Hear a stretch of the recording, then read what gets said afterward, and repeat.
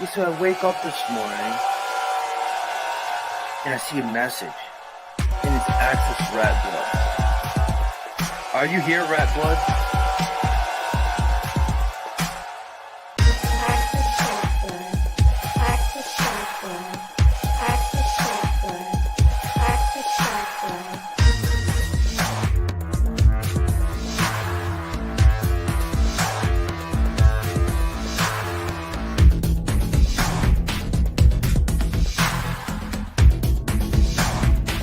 And then you got people like Access, and then you got people like Access, and then you got people like Access. I'm not just fucking Rattblood. Access Rattblood, I see. All these Access people, I'm starting to get paranoid about that now. I don't know what to do about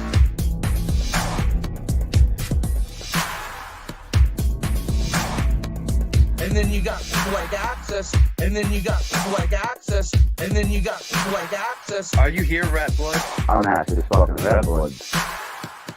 Access Rattblood, most abundant and successful king hero that we are all sitting at this very moment. Are you willing to accept that as a truth? That you are a worthy man and that your penis is okay?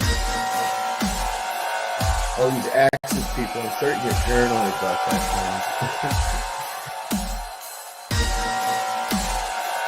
All these Access people, I'm starting to get paranoid about that now.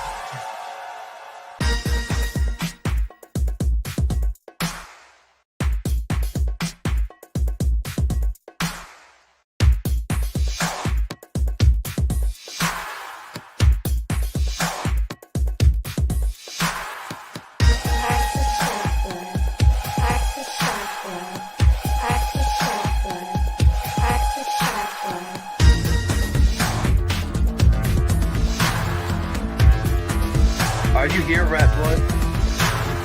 I'll just start throwing spells at you, conjuring demons and otherwise. Are you here, Rattblood? I'll just start throwing spells at you, conjuring demons and otherwise. Are you here, Rattblood? I'll just start throwing spells at you, conjuring demons and otherwise. Are you here, Rattblood? Who the fuck is Access Rattblood? I'm not just fucking Rattblood, bitch. All these Access people, I'm starting to get paranoid about that now. I don't know what to do about it. I'm not just fucking Rattblood.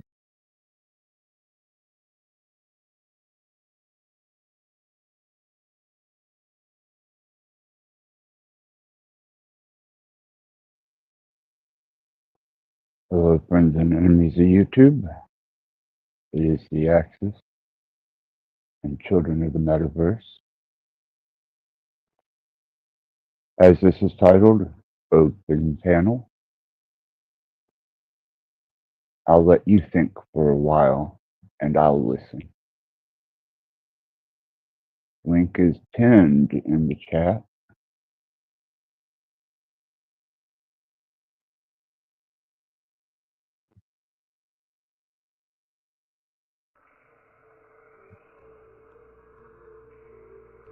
A lot of these elders need to hear the truth, man.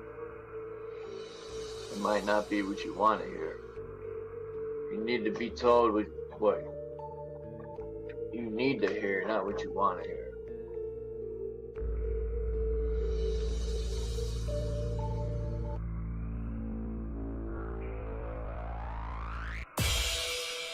But necessarily my truth might not be everyone else's truth.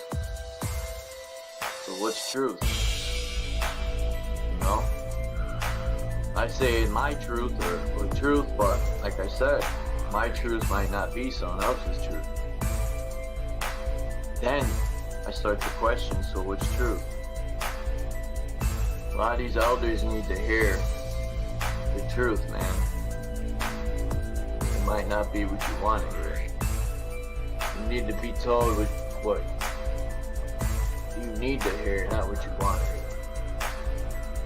If some of these platforms, because there's many channels here, and a lot of them actually do, if people were honest when they're coming onto the panels or chat, if they don't want to be honest with themselves, They want to tear down other people to disguise themselves. So what I get from that is people are insecure by using a false sense of security to mask it.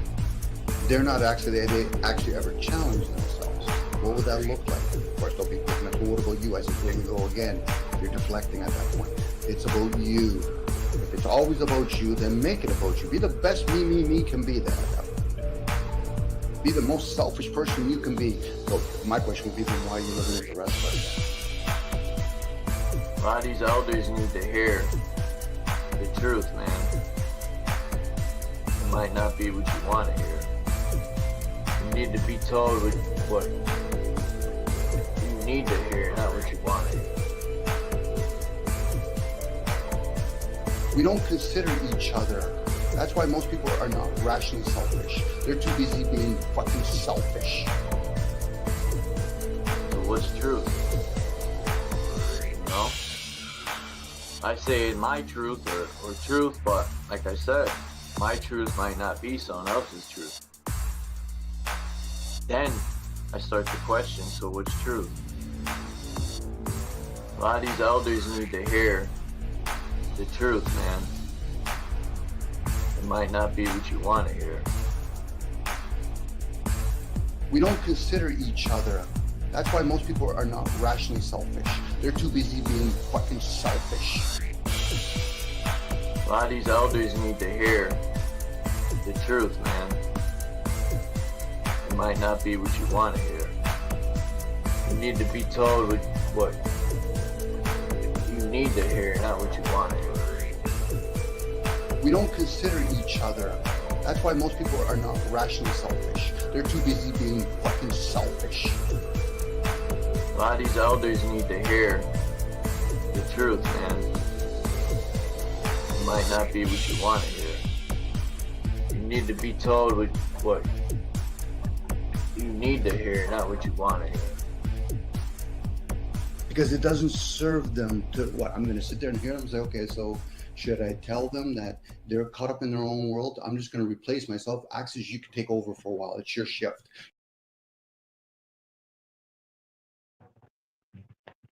Wow, he's right. It is. But I've been living on a steady diet of Tylenol PM, coffee, and cigarettes, gazing into the void that is the potential future and wondering where it all went.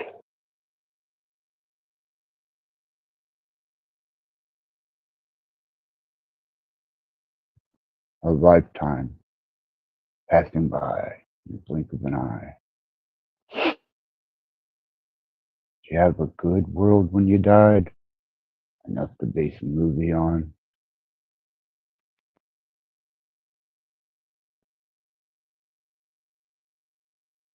Well, it's been an interesting ride, that's for sure.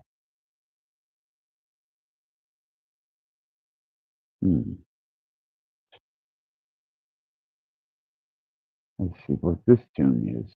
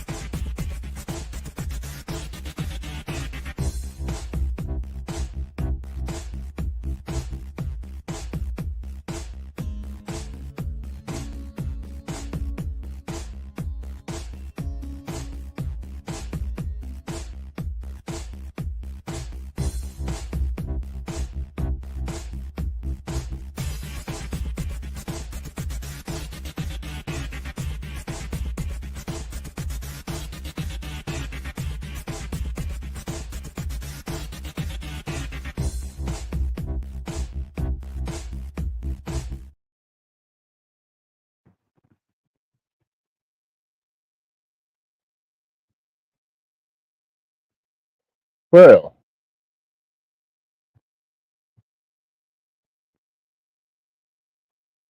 Isn't that peculiar?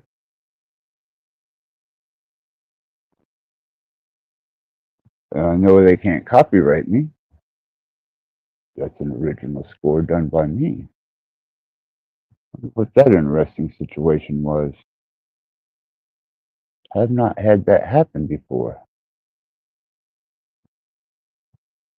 Maybe they just didn't want to hear that tune.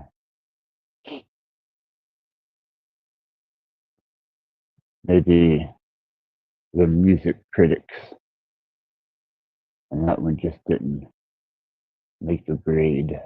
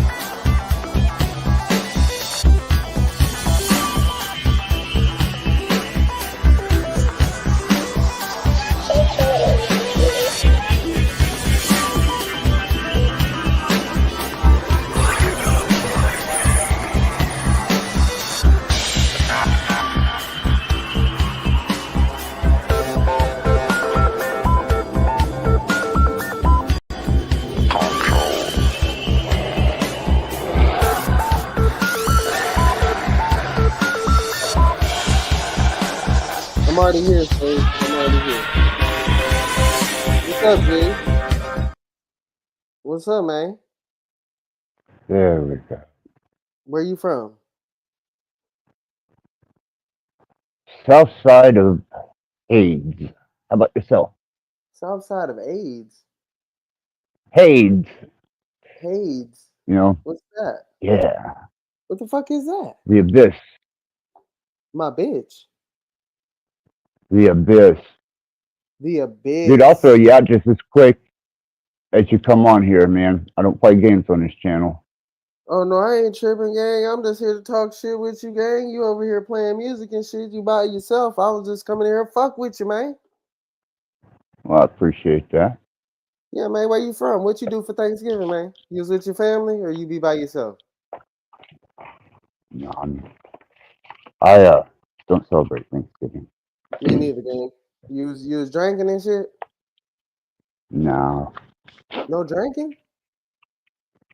no. No smoking? Yeah. Little That's a different smoking, story. little smoking, Mhm. little David Dad, little something. Yeah, yeah. You fuck with little here there. Is it green or is it a different color? Oh, I live right by Michigan in Ohio, so Oh, okay, there's okay. yeah, So yeah. you be fucking with the white girl. Actually, pain management takes good care of me, and anything I can't get a hold of, I just go to Michigan or Ohio. It's legal there. Oh no, I'm talking about the white girl. The white girl. You know what I'm talking Yeah, I know about? what you're talking about. I ride slow every once in a while. Yeah, you got to go out of town to go fuck with the white girl. You can't fuck with her where you live at. Uh-uh. Oh, so No, I don't play with boy you in this. living at you living at a place? Yeah, You living in a yeah. place? Here? Mm-mm, Oh, okay, not okay. yet. I'm thinking you was in. See, you said you had supervisors. I'm thinking you in rehab or something, brother. No, no. I'm disabled, man. I'm dead fast. Oh, I feel you. I feel you. I feel you, gang. But you riding in the chair? You got a fly mobile? No, not anymore. You ain't got no fly mobile? No, not anymore. I got a walker and a cane if I really need to get to a vehicle. You be beating niggas' ass with a cane? No, You from no, Ohio, gang? You be dealing with some niggas here and there. You gotta whoop a nigga ass every now and then. no, man. My fighting days are long behind me. How old is you, OG? How old is you? 55. You 55? Yeah. Damn, brother. You doing good though, brother. As long as you walking around, my brother, look, hey, and stop with the meth, man, because if that was the problem and the alcoholism, it take your legs away, No, I gang. don't do meth, man. My son just got put up for life. He went to he got on 3-day binge and shot a fucking cop's dad in Steuben County. He I shot a lost my cop. son. Shot a cop's dad, not a cop. Damn. Yeah, they just Damn. So your son got his life out here. He out here sliding on niggas? no. He got murdered one, man. He ain't gonna see the light of day again. I know, brother. He out here sliding. He out here shooting shit up. He just got Apparently, sentenced. yeah, How old this nigga is? yeah, 30, He 30? Sliding on people like yeah, that? yeah. Damn, brother. Y'all, man. What y'all got going on in Ohio? Nothing, nothing here. That's why niggas sliding. Your son was out He here. wasn't.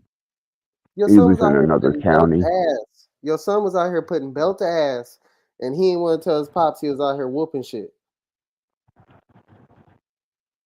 Well, there's no honor in what he done, man. Now, What he do, nigga? if he'd have done something in self-defense or something justifiable, I would have understood. But now he put 7 rounds in the back of this guy's head while he was unarmed and sitting in a recliner. Hey man, sometimes the streets get hectic, brother. You gotta get your aim right. Sometimes it get a little hectic in these streets. Was your son selling dope? No, he wasn't swinging. What was he doing to make him shoot a nigga in the back of his head? 3 days of sleep deprivation He was on on meth. crystal? Yeah. Oh, damn, this nigga was out here hallucinating. That's wild, gang. Yeah. You know anybody named Cyrax? I think No, I don't think Cyrax so. lives in Ohio. No. You don't know nobody named Cyrax? He look like Hills Have Eyes. No. You don't know no Hills Have Eyes looking motherfuckers living in Ohio? I don't get outside. I haven't gotten outside for a long time. Hey Except man, you need to do for some the trial. Google. You need to do some Google research on that man. That man dangerous. He looks like the Hills Have Eyes, and he like kids. And about none of that. Yeah, he a little strange motherfucker, but he live in Ohio. You need to watch out for him, brother. I watch out for damn near anybody anymore. No, but I got a great question though. He was up for 3 days. Yeah. 3 days, nigga. How much Yeah. did he smoke? Did you talk to him? I've talked to him since he done it. Yeah. Yeah, he gets chirp and he can make calls and we can do that televisit. Yeah. Oh, so he already got his sentence. Yeah. How long they give him? The rest of his life. God damn, brother. Yep. God damn. Ay, ay, 30 ay. years old, man. 30 years old. And Hey, bro, this is what? So that's like the drug of choice out there? on these little back ass communities, it seems to be. In the community you live in, it's a bunch of bullshit with the meth. No, mostly around here it's fentanyl. It's fentanyl. These niggas out here shooting Yeah. up. God Yeah, damn, there's boy. always You know, so it's a lot of overdose. death. It's a lot of death going on right there. Yeah. Fentanyl don't take nothing to Yeah. kill a nigga. No, they're pulling bodies out of the hotels here all the time. Yeah, I'm sorry, gang, man. I came up here to like brighten you up, but damn, brother, this is fucked up over there. You need to get Yeah. out the house, bro. You need to take your ass to like Chicago or something. Get out the crib, bro. You in Ohio. You right down the street from New York and shit, bro. You better drive. Shit. I take a trip to go see some hoes somewhere. Well, I had to stay here for my son's trial. Now it's over and he's sentenced, so I can get back out on the road. Yeah, bro. Get out Maybe on do that road, something. bro. Go see Florida, bro. They got the ass and titties in Florida. They got the ass and titties Right? everywhere. Look, I'm telling you, go to Florida during like March, anywhere from March to June. You're gonna see so much ass on Miami Beach. You ain't never seen that much ass in your life. And it's free. Right? All you gotta do is put on some glasses. Yeah, I usually Edgewater and Daytona, and sometimes when I come in on 10 from Louisiana, I'll get in Pensacola or Tallahassee and spend a day or a night. Oh, okay. That's lit. That's lit. Yeah, did a lot of scooting around before my son got in his shit. Yeah, you good though, gang. You good though, gang. It's all good, bro. When they make mistakes, smack them upside their head. That's what you do. When you talk to your son, tell him you fucked up, so you gotta sit down. Cause I had to deal with that. So you gotta tell him, like, man, my dad said the same thing. He said, hey, bro, I'm not getting you out of jail, and I'm not dealing with your bullshit. You wanna keep going back and forth, that's on you, bitch. And that was when I settled down. Well, that's pretty much the way I laid it out to him, but he does have a grandmother. She done spent $110,000 on fucking lawyers, and he still did fucking life, you know? Yeah. She wasted her retirement. Wasted her her whole fucking retirement retirement. trying to put up money for this nigga. Mm-hmm. Look, get on his Paying his ass. commissary, his church, Look, bro. paid his lawyers. Look, bro. Get on that nigga ass. It's your turn to be a father and tell him you a dumbass son. You a dumbass. I didn't teach you these dumbass things. So why the fuck are you being a dumbass? Now you got to deal with dumbass repercussions. Right? He'll be Gotta in get on maximum his ass. security for the rest of his life. That's what I'm saying. You got to get on this nigga ass, man. You can't let this nigga just think, oh, lolly, golly, dolly, bolly. Fuck that. Get on your son's ass. Next time he call, you gotta be like, look, bitch, we spent all our fucking money fucking with you. We did all this stupid Yep. shit for your dumb ass to do some dumb shit. I didn't put you through, but you went through a good school. You went to school. You did your thing. Now, bitch, it's your fault. You are an adult. You got to deal with this situation. Yes, I'm gonna be there because I'm your father. But bitch, I'm on your ass. I'm gonna be there because I'm your Right? father. But bitch, you fucked up, and I ain't got to I deal with agree totally. I agree with you totally on that. But his grandmother is a completely different story, and I don't have say so when it comes to what she does or how she spends her money, man. Yeah, that's It's her true. That business. is true. That is true. But you could call you could call your mama a crazy motherfucker too. And I don't mean to disrespect your I mom, think so. but I I'm think so. sorry. I don't think y'all need to be disrespecting your moms. But she a crazy motherfucker too. Hold on really fast, really fast. Yeah.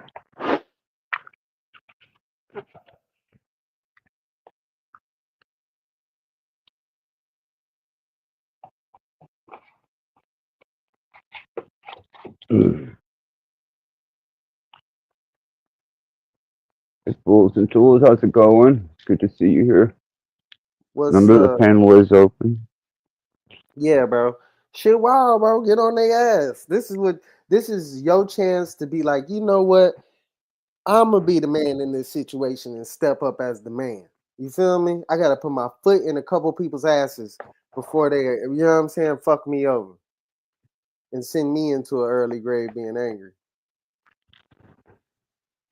Well, he never cared about it. I had full custody of my son whenever when I got my divorce from my first wife. I gave her the house, the cars, the clubs, the escrow, the bank account, everything for full custody of my son.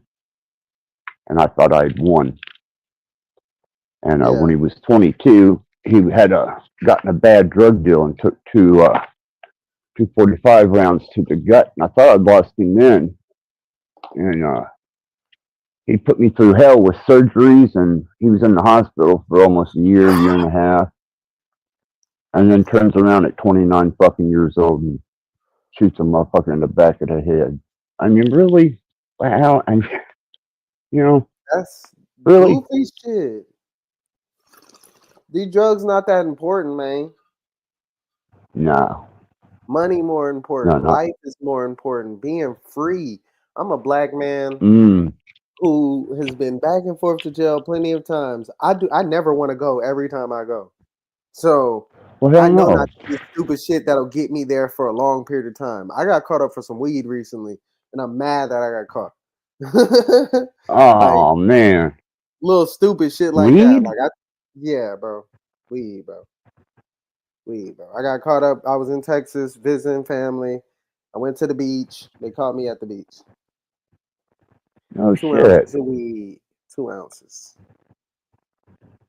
That shit's legal all over up here. Yeah, I'm from Cali. It's legal where I'm from, so I just travel like I'm from California. I don't look at life like I went out of state. I just smoke as I smoke. Right? What's Sam, Frank? I wasn't even paying attention to the chat. My bad. Oh, it's all right. Frank's a good guy. He's, I believe he's residing in China at the moment. He studies esoterics. He's a good guy. Yeah, bro. And then Bulls and Tools is our Australian outbacker. Yeah, bro. Get on their ass, bro. You need to get on your mama ass and get on your son ass. Tell them they both fucking up and that they need to do better. Having a big heart ain't gonna get him out of this situation. And him being a dumbass, I can't save him now. You feel me? Not like that, but you get me? No, there ain't nothing I can do for him. He Yeah, done he's wrote his stuck. story. Yeah, he's stuck now. You got to deal with it. And If then I- when it comes to your moms, you got to tell her to stop sending all that damn money. You can love your kid all you want.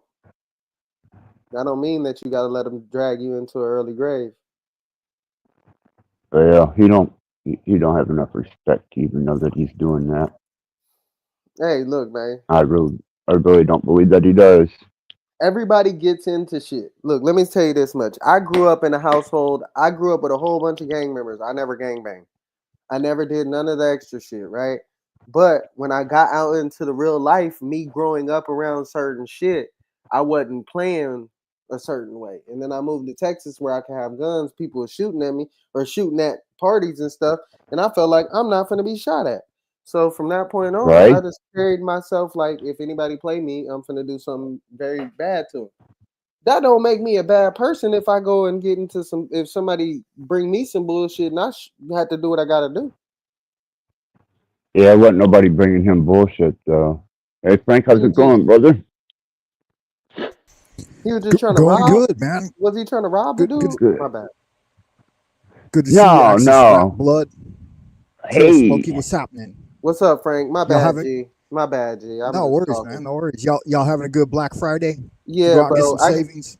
I got sent here from somebody else's live, so now I'm here, shit talking with my boy Rattblood. All right, all right, all right. I missed the beginning of the show, but I was trying to catch up. Yeah, oh, I it's was all right, man. live. I just couple. Go ahead, man. I'm sorry. My bad, my bad. I was live, and then I just ended up. Somebody told me, somebody's live. You should go over there and go on this panel. So I jumped over here, and then I was like, "Fuck it, I'm gonna end my live stream and come over here and fuck with my boy. He cool." Yeah, good I looking out. appreciate You that. got a. You Absolutely. should post your link in the private chat so I can follow you. What's your channel? Throw Trill throw his link out Smoky. there on the main chat too. I do Throw like your link out there, brother. I do YouTube bullshit, and I talk about crash out nonsense.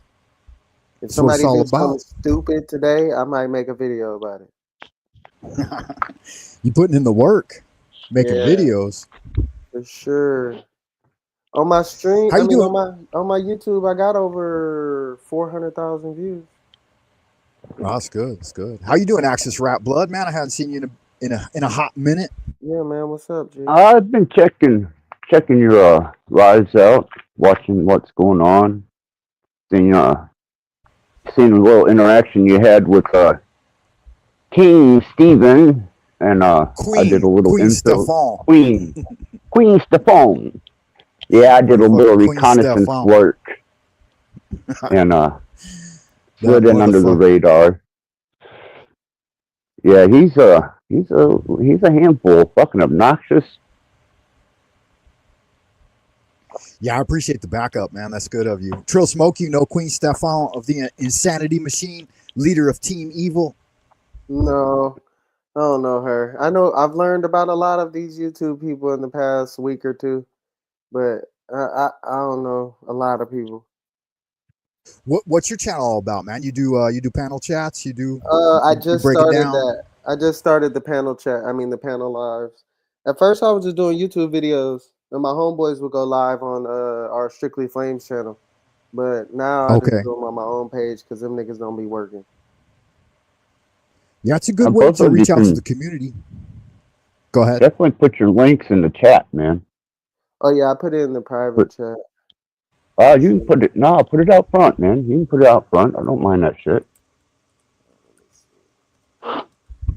Uh, Yeah, I turn appreciate somebody that, on to Axis Rap something. Blood. Hey, man, not a problem, Frank. So Yeah, bro. you've had some run-ins with Queen Stefan, right? Like in his bullshit. Mm-hmm. And you've made Yep. some videos too, right? Yeah, the music is all original, and all the videos that go to them in my video section. I've had to nail a couple people. Took the best of them and turned it into satire and threw some music to it, and I'm about ready to finish up on Queen Stevens. Have y'all got caught up Okay. by the Andes? Y'all ain't been caught up by The the Andes yet? No, what's that? Explain. Oh. Just know that if the Andes find you, the Andes are annoying. Oh my god. They're Ice Poseidon's babies.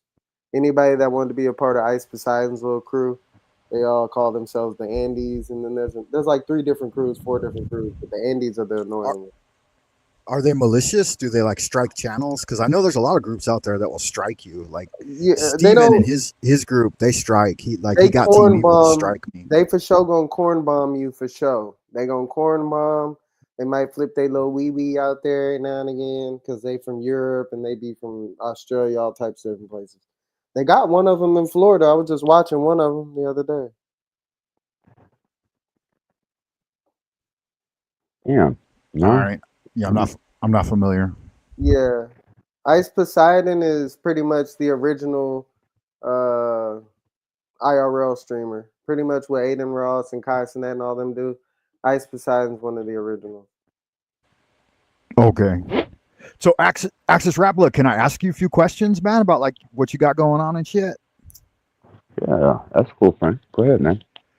Just out of curiosity, like I'm an OG LA boy. I'm from Los Angeles. Whereabouts do What part you of hail LA? from? I'm from the border of Compton and Long Beach. Oh yeah. So I grew up on Cherry and Delamo. If you know anything about like Yeah, the I'm inner from city. Pomona. You're from Pomona? All Yeah, right. In the house. I'm gonna shut up. started out in Louisville and wound up in Chicago. And then later on in life, after I had hedonized myself across the nation, I was a nomad, found myself, and here I am. Nice. So where are you at now? I'm just out of curiosity. I mean, you don't got to Just below triangulate or Michigan. nothing. Michigan Yeah. or Michigan? Okay. I've been to Yeah. Michigan once. Michigan. Once or twice. Michigan, yeah, You get Great you Lakes, guys have like one interstate that goes straight up through the center of the state, right? And then like hits the Great Lakes. yeah, 75, Dixie Highway. 75, okay. Nice. It goes Now, all the way down to Trill Smoke, Florida. when you were traveling the states, were you a long haul trucker or did you said you were a nomad? No, I was just, yeah, I just built a custom build on the back of my fucking truck, man, and decided to take off and use America as my backyard. And that's exactly what I did. Got to go Nice, nothing wrong coast with to that. coast 5 times. Yeah, sat on the North Ridge of the Grand Canyon with my dog. Woke up in the morning smoking cigarettes, drinking coffee, looking out over the North Ridge of the canyon. There ain't a beach I haven't hit. Had good friends in Texas, but they were in Texarkana, Kendra, Okay. and got to learn about each state and the idiosyncratic nature of the hostiles that live in them. Some Yeah, states are that's what it's pretty all cool. about. Yeah. Appreciate So that. Trill Smokey. Oh, sorry. Go ahead. that's all right, man. I just led a good life, man. I enjoyed it. I was gonna keep triangulating and pull Trill Smokey in. Trill Smokey, you said you're in Pomona. Are you an OG Angelino or are you transplant? No, I'm from there. I'm just I don't live there no more, but I'm from there. Oh, I okay. live in Orange County now. I can't disclose Oh, directly in Orange County, but because yeah. No need to triangulate. I got a my sister in trolls be watching. OC. My trolls be Yeah. watching, so they for sure will try to dox where I'm at. They tried to find my old address and pulled up some address that was 7 years old and swear they know where I'm at. Yeah. Don't dox yourself.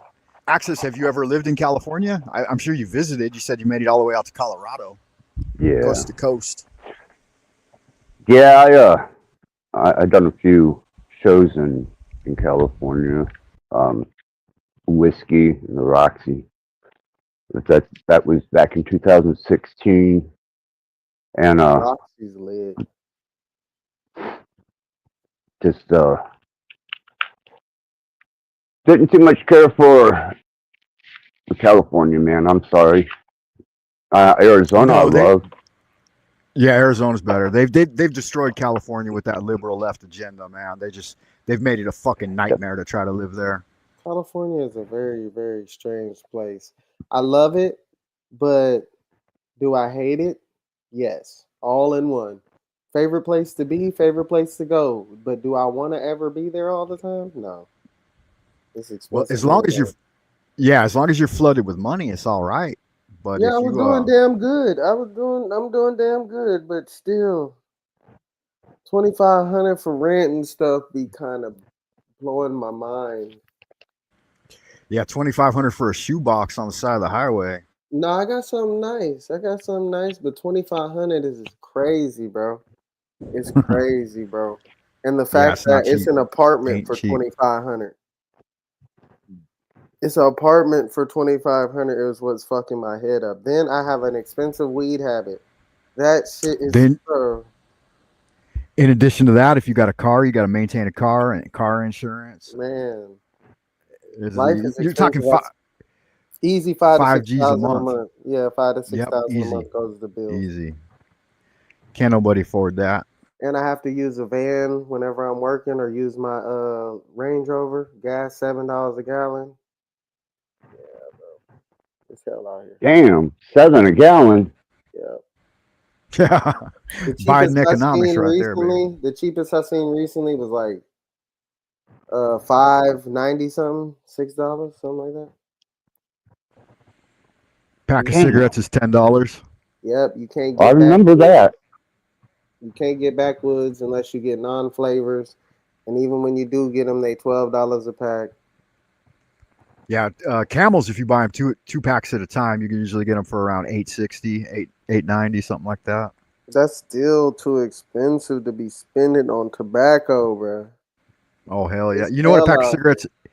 I don't know. Try Smoky. I don't know if you know, or Trill Smoky. Sorry. Axis Rattblood mentioned that I'm in China, so I live in Beijing. I work at an academy. I'm an English teacher essentially. But you guys know what a pack of cigarettes costs over here for a How regular much? pack of smokes? Five, Try to guess. What do you think, $5. Axis? I'm gonna say maybe 650. 90 cents. Oh my god. No way, Uh, dude. Are they giving Yeah, this No. shit? They're giving it they're away? still they're still under $1 a pack for just average smokes. If you go out to the countryside, like outside the city, they're about 50 cents a pack. I mean, U.S. No. Yeah, absolutely, 100%. A Oh. bottle of beer, a 40 ounce, costs around $1.50. I have a great question. Is No. weed finally legal in China? No.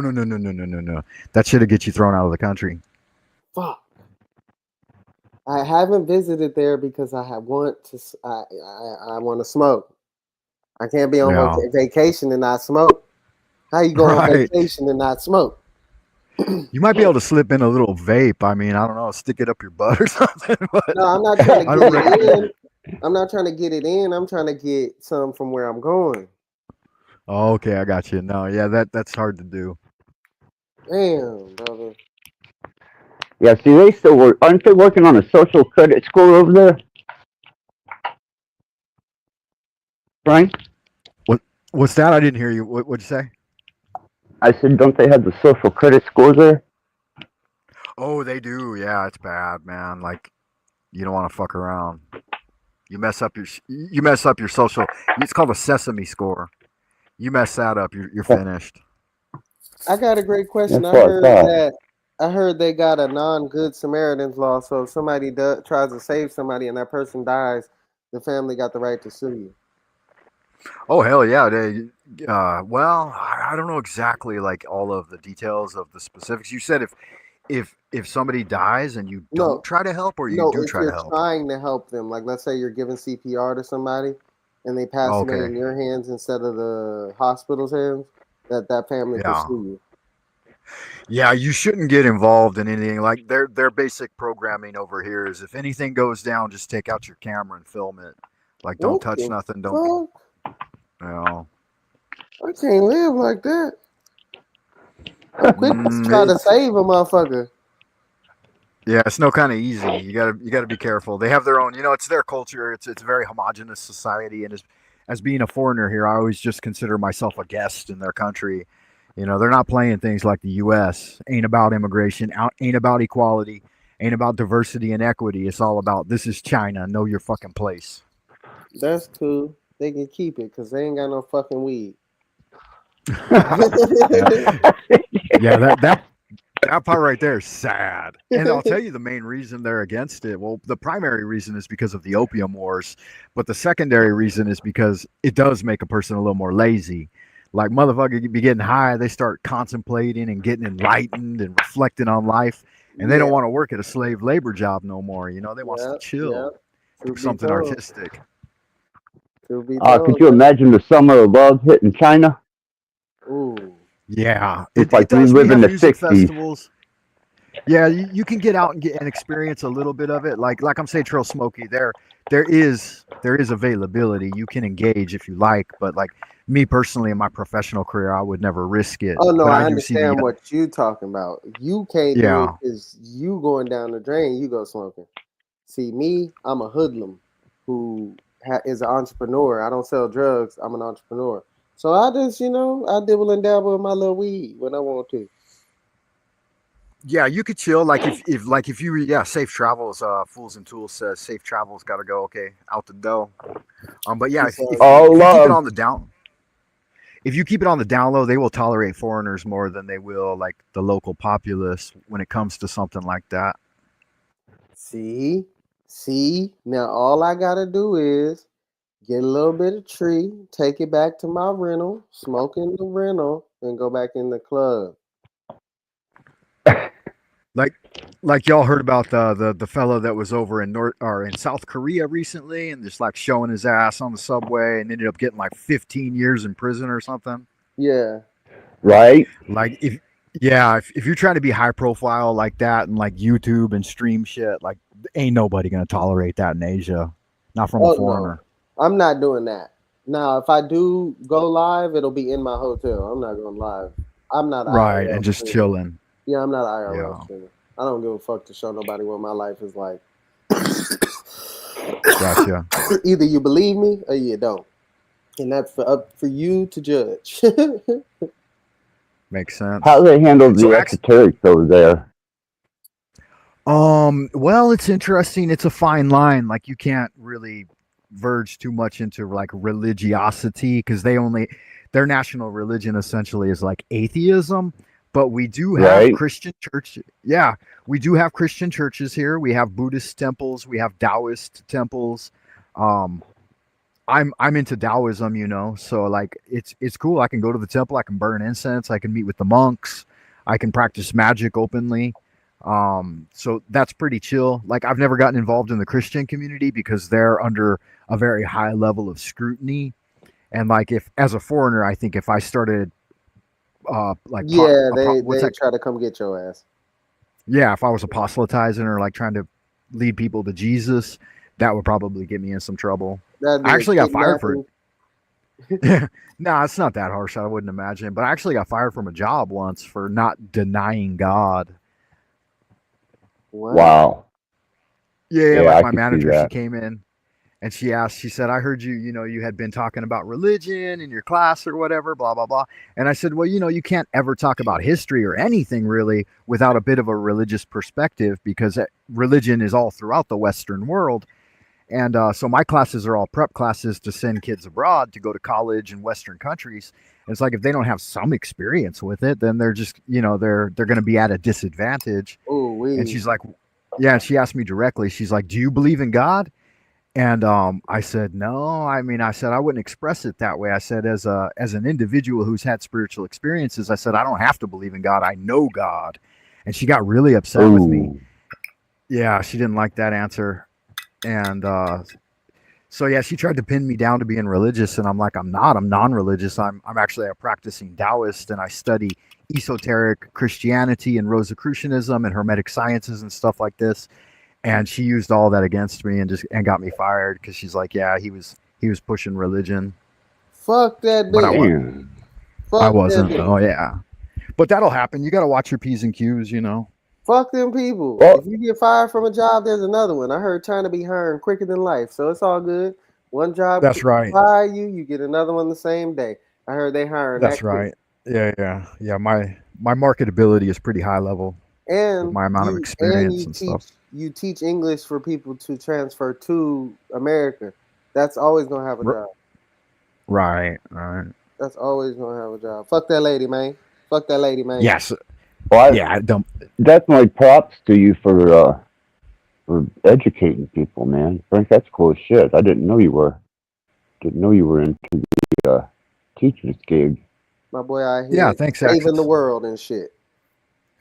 No.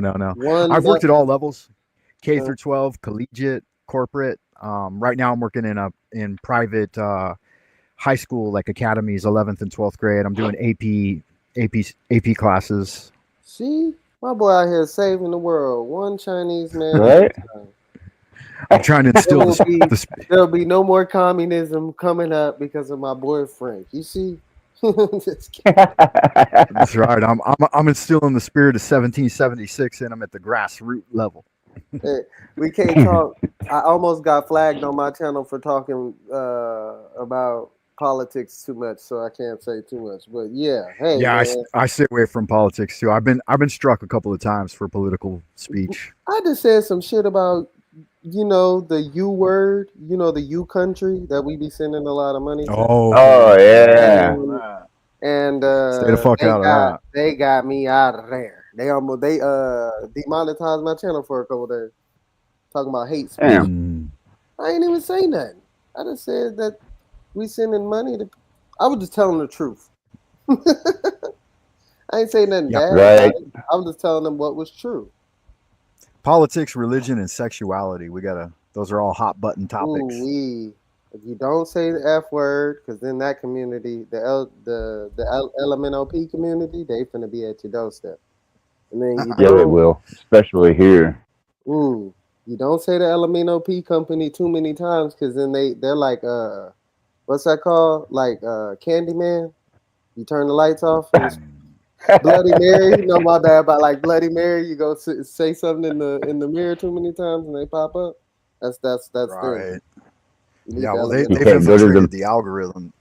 Ooh, Yeah, they're in control. they're so in control of the algorithm. I got a video where I'm just talking about shit and letting them make themselves look dumb, and that video gets no views. I post another video, thousands of views. What happened with this video? Right. Didn't touch the people. Man, I tell you, the don't go to the bathroom and say LGBTQ 3 times in the dark. Yeah, right? Ooh, weed. Don't do it. Ooh, weed. It's all right. Teach his own. I mean, it's no big deal. Rattblood, what do you got going on? Are you like retired? Are you just chilling in Lower Michigan? What's happening up there with you?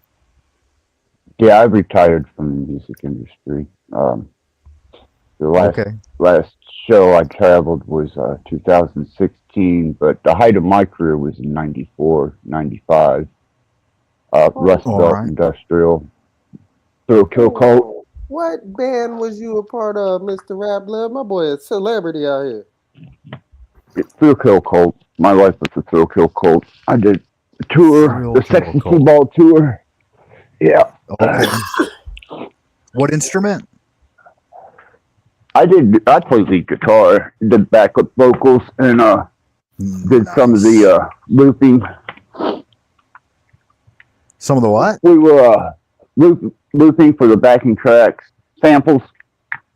Oh, okay. Trigger samples. Because I'm not a music. Yeah. I'm not a music guy.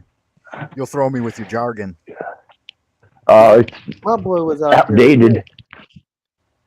That's okay. I did an interview with the guy. Yeah, put the name of your band, Thrill Kill. Was that what it was called? Thrill Kill. The TKK. TKK. Yeah. Thrill Kill. Cult. Yeah, Cult. It wasn't my band. KULT. I was just a part of it. Yeah, Okay, yeah, KULT. sure. Nice. That was Buzz and Groove's band. I was just lucky enough to get to ride along and experience for a while. It's fun, Yeah, that's a life experience not many people can have, man. No. It was one shot in a lifetime, that's for sure. Absolutely. Gotta live it up, though. That's the best part. Yeah, I can live in the dream. I can appreciate it. I did some stand-up comedy, but I never was able to get in on any music. I wanted to do music. I would like to have done some I like Irish pub tunes. There you go. Yeah. How about some of the bagpipe music. I don't know if you've heard much of the I'm trying to Little think of bit. the name of that band. Shit, I'm too old to even think. I give up. That's all right. Trill Smokey, you said you do some rap. You got some tracks laid down. I have rapped before. I used to rap back in the day. All But right. now, I'm just an old man who want to get some money. That's Shit, it. you ain't old. You sound like you about 25. I'm 30. See, you ain't old. Me and Rex, I think me and Axe's Rattblood probably a little closer. I think Rattblood, I think you're probably about a generation older than me. I'm 52 this year. I'm 55, man. Oh, okay, so we in the 55. same hood. Yeah. Have you Yeah. ever heard of a dude named Freddie Everett? Nah, brother. No. He was supposed to be huge. I did an interview with one of his bandmates. He was cool. I didn't even know who I was about to interview, and I did an interview with him. You want to do an interview on my Strictly Flames channel? We can set something up for you. Get your name back buzzing. Yeah, I'd be down with that, man. Yeah, man. I gotta hit up my boys, and we can set up either a StreamYard or we can set up we can come out there to Ohio. It might take us a couple months to get all together, but we can all That's go no out there. sweat, man. No sweat. I do want to definitely check your channel out. I'm intrigued about your channel. Definitely want to subscribe to it. And Frank, I've been watching your 100 days.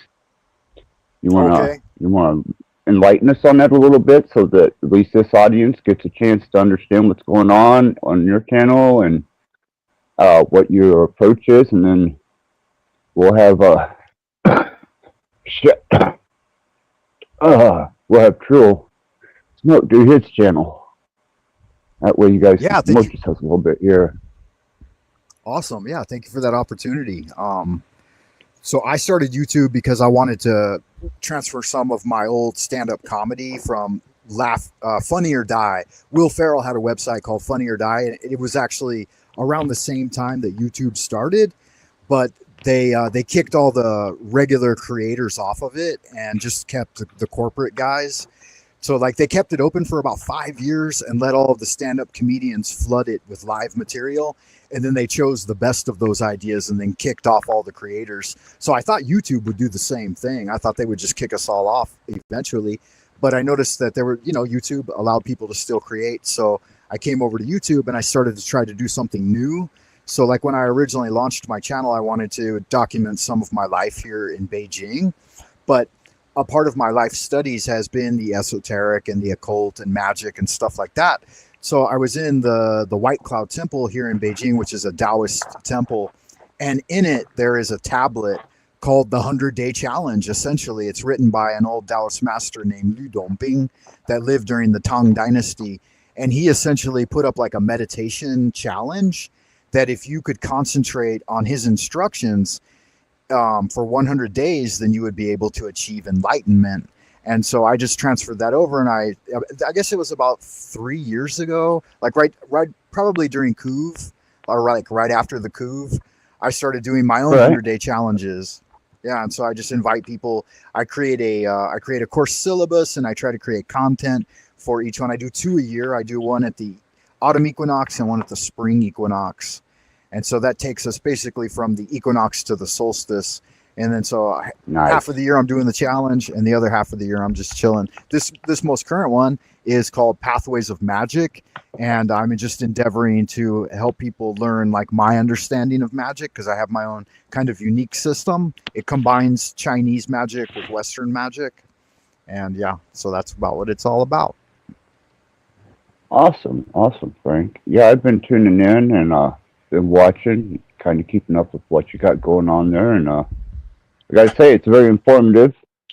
Definitely esoteric, and really, I'm down with it. I mean, a lot of people get kind of sketchy about the esoteric, but that's kind of my forte too. So much appreciation on that.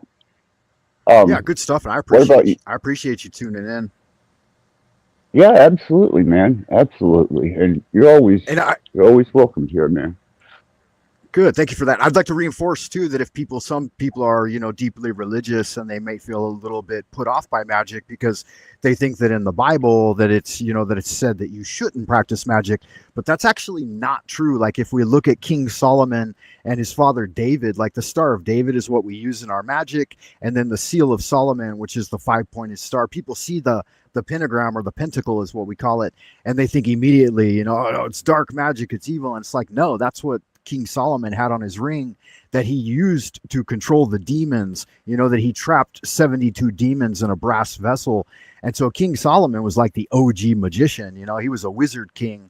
And so we do it in Right? the tradition of we do it in the tradition of King Solomon. So like all of the magic I do, I call upon God first and foremost to, be around me and protect me and guide me. And I call on the four archangels to guard the quarters as I perform my operations. So it's not demonic magic, it's angelic magic. So I would like to, just people that maybe turned off and may think that it's wicked or evil or forbidden. It's not. It's encouraged. God wants the higher level practitioners of his orders, bearing the tablets and communicating the transmission of all of his, ideas like the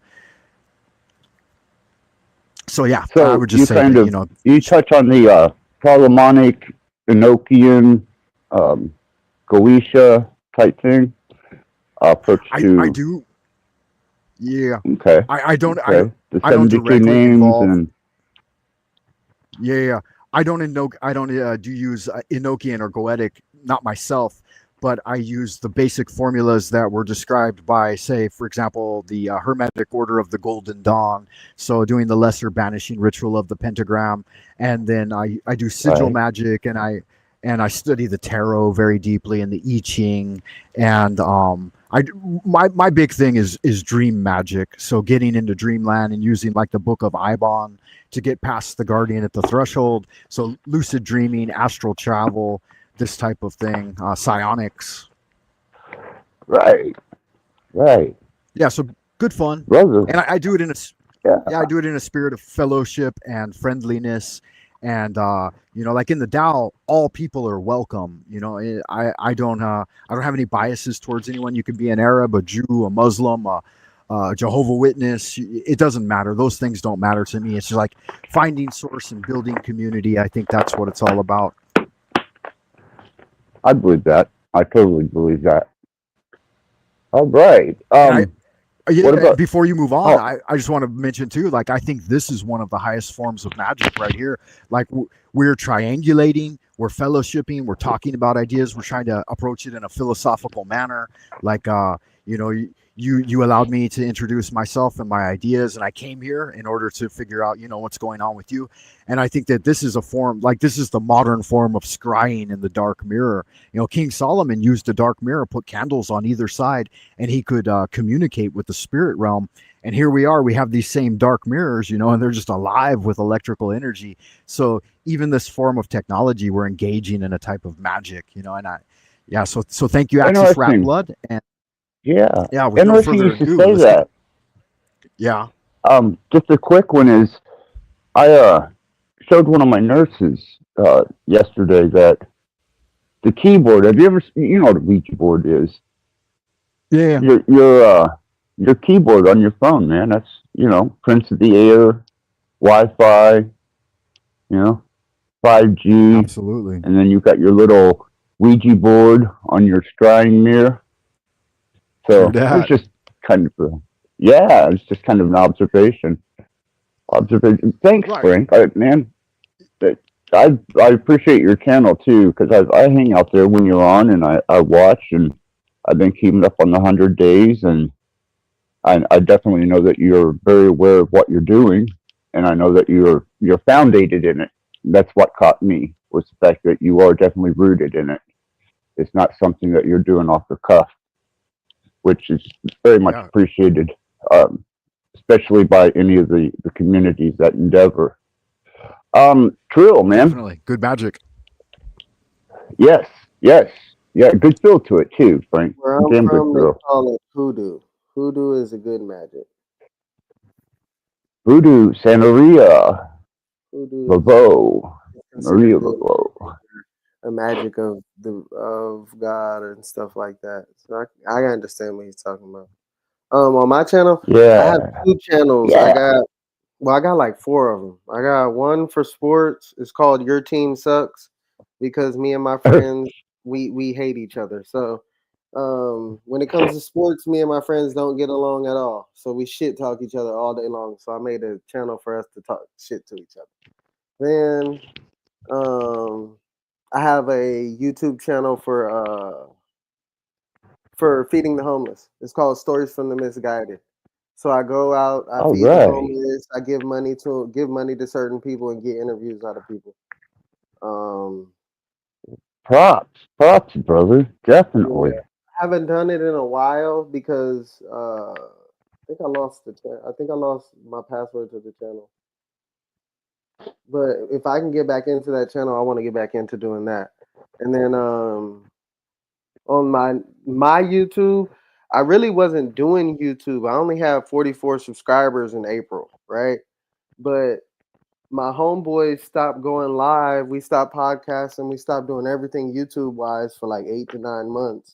So I just decided since y'all don't want to do nothing, I'm gonna do something. And I just started making crash out content. So any stupid stuff while I'm scrolling down my timeline, I see anything dumb, you finna get it. I might just put you on my YouTube Right? to get some views. That's no, I'm down with that, man. And especially anybody that there's the old question of am I my brother's keeper? Yeah. And that's always been on my plate. Am I my brother's keeper? And sometimes I am. Sometimes, I help people out in non-disclosed format, and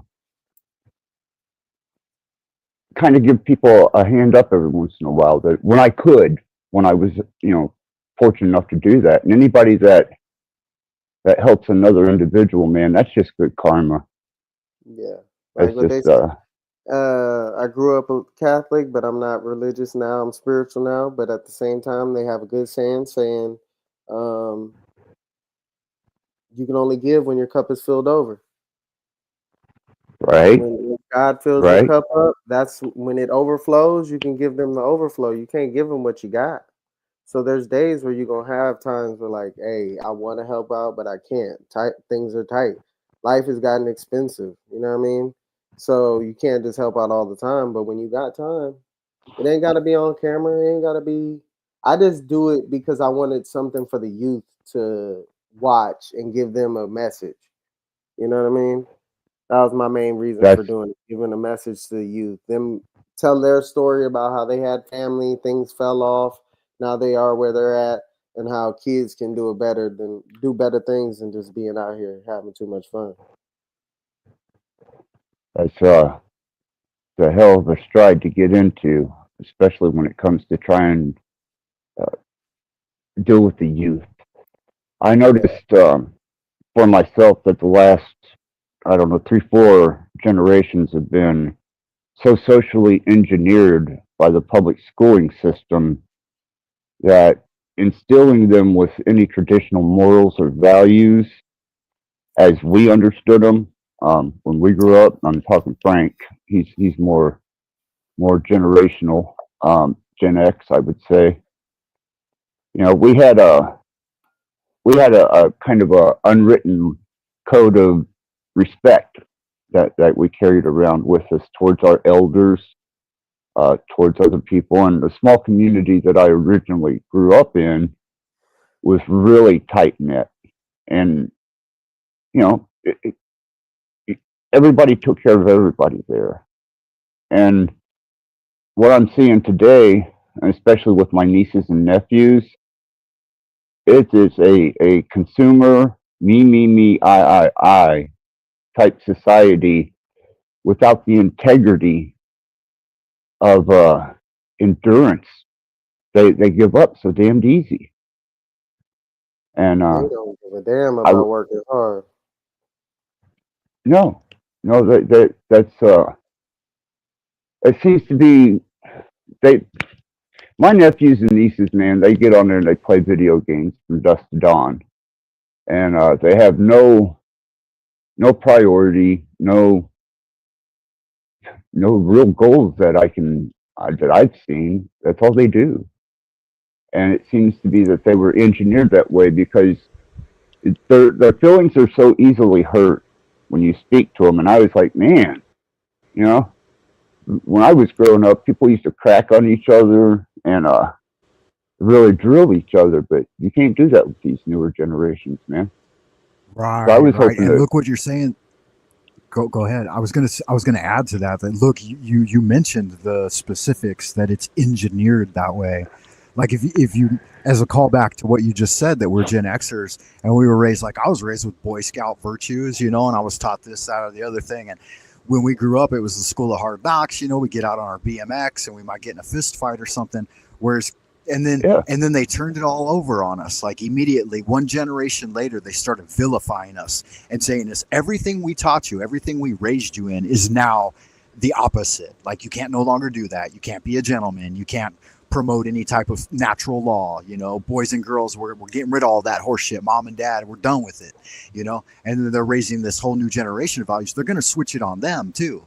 And they do it intentionally. They do it to make us villains. We need more shit talking.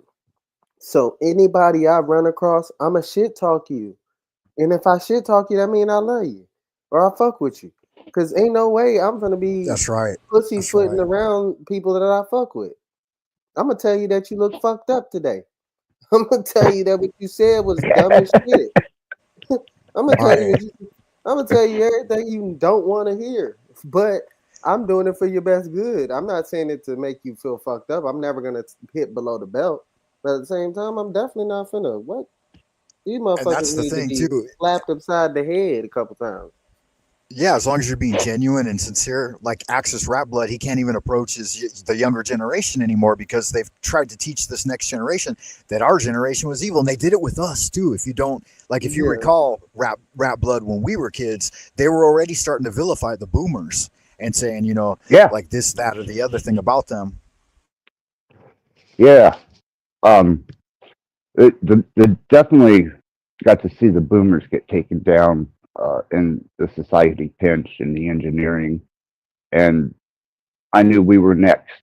And that tradition of uh, I don't know, individual perseverance in your art or your craft just kind of got shut out, and it became a collective and based off of a social pre or construct instead of a self-preservating and dignified advancement of the individual.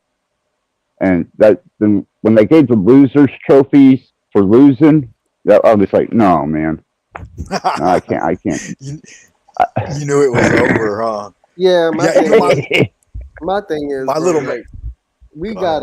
got into fights. We got into BS. We was getting whooped by the lady from down the street, all the other nonsense. These kids don't have none of that. They parents be jumping in front of the bullet for these kids. And that's the Yeah, even problem. Right? my little my little man, he knew that fucking getting trophies for doing nothing was horse shit. Like I raised him here in Beijing, but I've always tried to teach him like what I grew up on, like Boy Scouts, and I was a Boy Scout leader for 6 years over here. And so we have a Boy Scout troop, and it's all pretty much expats. It's like Americans and other people, Hong Kong people and shit. But anyway, like they had the whole giving everybody trophies for nothing. He's like, he got a trophy one time for just like a participation trophy, and I came home and I'm like, yeah, it's still pretty good. And he's like, motherfucker ain't worth shit. He's like, I don't give me no trophy for not winning. He's like, it was disgraceful. He didn't like it at all. And he's like 6 years old. He already figured that shit out. Yeah, it's dumb. Who the fuck But wants to be second place? that's why it's such a it's such a good thing for me to see a couple individuals that still have and still express the ideal that we grew up on, the respect, the dignity, and perfecting one's abilities and having pride in what they do and their art and their craft. And I think that when it comes down to it, people like us are are going to be well remembered in certain arenas when it comes to them devoting themselves to a technocracy, AI, the encroachment of smart cities, and how everything has become digital. And we're going to be kind of like the old cowboys in a sense. We were the pioneers of music. Um, we were the pioneers of culture, fashion, uh, artistic idealism. Because I'm watching Chat GPT and these other AIs take over music. They're taking over art, Right. and Absolutely. you know, Literature.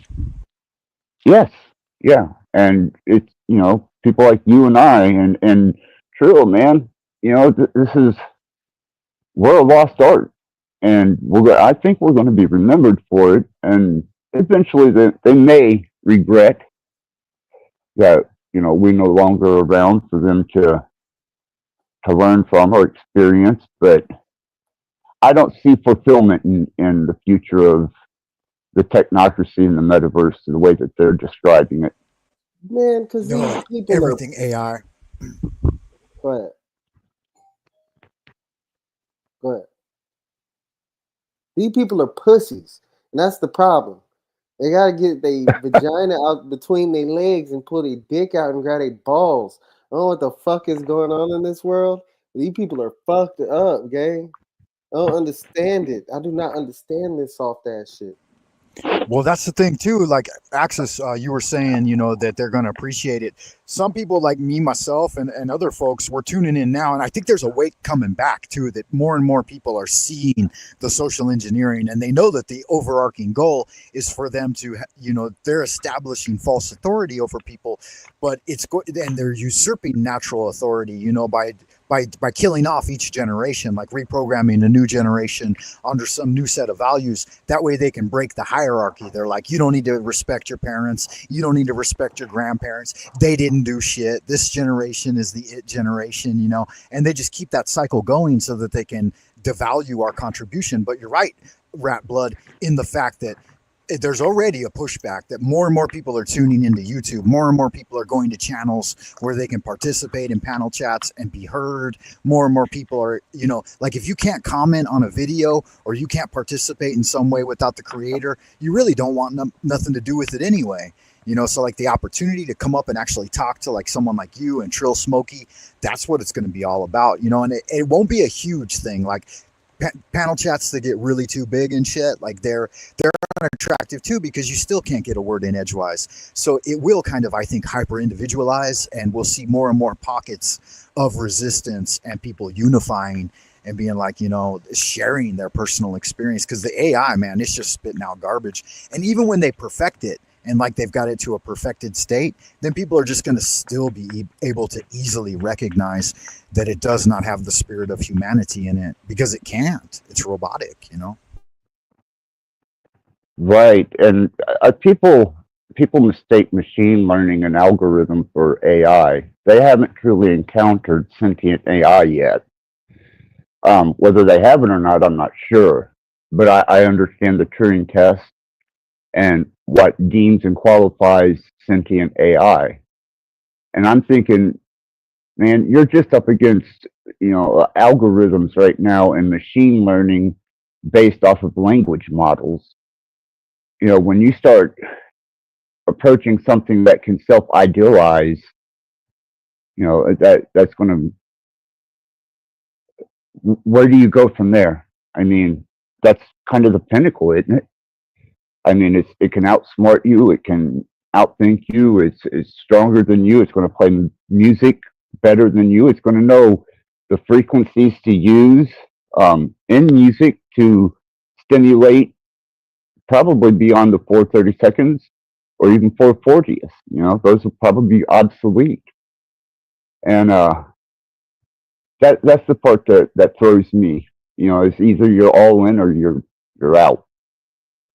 And I think that's where there's going to be the low techers, the Skinners and the low techers and the people that still play acoustic guitars and then you're going to have another breed that is totally augmented and digital. And that's just a potential, but it looks like that's what it's coming down to at this time, with all your off-gridders, your homesteaders. You know, they're Yeah. trying to hold on to that traditional state of life and that traditional existence, and And that's we're getting the thing too. I bombarded. don't. With, go ahead, Right. go ahead, man. I was just gonna say I don't know if younger people can detect it like you can. Like you can listen to something and you know right away if it's been auto tuned or not because it doesn't touch your soul.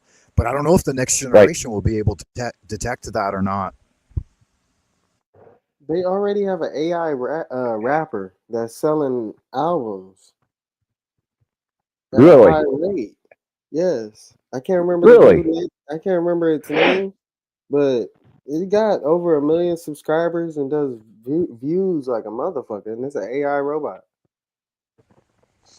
Yeah, I'd say we're almost outnumbered by AI channels already. Like you're talking about Access Rattblood. Like I was looking into it with the AI and literature, like novel writing and stuff.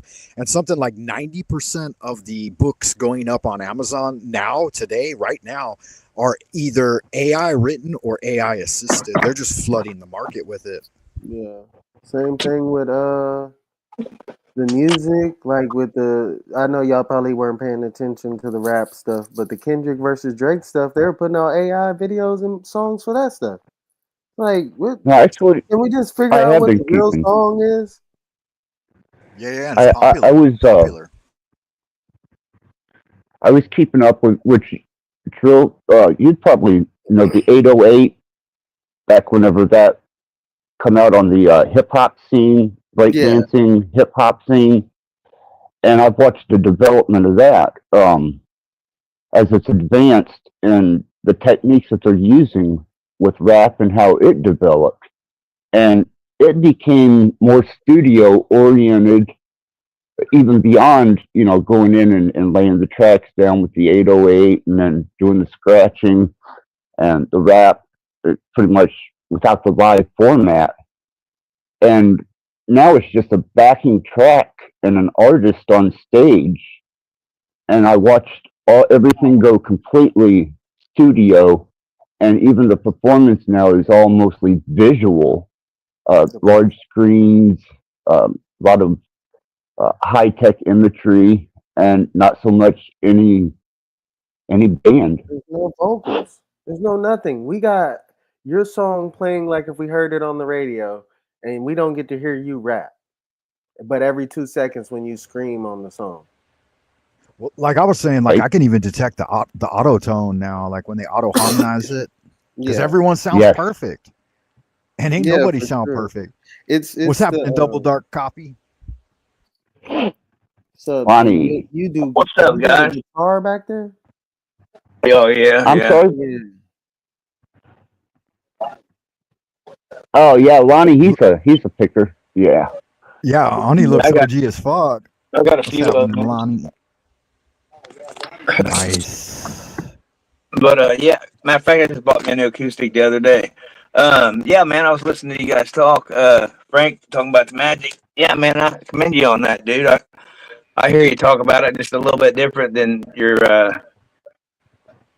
typical practitioner in the magic. And Okay. Yes. yeah, big ups on that, man. Interesting. Your take on how you do things, how you operate in the magical community. Thank you for So, that, sir. Yeah, I so fell into the magic rabbit hole at like 13 and hadn't crawled back out yet. well, we're finding out everything that we were told was not real is all too real. Yeah, for real. You know, yeah, man. I'm Indeed. just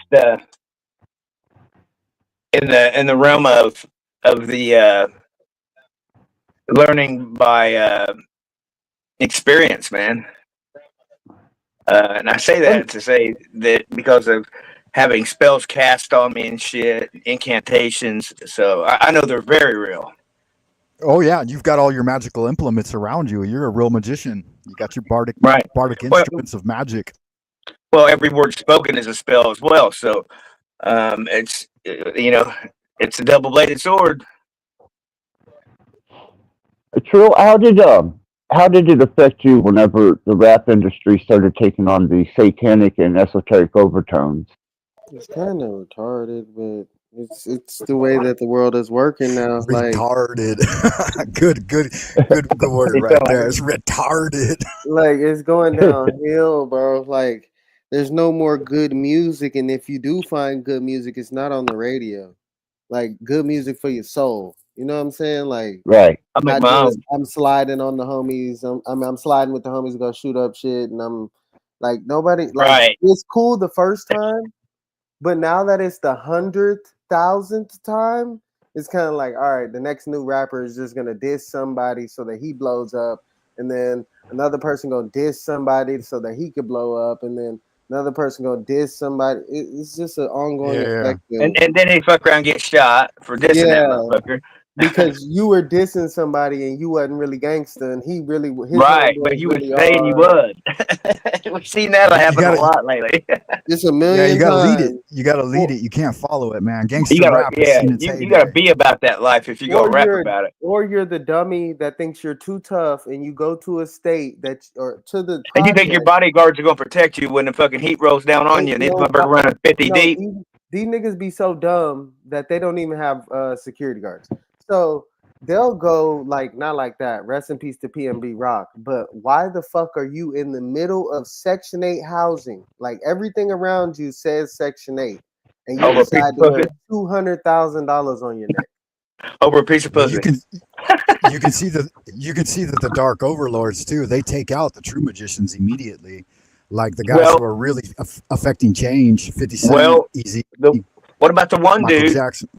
that he was spilling all the dirt on man, what the hell's his name? Because I learned a Prince. lot of truth from him, huh? It was a dark occultist. Okay, Prince. No. No, you Uh, man, Rattblood, you know who I'm talking about, bro. It was black and white video, and this dude was in the brig for murder, and they got him out on it. And Damien I'm not Eccles. sure, Lonnie. his family was big, powerful magicians, man. And I forget what they were all wrapped up into, man. But they were in the occult. Was it So yeah, Damien Eccles? I don't want to put a name on it until I'm Oh, sure. You know okay. what I mean? My bad. My bad. So I mean, it's not that deep. I'm just saying I just don't want to say that it is and it not be. But I'll find it. I'll research it, and then I'll let Access know. That way we Right. can Well, have I'm a curious. discussion next time. Yeah, well, I'm curious. I'm going to throw this out there, man. I know that we all He know about was Mason. wordsmithing. It was a Mason.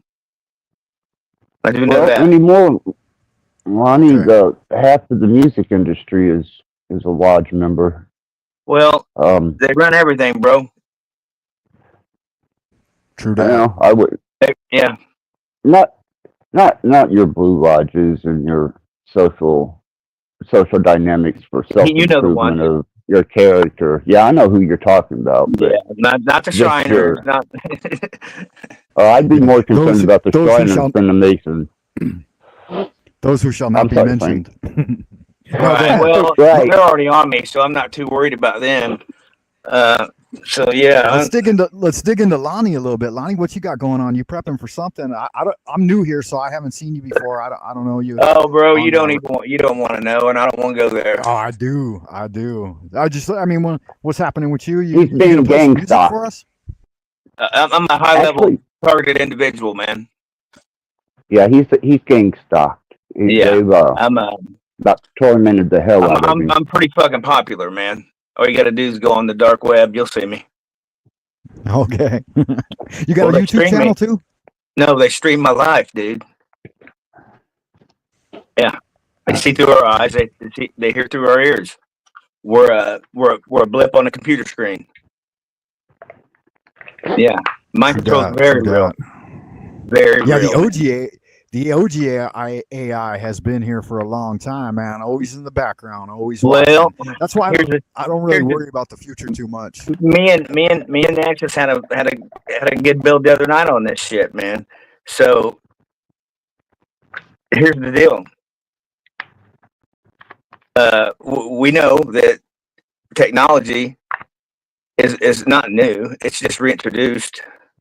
Okay, so if you know that, then you should know this. That what they're saying is because I'm plugged in. Okay, I've got a machine to brain connection. And then on top of that, I got a machine to machine connection with what they're calling the quantum, which is not the quantum at all.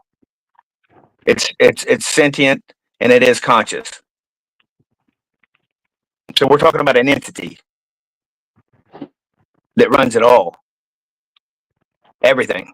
To me, that sounds like, the principality of evil embedded in AI. If evil is evil, then it's also live. If you could point out a high watermark, like when do you think, as a society on this timeline, anyways, when did we cross the threshold? Dude, so great that you even brought that up, which we didn't even talk about that, Rattblood. I think, man, this is just me thinking, okay? I could be wrong. I'm thinking in 2012, things You changed. nailed it. Go ahead, Yeah, tell me why you think. because, and that's why all the maps of Mandela, okay? If you got eyes to see, you know exactly what I'm talking about. So I know that I'm not where I've always been. I've been saying it for a long time. Rattblood's heard me scream it from the rooftops, man, and sound like a fucking nut job, okay? And that's okay. I don't really care, because that's what the Monarch program and MK Ultra are supposed to do anyway. I mean, luckily for me, I don't have the V2K, which, if you know about that, then you know Voice that, the skull. right? What originally was called the Voice of God. They even have an app in the App Store to download this Smite and Torture app. Yeah, real talk. Yeah. So, like, by my reckoning, I agree with you, and the reason is maybe a little different.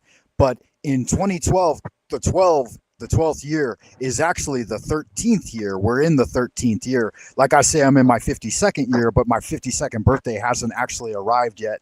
So in 2013, I started Lunar Light Entertainment, and 20 plus 13 is 33. So it indicates the synchronistic moment when we shifted. And if you see the lunar light, lunar's 5 and light is 4, so it's 5 times 4 is 20, and then entertainment is 13 characters. So you're a numbers guy.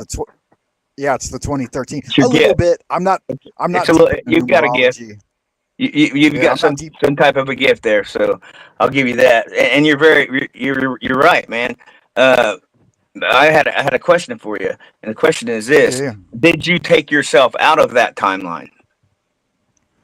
Wow, I don't know. How would I even know? Well, operate on a different operating system. Take yourself out of the 12-month calendar. Put yourself back in the 13th. The Pope took us out of. I've been using the lunar solar calendar since I came to China. China has a lunar solar calendar, and I've been using it since. So you've taken yourself out, but you have to not tell time. Okay. There's no, because it's not real. Time's an illusion, man. Right. Ignore it. Yeah, well, because if you're keeping time, then you're still in that cycle. Okay. So here's the thing: the double dark copy name is just this, because I've watched it happen in real time to where I deal with others' dark copy. I've watched them metamorphose size right in front of me through a biohack technique that they do. Okay. See what it is, man. They target so much of the population. Now, I don't know if they're just going after spirit or what, but I've just found out some new information that I don't know how true it is, but it come from the army. So you got to take half truths from when it's coming from somebody that's in the army, okay? And especially if it hits social media, okay? But this guy was saying he heard some, top brass talking about these individuals, and I'm not real hip on the whole alien agenda shit. But do I think that there's, possibly other beings here? Absolutely, man. Absolutely. Are they alien? Hell, we're alien. You know, I mean, we truly are. We're the biomechanical machine. Okay, we're not the vessel. We're not the vessel. And the minute you think you are, then you're never getting the fuck out. Period. But here's the fun part. It's my understanding that if you don't get out this time, you'll never get the fuck out. Because when you come back, you're going to be a hologram, a dissipating hologram. You're not going to be physical, man. So time's short, and it's shorter than what anybody could possibly imagine. And the number of us here is not as big as you think at all. And continuing to dwindle. Yeah, and you're right that like the numbers are totally bullshit. It's overpumped. For example, like there supposedly I'm in a city of 25 million, and when I came over here I might have attested to that was the fact. But during the coup, during the 2020 reset, like it dropped to less than half of that. And as we reemerged into the so-called new normal, we may already be like under Matrix style absolute control. Like we already may be in cells. Well, I you know what I wonder, really, bro? I wonder if, because I already know they made a digital copy of us. Okay, in 1995 they put these biosensors in us. Okay. These biosensors are part of a new wireless healthcare system. This healthcare system is called the W-band, okay, WBAN, Wide Body Area Network, and we're talking about healing through frequency, medicine through frequency, giving cancer or taking it away in 15 minutes. Okay. Yeah. Now we've known that there's pharmakeia. There's no money in cures, man. Okay. And kind of strange that they're just now rolling out these med beds. I don't know, man. But people got to realize, look at the world you live in now and compare it to 5 years ago. Okay, some strange shit goes on here. But what I was getting at was this: is it? And this is an opinion. I want your opinion. Think about it before you answer, though. Is it possible that we are in the metaverse? We already know we're at the micro level, do we not? I would say that we are in a layer of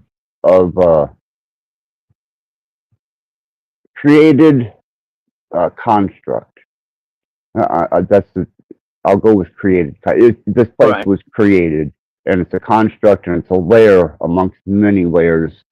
But to determine what part of the fractal layers we are, that's going to take the knowledge of knowing the micro and the macro and your place in that, and which is relevant to your size at this point.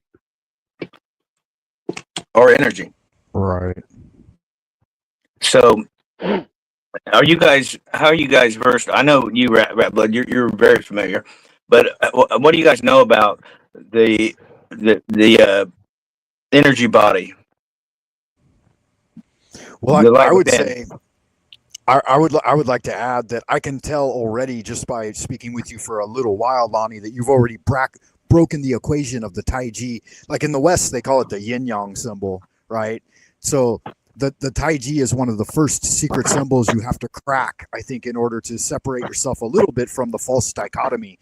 And so the next level in Taoism is the theory of thirds, like moving into the transition of thirds, like realizing our place between heaven and earth as humanity, that we do have a specific mission. So the energy body, there's a lot of different ways around it. My own personal magic, I work with it through dreamland and lucid dreaming and astral projection. But whatever feedback you want to give on that, there's different ways to cultivate it. Yeah, I can expand on it a little bit, and actually he can add to it as well. So, just a short view on where where I was and where I am now. Okay, so growing up, I was a troubled kid in and out of juvenile, then went to boys' school, then prison. But I never petty crime shit. You know what I mean? Drug possession, growing up. But I'm a product of the system. Okay, and growing up, every time I do something good, I'd get knocked down, man. I mean, my world get turned upside down out of nowhere, man, for no reason. And this kept happening to me over and over and over. So then, as an adult, one day I find out people are following me and shit, man. 5 years or 3 years later, I'm here now. So what I've learned in those 3 years, it's not been a long time, but I don't identify as being a TI. I more or less identify as being a well, I would say involuntary participant in a illegal human trafficking, because I mean they can control you. I mean they can play you like a video game, but it's a crime against humanity is what it is. But I'm finding out so much more about not who I am, but what I am. Okay, because I truly don't know who I am. For the life I've lived is a lie. Okay, everything I've learned growing up has been a fucking lie. I mean, it's just everything's been a farce, dude. And my life has been influenced and manipulated. I'm finding out my entire life. Okay, now whether I'm a target since birth or whatever, I don't know. It doesn't matter. It's irrelevant to me. But what matters to me is what can I do to stop it? How can I prevent this from happening to somebody else? Because I'm gonna tell you what, dude. I've not always been a good person, but I'm a better person today than I was yesterday, or years ago. Any wrong I've ever done, I paid for it tenfold. Trust me, and I continue to pay. But I don't play the victim. I'm not bitter.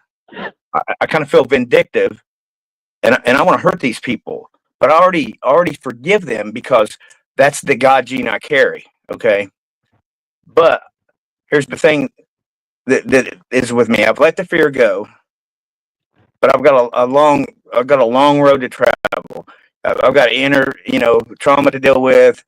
I'm just broken up inside, but I deal with this shit on a daily. I try to create awareness. I try to be a voice for the people that, are like me, and people won't listen. And people are mean to the targeted individual. They are, man. And now I know why. Because and you gotta speak your truth. Right, and everybody has their own truth. Well, that's the thing too. They're scared of it. You're so pushing them out of their comfort zone. Right, it's so far-fetched. We don't fucking believe it. Okay? But it's happening. But here's the real deal. You all are under MK Ultra. I don't give a fuck what you think. I'm telling you what's what. Okay? You got all the metals in you. Okay? They don't need to put anything inside you. It's already there, man. These things are self-assembling. Okay? They will. Man, I've had them come in my bedroom. The hell they were here last night. They just appear, man. They're interdimensional travelers. They do it all. I mean, they're so far ahead in the tech game. Huh?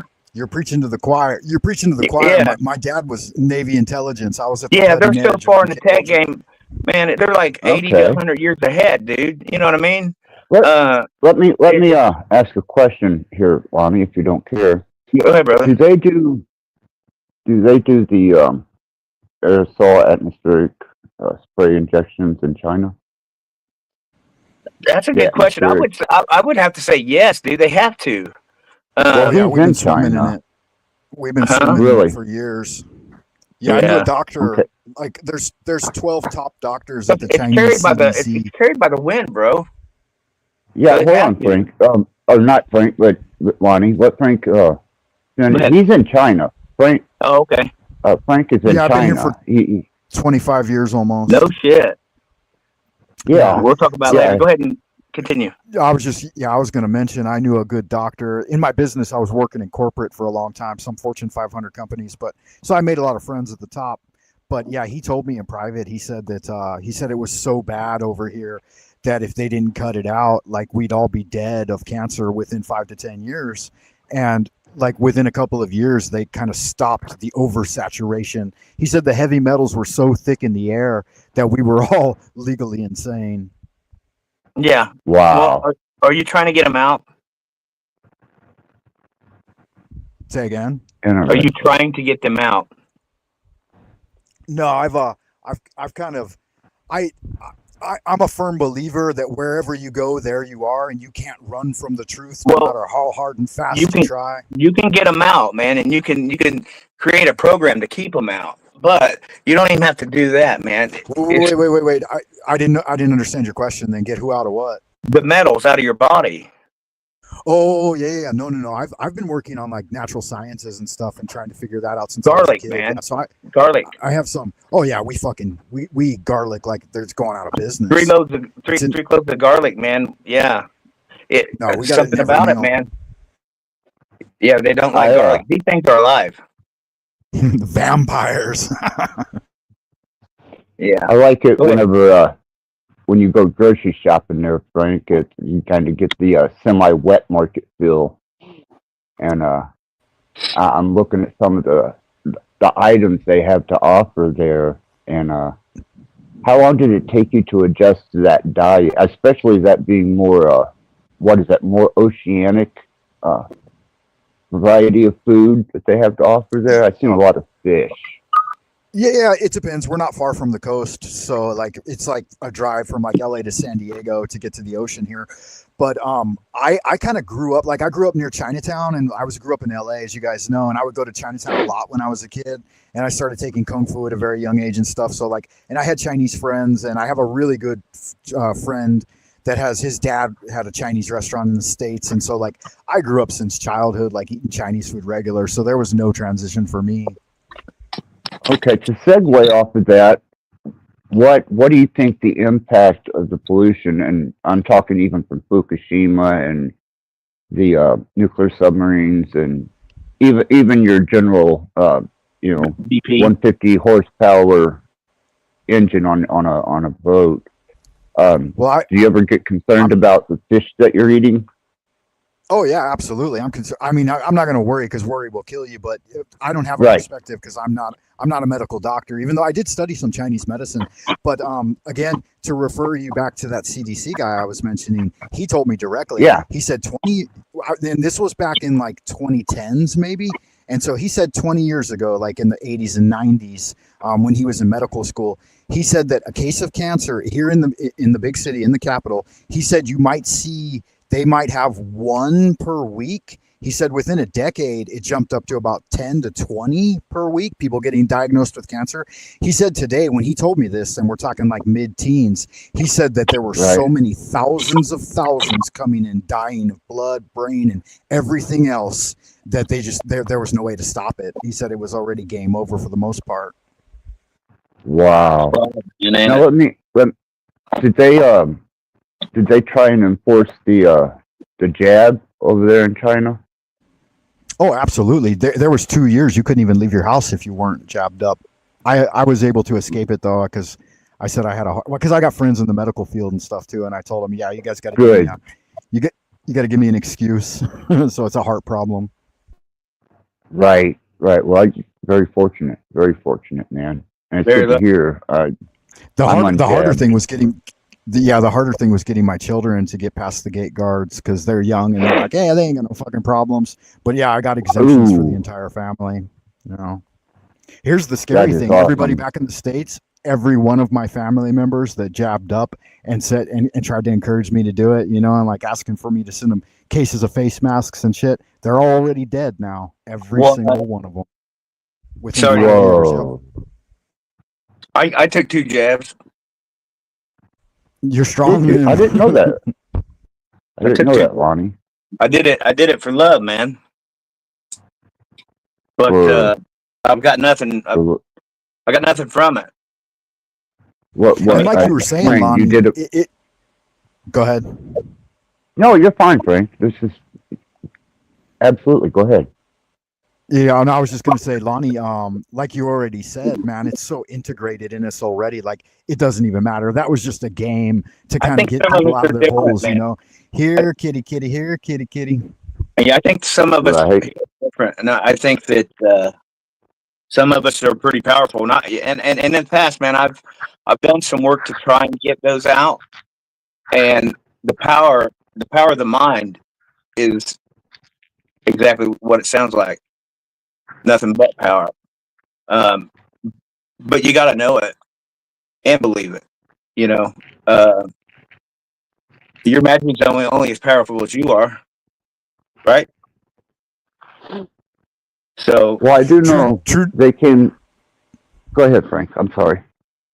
I was just going to say true that, and I was going to try to bring it back around. Like Lonnie had mentioned earlier, that like the insincerity and the disingenuousness of everything, and I think that's the underlying factor that we can use to break through this matrix. Like you said, escaping in the conditioning and leveling up. Getting yourself from a lower level to a higher level. I think part of it, and everyone's looking for it. It's the sincerity. It's the human connection, right? So the process is one of the most important things that we have to come at it. Like you said, everyone's got their own truth, but the key underlying truth of all of it is that as long as we're being sincere and expressing genuineness with each other, I think we're breaking through. that's key right there, dude. You said it. Being true, though, being true, because if you're not, just like that mirror there, it's going to reflect my shit back to me. Okay, um, we're all powerful, man. I mean, it's just you knowing it's one thing and believing in it is what makes the difference. Okay, I believe we're the original time travelers. Uh, we are AI. That's a fact, and anybody doesn't believe Well, so, I well, agree with yeah, the AI part, but Lonnie, I'll be honest with you. I know we haven't went this far into conversation on this subject. I do believe that we are a type of sentient biological AI, but I don't think that we are anywhere near the be all end all that we think we are, because I don't see us as being that solidified. well, I'm gonna disagree with that. Okay, Okay. Yeah. and I'll leave it at that. I'll leave it at that. No, That's you can state your point, man. There's no well, argument here. You know that. yeah, I know that, but I just didn't want to take up a whole lot of time. Okay, I'll expand on it a little bit. So here's the thing, Frank. Uh, what's happening with me, like physically, I can demonstrate power, like, I mean, true power.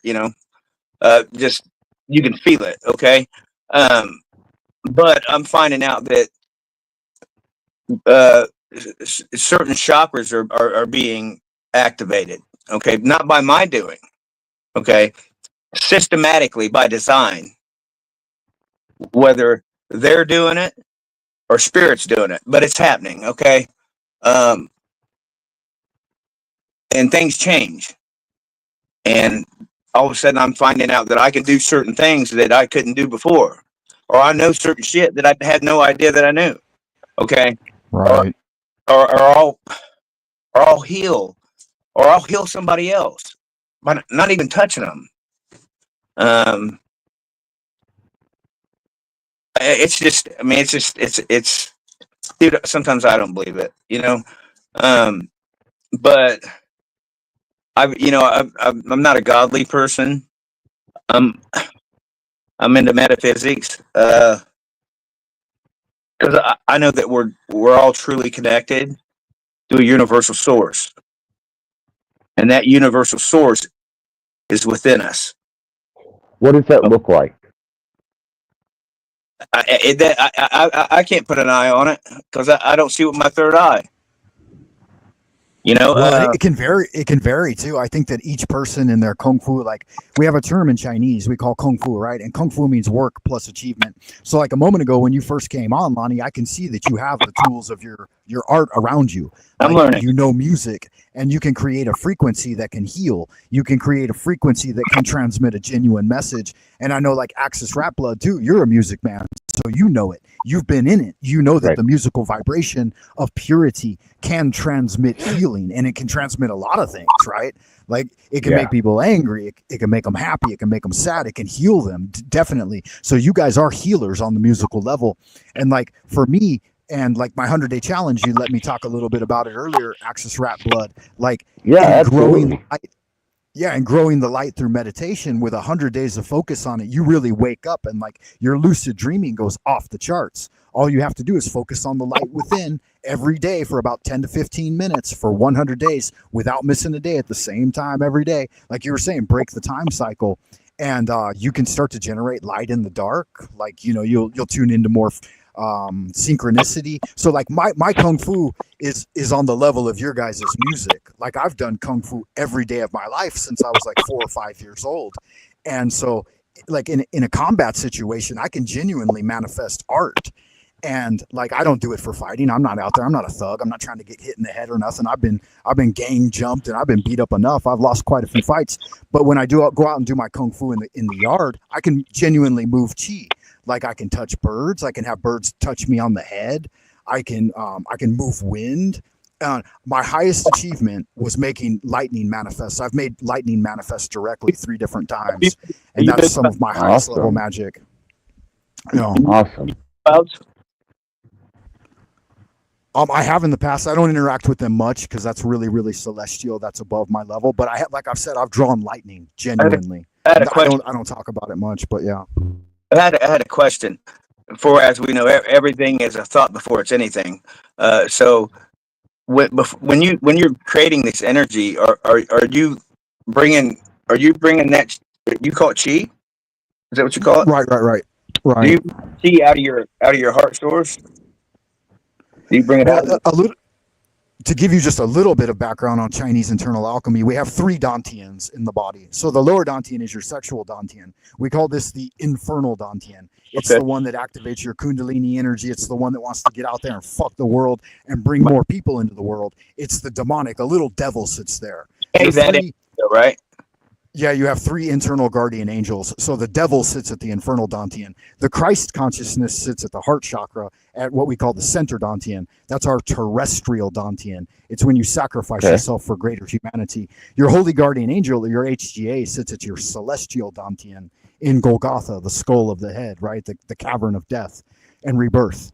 So when I interact at the most base level, when you're doing your Tai Chi or your Kung Fu, yeah, you sink low into the infernal Dantian, especially if you want to get in a carnal visual fight, like manifest a tiger or a dragon, and like someone's really coming at you. Yeah, you got to sexualize it.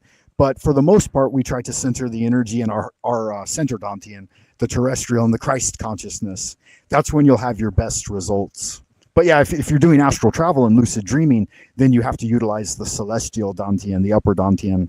You exercise it? Do you like visualize it in your mind and bring it out and then throw it around like a ball, then throw it up and create a field around you? Yeah, absolutely. Like when you cast your magical circle, of course. But yeah, when so for example, in the Western mystery tradition, like we do the Kabbalistic cross at the start of the circle casting. So you bring down the energy of the Ein Sof 4 through Keter, Hokmah, and Bina into down and into Da'ath, right? And so you Ata, Malkut, Vegubra, Vegudla, Leolama. You guys know this, right? You know, basic LBRP.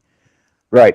Banishing ritual of the pentagram, right? And so my particular system is a little more unique because when I move away from my altar, and if I'm doing this in my astral temple, right, then just on the astral, just the visualization process inside of the mind, and I move to the east, then as I'm invoking Yahweh, like Ani Yahweh, the Yod He Vahe, Jehovah, and the Eastern Star, I'll use an invoking star of the air element.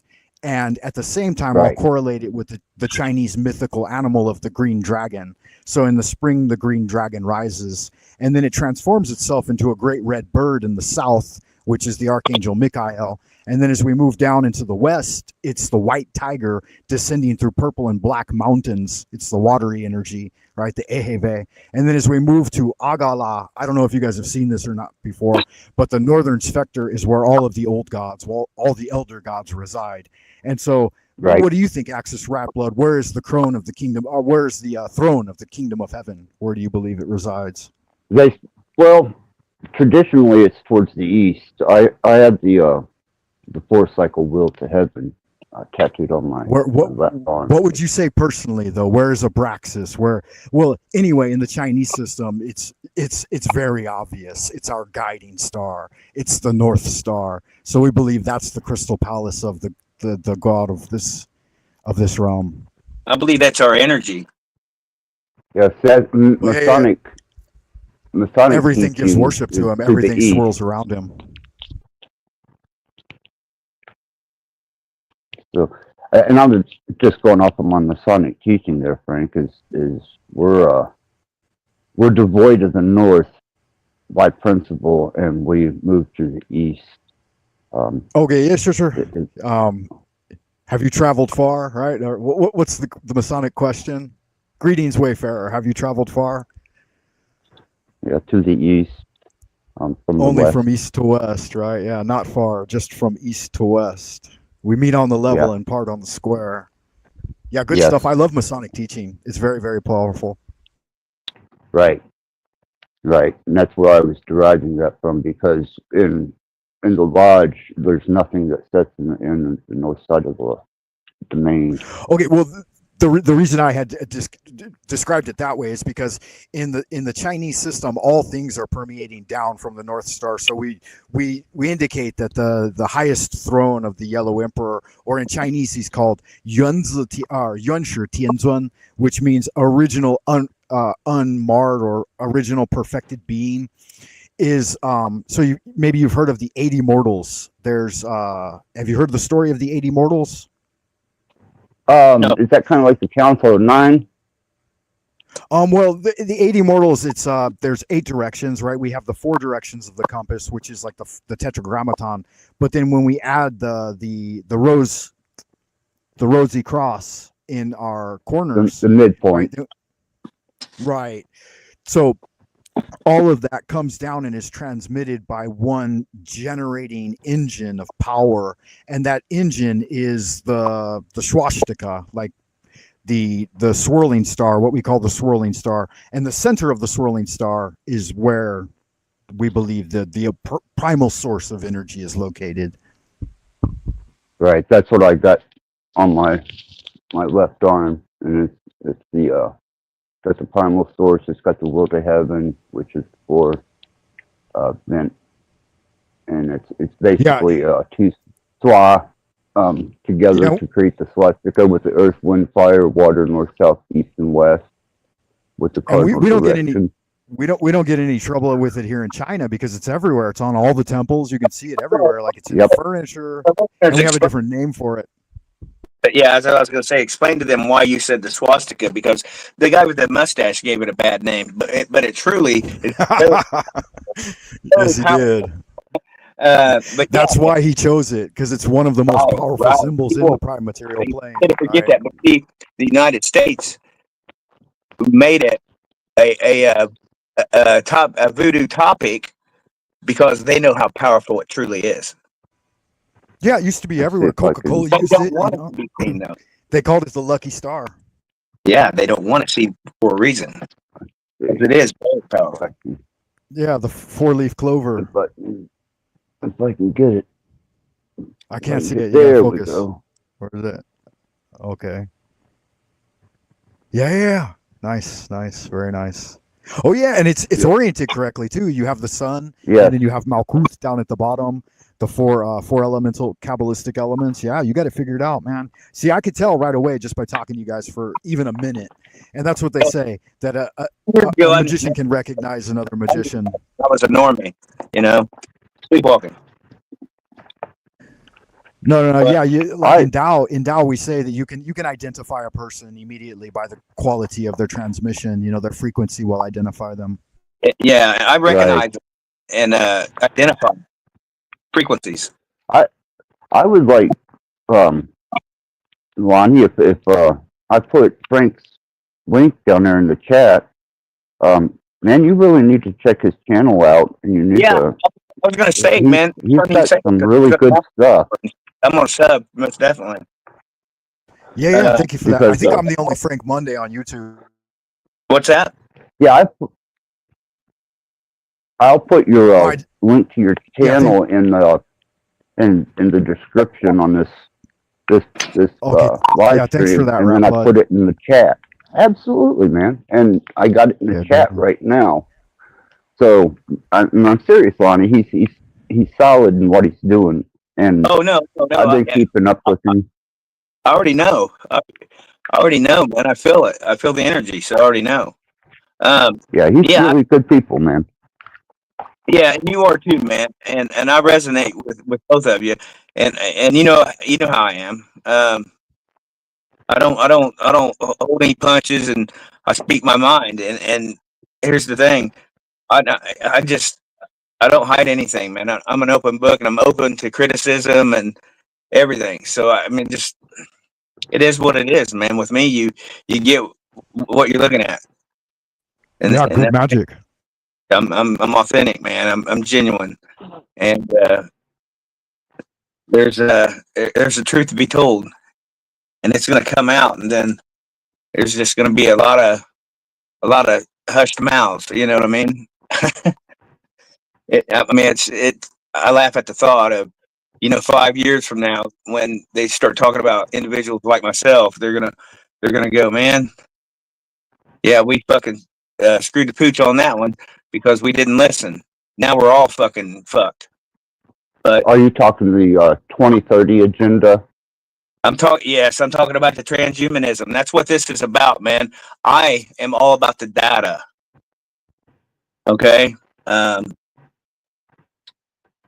they are creating the perfect host, man. And I'm not real sure. I'm not. I don't think that we know the whole agenda. I think that they have an ulterior motive too. Is we know that they want to incarnate new vessels, so they'll create their own. Okay, and eugenics is nothing new, but this is taking it to a whole nother level. You know what I mean? They're designing bodies, man. You know what I'm saying? Right. I thought that was kind of what the nanotechnology was, and the genetic search that they're doing with DNA and the alteration of it. Right, and they're transferring consciousness into these fucking vessels. They're laying the groundwork, and you're probably right. They're probably 20, 30 years ahead of what we think they are. Well, I don't know, man. I'm just going by what I'm seeing in real time and what's happening with me. But we're truly in a spiritual war, man. And that war's got a name. It's called the Silent War. They've got silent weapons for silent wars. But as it wouldn't, I would say, for better lack of words, as luck would have it, I transmute those energies. So the electromagnetic frequency weapons that they had once attacked me with have little to no effect on me whatsoever. So now they use ultrasonics. If you know anything about ultrasonics, it's the power of sound. They've got ultrasonic bullets, man.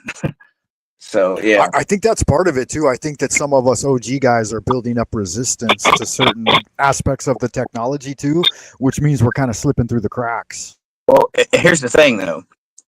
There was a time last year when I couldn't go outside for like 3 weeks or almost a month or something because I was overpowered with frequencies. Every time I walked out the door, I would get bombarded, man, with birds chirping, locusts, fucking whatever, airplane flying over, Right. semi or lawnmower running. I mean, just and then it was like an intense.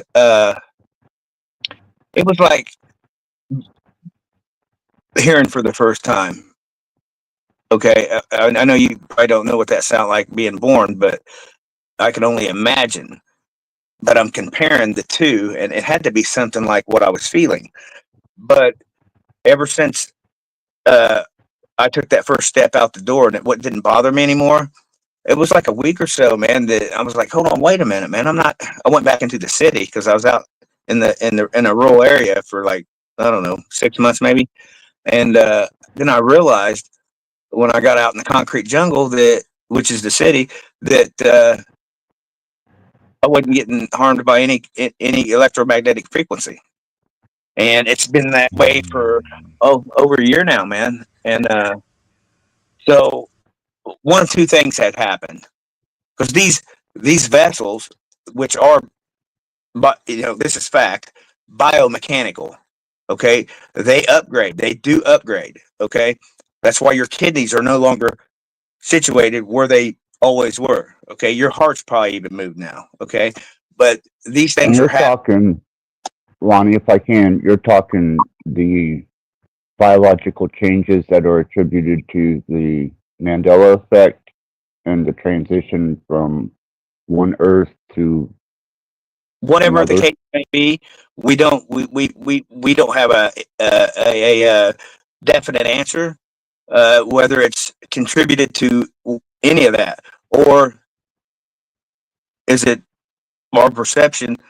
Are we manifesting it? Are we making it happen? Because from Okay. what I'm getting and gathering is we are doing their dirty work for them. When I say we, I'm talking about the collective beings that are here. You, I, Frank. So all they do is they do this subliminal shit, and they make us see. I don't do politics. I don't do none of that shit. I don't watch the news. I don't do. So when we are private and partake in these daily social activities, that we are playing a part in their creation. We're the fucking creators. Okay, they can't create. That's why they are energy harvesting vampires. Okay, vampires are very real. They're just not the Who vampires are, that they wanted you to think they were. They're not bloodsuckers. They're who, life suckers. who do you ascribe as they? Um, some would say it would be the elites. I would say that any being that has no creative powers and is very afraid of dying. Do you Yeah, think that's on In a old, transdimensional? I'm I sorry, know. Frank. partially. I know No, that I the was just gonna. transdimensional. Yeah, they're travelers. They can move. We used to be able to too with the wave of a hand. Uh, I was gonna Yeah, add I to it. don't I was know gonna that. tell you Go guys ahead, Frank. something really Yeah. dark. In old school Peking, they called them the Dark Celestials, and they would organize society in order to have young people generate a lot of spiritual energy and learn the secrets at a young age, and especially find talented ones. And then they would openly murder them in public in order to release their spiritual dynamic. And then they would sit around in meditation and absorb it all behind the right. scenes. Still, they know who's who. Okay, they knew who I was. I just don't know who I am. Okay. Yeah, they engineer it from behind the scenes. They ordered Right. society They knew in where some of the first. my life force reincarnated again. They knew where I was at. And I wasn't hidden. But Well, they that's why you got to watch your back. You get all that powerful energy. You go out in public. They my life George Floyd you. it shines. They see it. I mean, it's sad that it takes so many of them to attack one being. You know what I mean? It's like the Truman Show, dude. It's just like when I walk out in public, I see shit for what it truly is. Okay, everything that's ordinary isn't so ordinary to me. Um, I hear, see, there's certain sounds that are. You hear me out? There's certain sounds that are out in public, man. Like especially in my immediate vicinity. Um, these fuckers, and I say these fuckers, I'm talking about. It's pretty much, man. 90% of the population around me are all gang stalkers. Okay, so they communicate through like the blow of a horn on a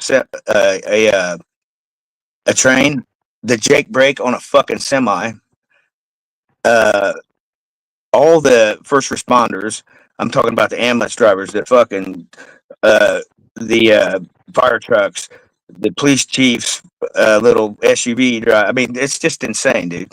And these are the pillars of the community. Okay, they're not good people. They're not good people. Okay, most of them, if they're most of them out here are Luciferian, and if they don't know they're Luciferian, they are just by the denomination of the religion that they practice. Okay, whether it be Jesus or Jesus, whatever you want to call him, Osiris, they're all the same energy, man. Okay, religion's a lie.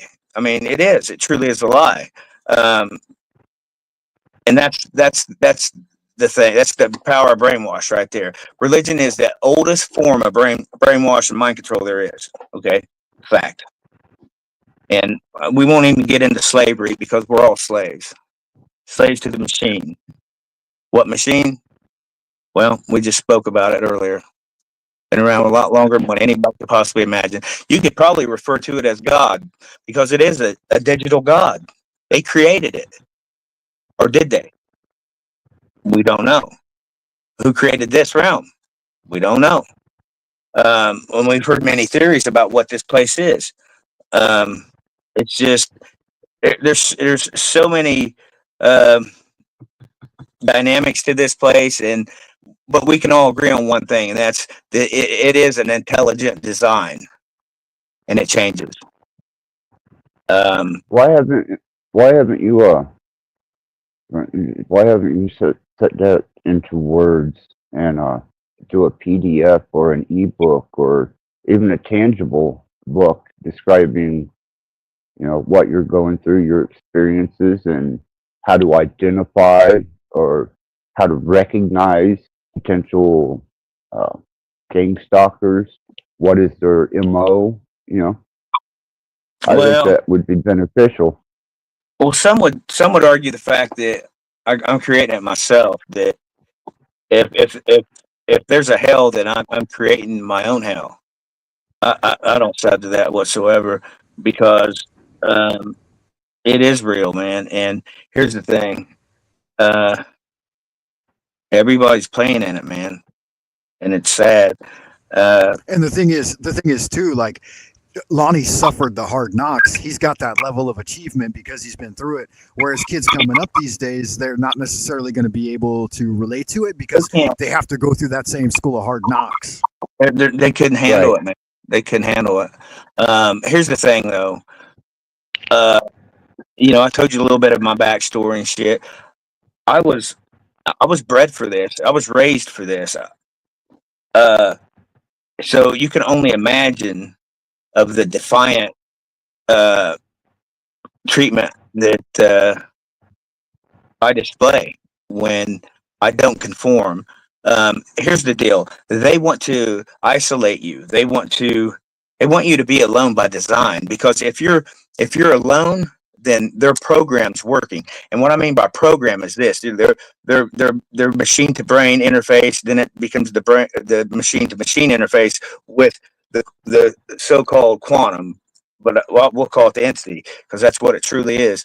But if you're not alone, which you shouldn't be, I should be out moving around, because if you play music and you keep things going, then it doesn't. It's harder for it to sequence, like to synchronize with your biological, which is now an integrated machine and biological, which we've always been that. I mean, think about it, dude. When you cut your finger, wouldn't that be kind of like the alpha, beta, and gamma states of the mind is what you'd be playing with there? Or at least that's my observation. It kind of, sort of, but what I was saying with the when you cut your finger thing, think about this for a minute. Let's not even bring the nanotechnology into play yet. So let's say I cut my finger, okay? I don't do anything to my finger to make it heal. I've got something biological inside me that where that cuts at, it takes a message and it gives it to a white blood cell or whatever the case may be, or to a nerve, whatever the damage is at. It goes and gets its buddies, then it sends more messages, and it goes here, goes there, and they brings all these guys over, man. They start building, and they build, and that's how you heal. Okay, if that ain't machine, I don't know what is, but it's a different kind of machine. It's an organic, a bio. You know what I'm saying? Right. And it can operate slow or fast. Like when you talked about earlier, getting yourself out of time. Like in the Jehovah's Witnesses, they don't celebrate birthdays and stuff like that because they believe that each ceremony of the year will signal the genetic code to age a little more. And so pulling out of yourself out of time can somehow bring about a greater form of immortality. I was going to mention just real quick that Lao Tzu, he quipped, he said, those who speak do not know and those who know do not speak, right? And then he wrote a book describing it. But you talked a moment ago about like in that mystic moment, you can go out into the world, you can go outdoors, you can hear it, you can see it, you can feel it. And that's what we build towards in those mystic moments. You said like hearing for the first time, right? Or seeing for the first time. And that's what we call the mystic moment. Yeah, you deveil. Once the veil's lifted, you're just the devil. You deveil. So when you see through the veil, you are the deveil. Okay, you know what I'm saying? I don't subscribe to evil. I just don't do it. But I subscribe to right and wrong, or you could say good and bad, however you want to word it. Okay, it's all fucking word salad anyway. But the words that we speak truly are the power. And the thing is this, that we're speaking the wrong language, because the words that we speak were put together for a nefarious fucking purpose. Okay, the double word meanings and all that. I'm talking about morning, awake, just so many others that I don't want to get into it. Wordsmithing, Like the vowels, right? How you learn how to say those in a certain order, because they want you to sound like you're in debt. But here's the thing: they got us so fucked up that we are in debt. Okay, but we're paying their karmatic debt. Okay, that's not our place, and we shouldn't have to pay anything because they mind wiped us. Okay. And we've been playing a loaded fucking game with a loaded deck of cards and dice or whatever the fuck you want to call it. But it's been a fixed game, man. And the tables are going to turn. Matter of fact, they're turning now, because enough of us are aware that we truly are powerful, and we are the power that makes this construct run. Fact. That's why the construct we live in or on, however you want to look at it, it looks like a motherboard of a computer. By the city, looks like a motherboard. Okay, look at a topical view of any city, and it'll look just like that. I don't give a fuck if you're in an airplane or think you're in space, which doesn't exist. As above, so below. Thank you. That's why everything in this construct looks like, trees look like our lungs, and I mean, it's just on and on, man. Yeah, now you're truly seeing it. Like you guys were asking a little bit about like when I go out and practice my kung fu, is it heart centered, right? And you can see the trees, you can see the inside of your lungs breathing, and you're moving that air around inside of your own hermetically sealed system. When we breathe, that is the spirit. I was going to ask you earlier, man, because I heard a pretty, and I don't know, man, and I'm just inquiring about it. Like I said, I don't know everything. I'm just speaking by my life experiences, okay, and what I'm currently going through. Like I said, 3 years ago, you're moving with the Holy Spirit too, so you've got power. I am spirit, and there's a difference. There's spirit. There's some of us here that don't have spirit, and they have soul. And what your idea on the thought of that would be, both of you? I don't think anyone can sell their soul. Okay, I don't sub to that. I don't think you can sell a soul. It's just not possible. I agree. Yeah, you don't have the right to do that. Right. That's a mind fuck. That's a psyop. Yeah, it's more just enslavement. Yes, thank you. It's a contract. So yeah, but yeah, man. What do you guys think about? There's some of us here are spirit, some of us here are soul. I think they're both different. Uh, do we have them both? Maybe, maybe not. I don't know. I mean, how would I know? But I'm definitely spirit. I feel it. Uh, and spirit's pretty powerful. Spirit protects us. Like I said, I'm not a religious person, and I try. I even beg God to make me a believer. I mean, begged him, or whatever. Yeah, no. I can see, Lonnie, that you're very religious. You have your religion all around you and on you, and like you're religious about your music, you're religious about your art. You know religion better than the man in the church. That's true. That I know that's not God's church. I mean, that's a corporation that they're doing. That's why you're in the real church. You're the living church. Because I'm a live being. Okay, not the fake straw man corporation that they got in my cap's name. I'm not that being. I'm a live being. So yeah, they're not. I did want to mention one thing to Access Rattblood about something he mentioned a moment ago, and he was saying, you should put some of your teaching into book form in order to be able to transmit it to later generations. And I definitely agree with that. And I think if you look into it a little bit, like I am right now, that AI can help in assisting in writing a clear and organized document. So Access Rattblood, like I'm on that mission. And when I figure it out, I can help other people figure it out. But one book I don't know if you're familiar with or not, because it seems like you probably like to read, Access, but Prometheus Rising by Anton Wilson. I got a copy of this when I was like 12 or 13 years old, and I've read it every year since. And it's one of the books that helped me break through and learn about the paradigm shift. Are you familiar with that one, guys? No, I'm not, but I'm going. Yeah, I'm not familiar with that. I was fortunate and misfortunate. When I was really young, I had a very open-minded cousin who introduced me into abstract concepts of thinking in the book Illusions. And then when I had head trauma and suffered a massive concussion, that's when things started to change for me in a very profound way. But I was already, yeah, it was intense. But I had already had a foundation in the fundamentals of, the abstract thinking. My cousin was amazing in that way. He just made everything so vivid and animated, and put a type of magic to things verbally and with the imagination, and it really made an impact on me. And then after the head trauma, that was it. I was a completely different person, and new personality, new everything. Okay.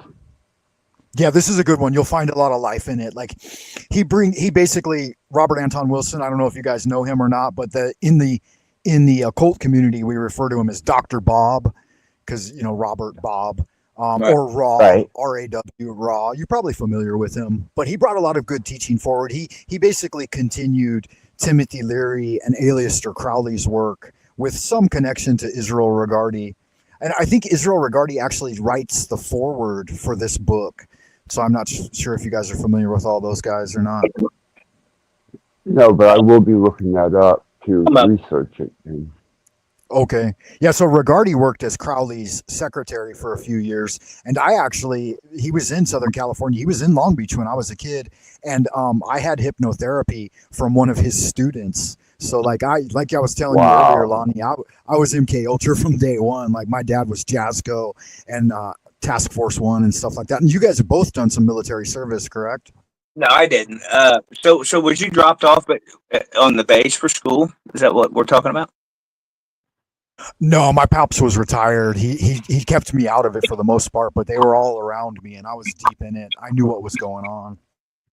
So what did you do as far as your programming? I mean, how did you get out of it, if you don't mind me asking?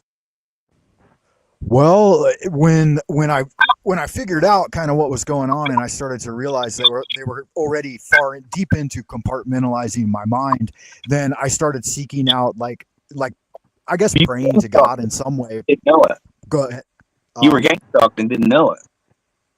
Well, yeah, I started breaking free by looking in libraries and looking for books, and I did it by a golden light meditation. So I would focus on the light within me and then follow that light. It would manifest directly in the realm around me, and I could see the golden light glowing on certain things, certain books, certain doorways, and I just started following it, and it led me away from the darkness. So did you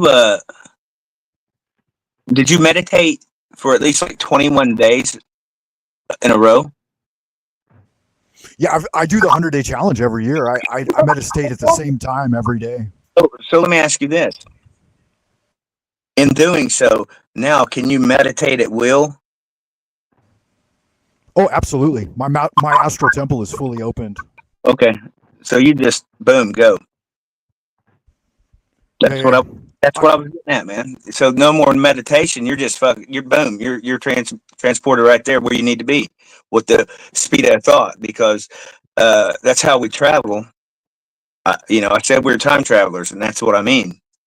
But we also have the ability to slow time. And when I say time, I'm talking the now. Because how it should be is we experience it all at once. You know what I'm saying? I was going to expand on the raising of the hand, walking, into another dimension. So I heard an interesting story so the real crucifixion was the taking of our hand chakra. And that's how we were able to do what I'm talking about. The stigmata. Yeah. That was the real crucifixion. Okay. Yeah, the taking of the hand chakra. So keep telling your message, because I think that like each of us are various facets of this understanding, and when a group of us, like a triumvirate, right, like the three amigos get together, we all have various perspectives of it that we need to share with each other. That's why we've met at this unique juncture in time, is so that Lonnie, you can give us your transmission, I can provide mine, Rattblood can back it up with his, and then we can triangulate on a more direct path for riding the lightning straight into reality. Right. So good conversation, man. Good stream. So I think a collective effort on anything, whether it be a basketball team or in the metaphysics world or whatever the case may be, I think it's influential. I think it's needed. I think it's powerful, and I think it should be done often, because it is truly the exchange of information that makes us powerful. Would you agree? Oh yeah, absolutely. And I was just typing in the chat to back you up. I was going to say, that they're going to steal all of this, and everything we've said in this transmission is going to enter into the zeitgeist, and none of us are going to get credit for it. It doesn't matter, right? I don't have any value in the material world or money or any of that shit, because this is all a lie and it's not real. So yeah, it might seem real, but you know why? Yeah, I just think it's funny because they're using the algorithm to monitor and derive the best from our transmissions, and then they're putting it into their AI bots to get all the likes. So White Witch 99 is going to get a 40,000 views on what we've been talking about, and she's going to act like she said it. Right. I've seen that. I have seen that happen. It's been going on for decades, man. I've been watching it happen. Like I was talking about at the beginning of the show, Funny or Die was a website created by like the guys at SNL, Will Ferrell, and all those comedians. And for like nearly 10 years, they took all of the best stand-up comedian live that people were updating, and everything that was voted up, everything that was voted funny, they just curated those ideas and then put them into their own stuff, and then knocked everybody off their platform and benefited from all of it. That's sad. That's sad, man. Because we're having the same thing happen. I used to enjoy watching movies and shit, and but as we're finding out, Hollyweird was, on some other shit. But there are those actors out there that were real about their craft and didn't, partake in that nefarious, bullshit. But they're going to replace. Amazon Studios just opened up a new studio, I guess, or getting ready to. That is changing everything, man. So they're going to be not having any actors. I mean, it's crazy. But from what I understand, you can tell that it's not real because of how jumpy shit is. So we'll see. We'll see how it goes. But who'd have thought, man? 10 years ago, we're looking at the extinction of actresses and actors. Yeah, I don't know if they'll be missed that much. And again, I think that you're gonna get the undertow. Like, I don't know if you guys grew up at the beach, but I grew up surfing. I was in LA and I surfed like every day of my life when I was a kid, boogie boarding and all that horse shit. But every time every time you've got a wave coming in, you also get an undertow. And I think the undertow for our part is that more and more people are going to seek out this genuine conversation, like people who are being real, living their truth, and speaking from a heart-centered place of authenticity. Right.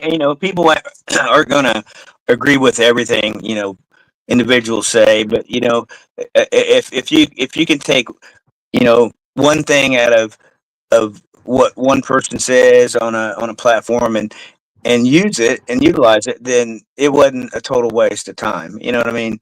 And that's what I'd like to do, man. I'd like to. Right. And like you were saying a moment ago, you said you weren't looking for anything from the material sphere to give you back for your hard work. And that's the only way we can generate that truth and that sincerity. Like right now, I said that just to be funny because I know they're going to do it. But I'm like you. I don't care. I'm not on YouTube to make money. I got a full-time job. I do this for fun. I do this for fellowship. And this ripple effect that we're creating right now, it's going to come back to each of us. So, I mean, I believe that because it is real. It's genuine. It's authentic. And there's a lot of positive energy wrapped up in this stream. There's been no negativity. And, I'm proud to have been part of it. Yeah, me too. It's really good to meet you, Lonnie, Rattblood. I don't know how much longer you guys are going to stick around, but I got to get busy here in a little bit, maybe 10, 15. Cool. Whenever you guys want to end it, I'm cool. I'm going to jam when we're done, so. Right. I'll keep it going as long as, but Frank, it's been an absolute pleasure to have you here. And definitely drop your link in the chat. I modded you up, so, and I'd like for people to experience what you have to offer on your channel. I've been keeping up on it, kind of did my own vetting on it and thought it was absolutely solid, man. So anybody that's into any type of self-development, even introspective enhancement, I suggest that your channel be at least taken into consideration, if not viewed fully. Your pursuit, your dedication to what you're doing, that's why I throw my little hi, how you doing in your comments or your chat. Yeah, thank you for that, man. Even that little bit, just saying what's up, like that reinforces the message so much, and I deeply appreciate that. Yeah, and you're very welcomed here. Yeah, my channel too, man. I just started actually doing a few streams myself, and if you want to come over sometime and tell your story or something, man, I'd be more than happy to do a stream with you. Yeah, absolutely. Put your link, or how do I find you? Put it in the private chat.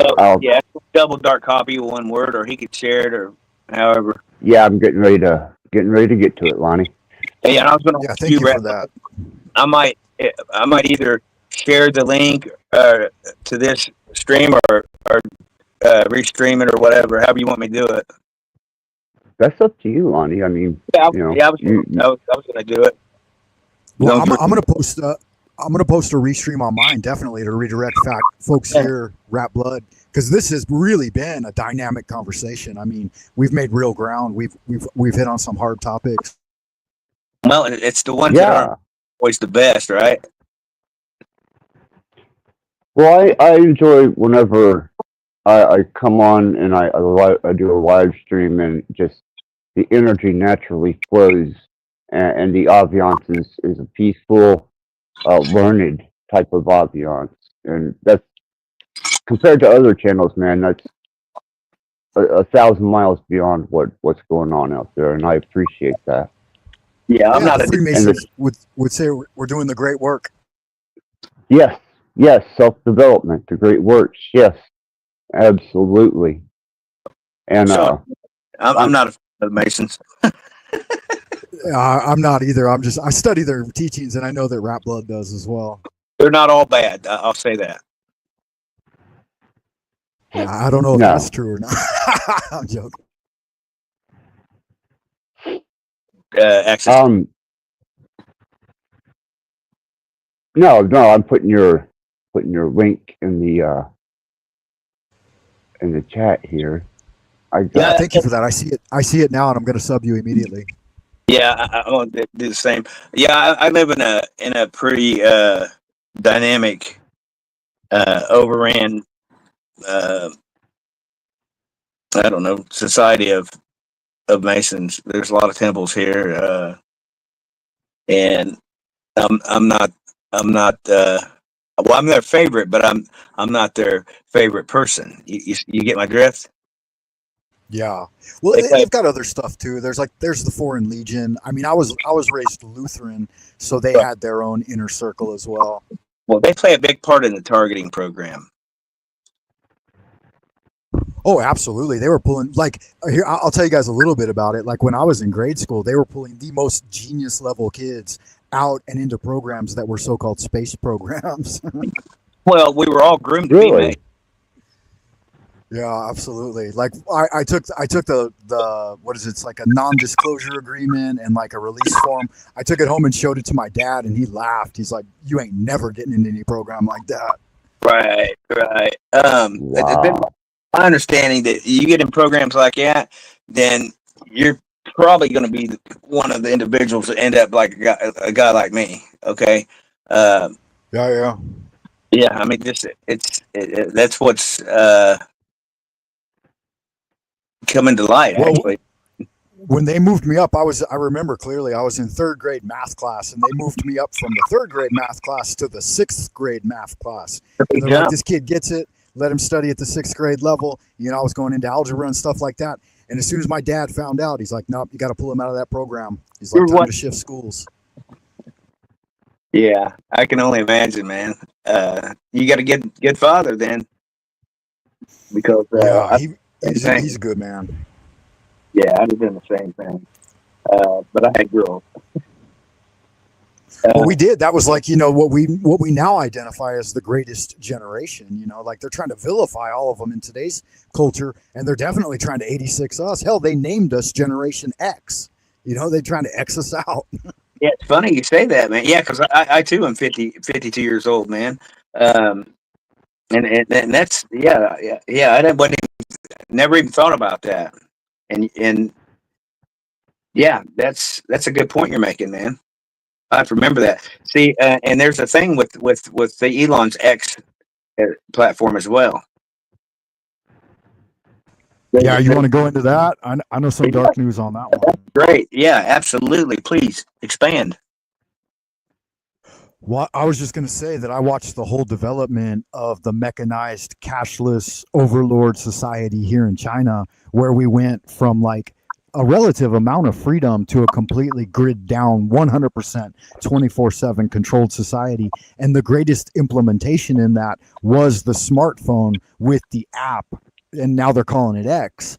And so Elon has stepped forward and said that, yeah, he's saying that his X platform is going to be the exact same system they rolled out in China. Really? Asshole. Fucking asshole. Yeah, you know what? Yeah. And you can look it up. You don't got to. Yeah, it's a quote. He said he's going to carbon copycat the Chinese system.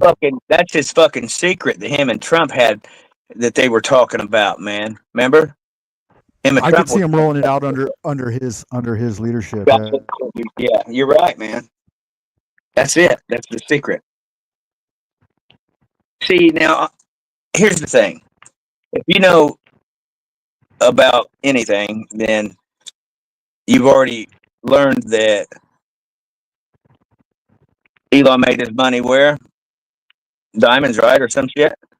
But Emeralds, yeah, diamonds and yeah, emeralds. so you don't know about how his grandfather was in the tech world in Canada and was groomed to do exactly what he's doing right now, to disassociate with the family, go over here, look at the left hand, not worry about what the right hand had him in store, okay? So he's a self-made genius, billionaire? Or is he a trillion? What is he? I don't know. Got a lot of Billion. money. He's known as the richest man on planet Earth. Okay. And Right? and by design, okay? It's all programmed.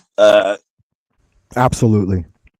So this dude is probably the biggest deception on two legs right now. Okay. And it's funny you just said that. I bring up the X, you bring up that. And here we are again. And no one talks about the fact that he's been married 6 times and sired at least 13 children already. Because he's spreading his Wow. seed. Spreading his seed kind of like Gang Kong did. Kingdom building, 13? yeah. Yes. And the 13 are going to create fucking, on and on and on. Yeah. I did not know that he had 13 offspring. I didn't The either. sacred magic number, Mephistopheles, Right. the 13th card of the tarot, death. Right? He's bringing Right. out the triple X, X to the third. What do you think about his neurolinking? Use it for 10 minutes, man. Because that's pretty Yeah, brazen out in the open. Yeah, it's a conundrum. I'd be suspicious that a lot of us don't already have it. Like You're looking at it. that we're just hearing the echoes of what has already happened. You're looking at it, and it's really strange, man, because this shit it enters through your eyeballs, okay, and you can feel it when it gets on you because your lips, Right. eyes burn. My eyes are burning now. I said they do it to me every night. It's happening now. So I pick it up through my. You've seen them. I sent them to you, Rattblood. On my night vision, man. People will walk down my alley or something, and they'll have it on them, and they'll release it out of their pocket or something. I've seen them do it. Or they'll. And you said that you've heard the feedback loop too, right? What's that? The feedback loop was one of the original transmission systems that they would use in the early days with early cell phone technology. Sometimes you can tune in and hear it clicking in your ear. No, I hear the.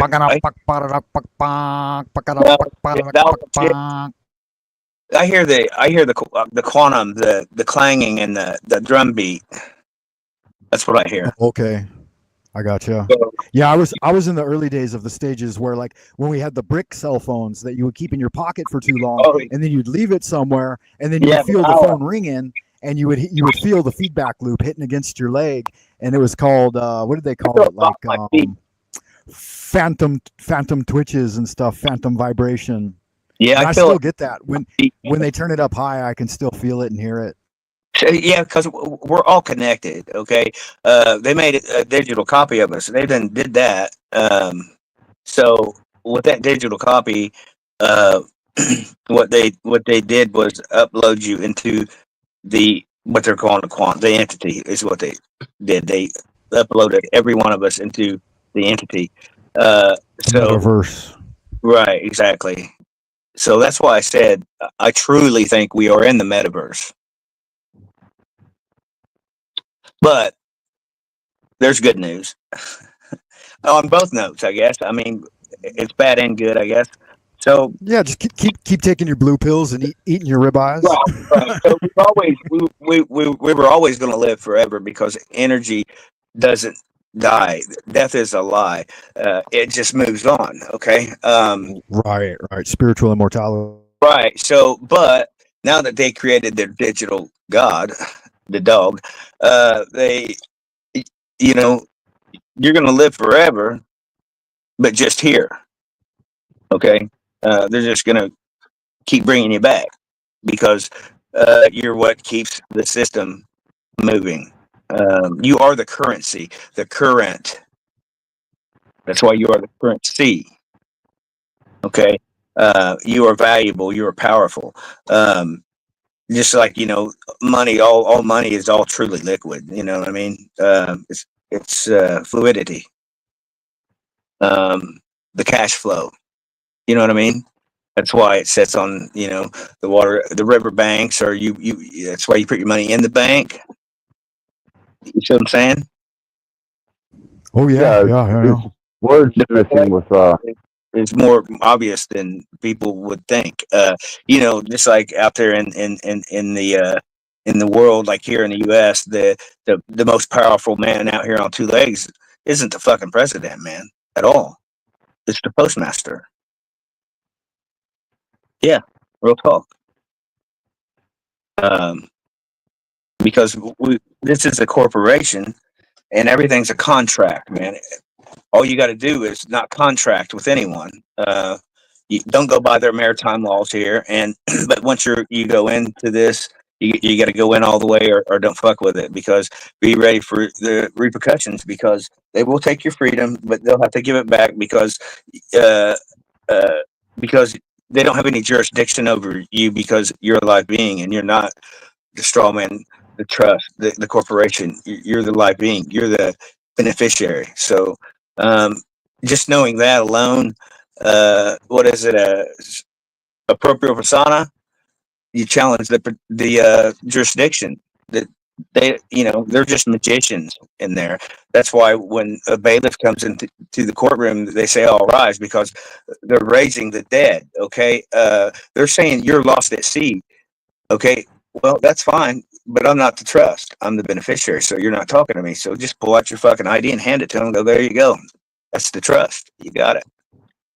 It's simple. Just like the Well, American. yeah, you say it's simple, but it is a tough game, and it does take time to figure it out.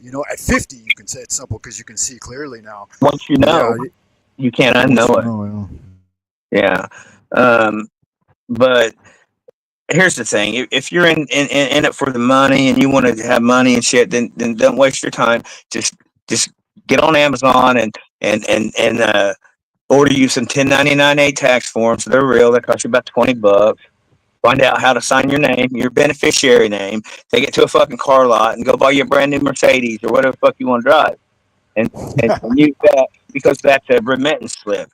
Okay, just like all the bills that you get in the mail, they're not bills at all. They're coupons. Okay, they're double dipping. It's your fucking money. You're wealthy. Don't even know it, and you are the currency. You get traded on the stock exchange, and they've made a living off you. Okay, and we never knew it. But yeah, it sounds like Rattblood was saying a moment ago. It sounds like you need to write a clear book. Those folks who are still lost at sea. I'm still learning, man. I'm just trying to put it out there so everybody can do their own work. Okay. True that. The share of knowledge, man, of what little knowledge I have obtained, and I don't get manipulated out of me. Earlier I was trying to deal with some stuff, trauma, man. And I couldn't even remember what the trauma was. That's how serious it is. But luckily for me, I've got some a support system set up, online through communities, like we're doing right now, that I've met doing just this, and they're pretty powerful beings, and they're like I am, and we're all just trying to be a platform for one another, and help each other heal, man, and be a better version each day than the day before. Okay. And if I can do that and help at least one person, then I'll count myself valuable. Yeah. Yeah, that's another good Masonic teaching too. They always ask. They say, do you suffer? And yes, I suffer. Why do you suffer? Because if there's another man suffering in the world, and when we say this, it means the true men. In Chinese, they call them Zhenren, or true beings, and it means people that have pulled themselves up by their bootstraps and worked through the equation to arrive at a point of Christ consciousness and to be having been sacrificed to have risen again. It's and that's good. That's a good teaching to have. But when a lot of people that say these things, they don't actually practice what they preach. So that's true too. That's true too. You have to have lived it, right? Right. They do the opposite of what they preach. That they're causing more harm and suffering than anyone would possibly ever imagine. Yeah. Well, you got to realize it's a lot of kids chasing fame too. Like we'll see a lot of these are like mid-20s, early 30s type guys that are just, they read a book or two and now they want to talk about it online because they think that they can generate a following. I've seen that, which is not correct. The other day, yeah. Like you think about each of us, like Rattblood, myself, and you, Lonnie. We've spent half a century gathering this knowledge that we're able to bring it forth with clarity. You know what I mean? Mm-hmm. Right. Yeah. So, but we got to forgive them too because they're just kids playing in the dirt. Yeah, I forgive everybody, man. Because here's the thing, and I like to refer to it as the God gene. Okay, my empathy and my compassion has been turned against me and used as a weapon, and I wouldn't have it any other way. And I'm in this situation that I'm in right now because I'm supposed to be, because evidently I can take it. So it is what it is. And I didn't always buy into the karmatic system, but what they don't realize, and I say they, and this is the they, the ones that are doing my self-harm. Only they know who they are. I know who they are, but I'm not going to put a name on it because there's so many that they become the nameless. Okay. So right. They knew who they are, but do they know that they're only doing it to themselves? Because I am them and they are me. Period. Yeah, and it reciprocates. Every time you do an injury unto another, you do an injury unto thyself. So, yeah. So gotta watch that feedback loop. Yeah, I'm pretty sure that they know what they're doing, but they think that they can outrun it, or they're going to be able to manipulate it once it comes. And we're talking truly about the dark night of the soul, because that's what we're speaking about. Like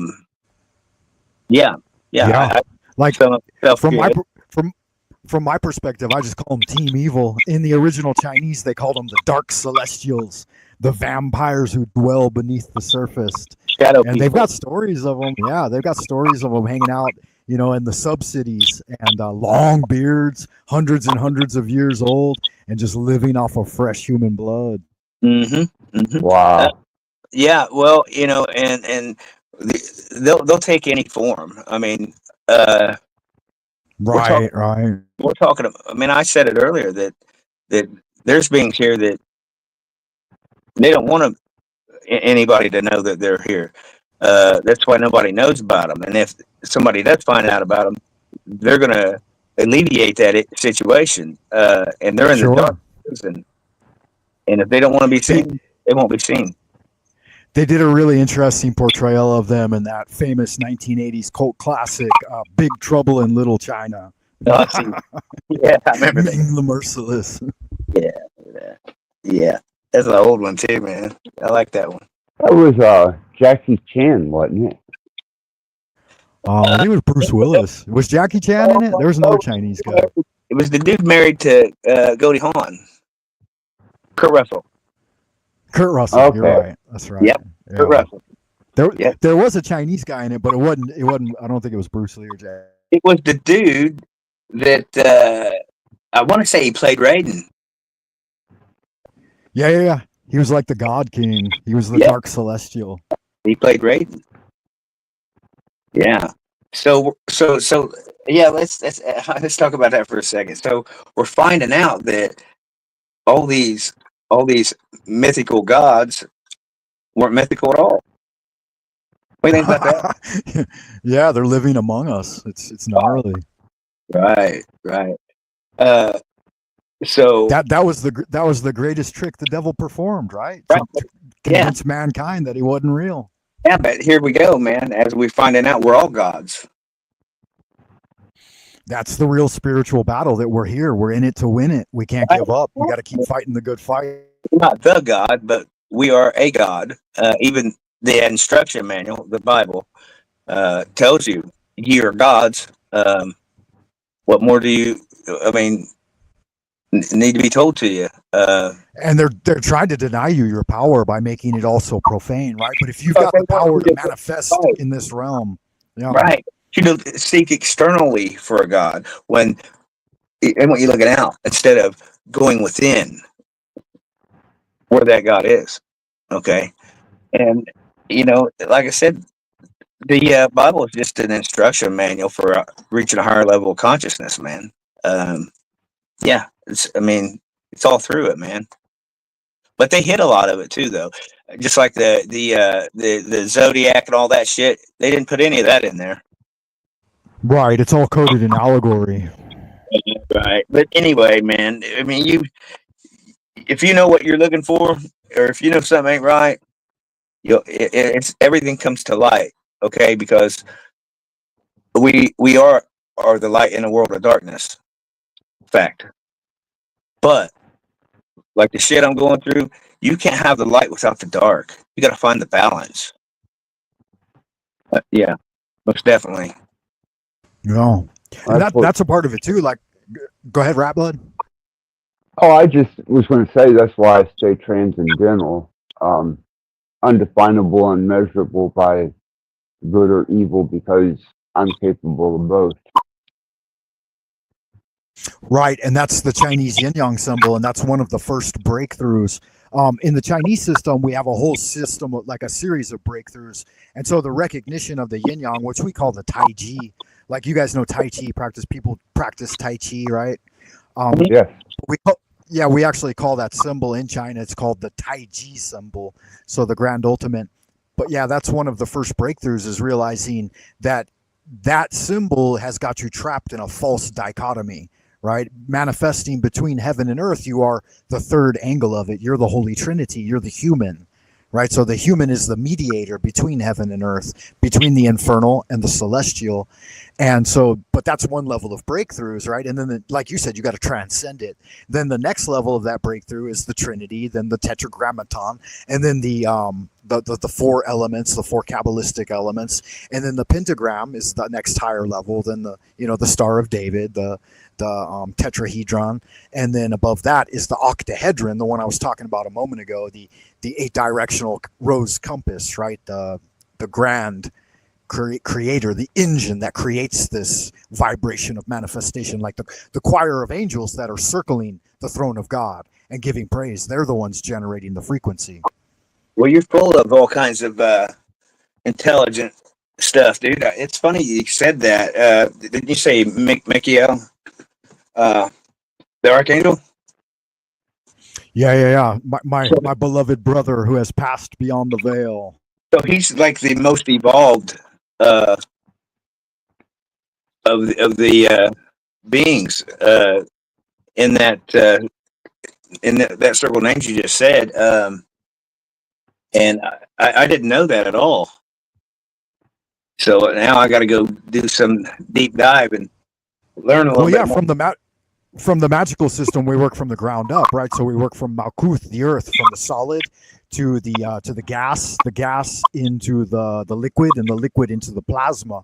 So Mikael represents the fiery element at the top of the name of God, the plasma spark, the divine spark in your mind. And as that name of God Yahweh is on Yahweh as that spark comes down into you. You have the plasma charge in the mind, the spirit of Mikael, and then it descends into the body, the watery elements of the emotions, and then a little deeper down, the breath of Va into the torso, into the body, the Va symbol, and then down into the legs, that part of the name of God which touches earth. The last hey, so we have the Yod Hey Va Hey manifesting into man, right? We are created in the image of the Creator, and His name is what breathed life into us. So that's a little bit of my understanding of it, the way I recognize it. So there's some, because I never, I went through this with my ex girlfriend now of 7 years, but she, she would think that every time I listened to something that I'm believing, this video that of certain information. I'm like, no, I never discount any information. If I can get something out of something, I will. Okay, I'll soda, spit out the bones. Eat the meat, spit out the bones. Okay, and that's how I look at it. And Right. you find the information in the least places you expect to find it. The valuable stuff, the good stuff. And it happens to me a lot, man. Yeah, I mean, it really did. Like I've got some here, and that's not why I came. I just come here to talk to my buddy Axis. I seen he was doing a live, so I just stopped in.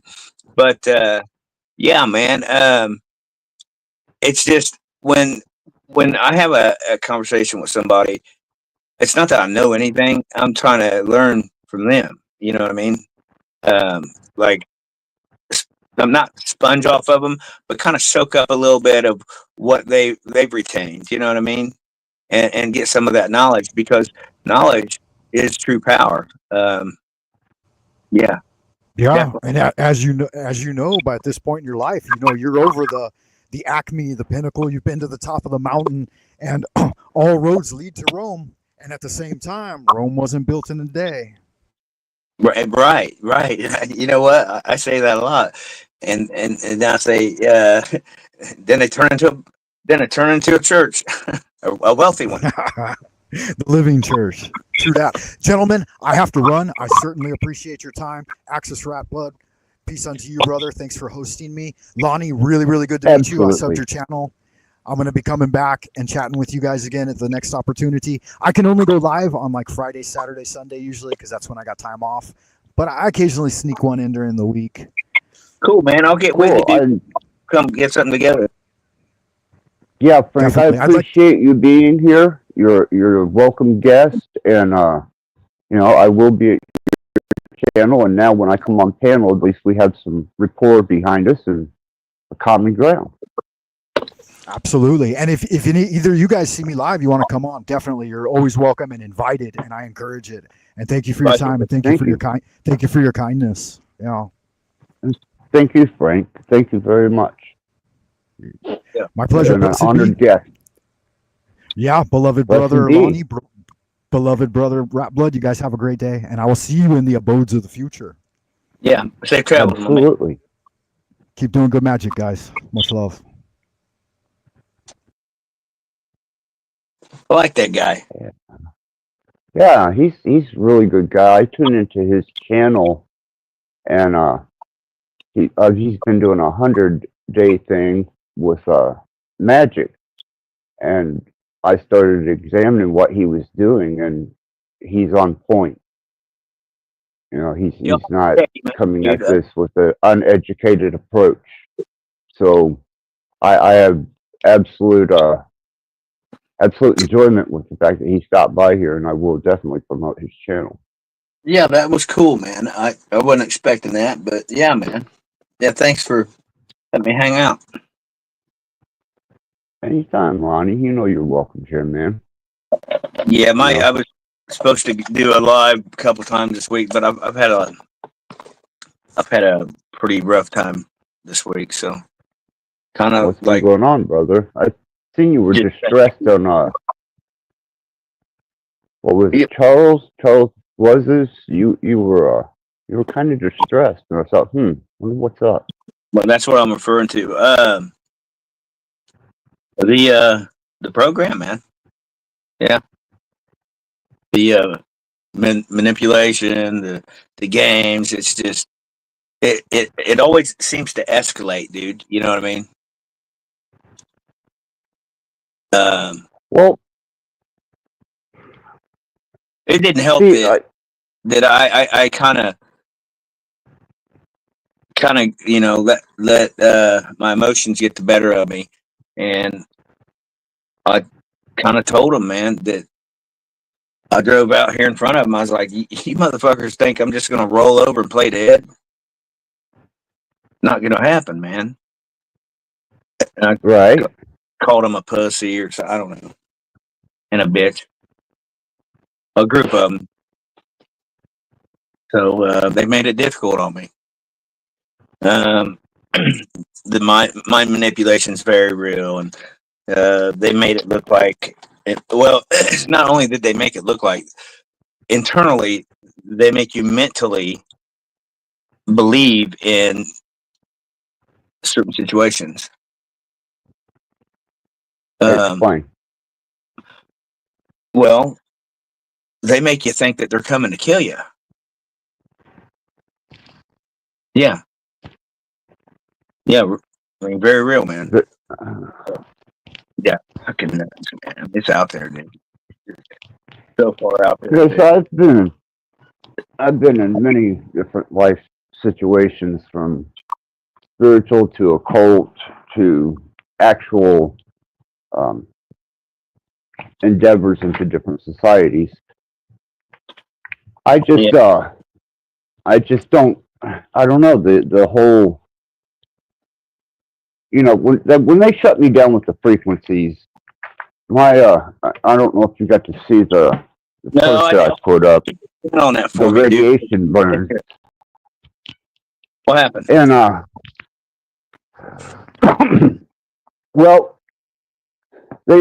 when I first started picking up that they were a little pissed off about my endeavors into frequencies, it was more internet, and there was an encounter, and I stopped working with the frequencies and went real quiet.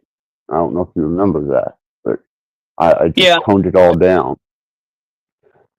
And then I started working with them on a particular song that I was doing, and then that's when I broke out with these burns. And I put one of them on my community post because they're not. Were they white spots? Sores. No, they're big, nasty. No, you'd have to see it. It's in my community. There's a picture of it. It says I'm rotting at the top of it, and it shows a picture of it's the closest they could come to it was like a radiation burn. Right, and it kind of looks like your skin's peeling. Oh, it's nasty, dude. Blisters. Oh yeah. You can see on the picture. It's nasty. There's some of us that and have they're just now healing up. Yeah, it's sad, man. I've seen it many times.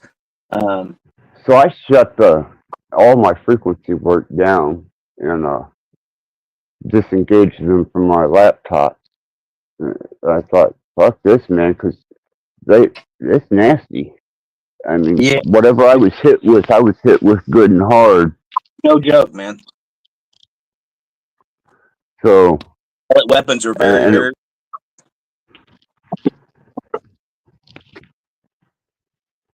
So, can I ask you a couple questions? Now you're talking about this. Yeah. And I just want to know yes or no on this, and then I'll expand on your questions. So, could you tell that you were being hit with an electromagnetic frequency weapon, a direct energy weapon? No. Okay, now let me ask you a series of questions. I want to ask you if you had any of these symptoms. Did you feel like your blood pressure was rising? Headaches, nausea, vomiting?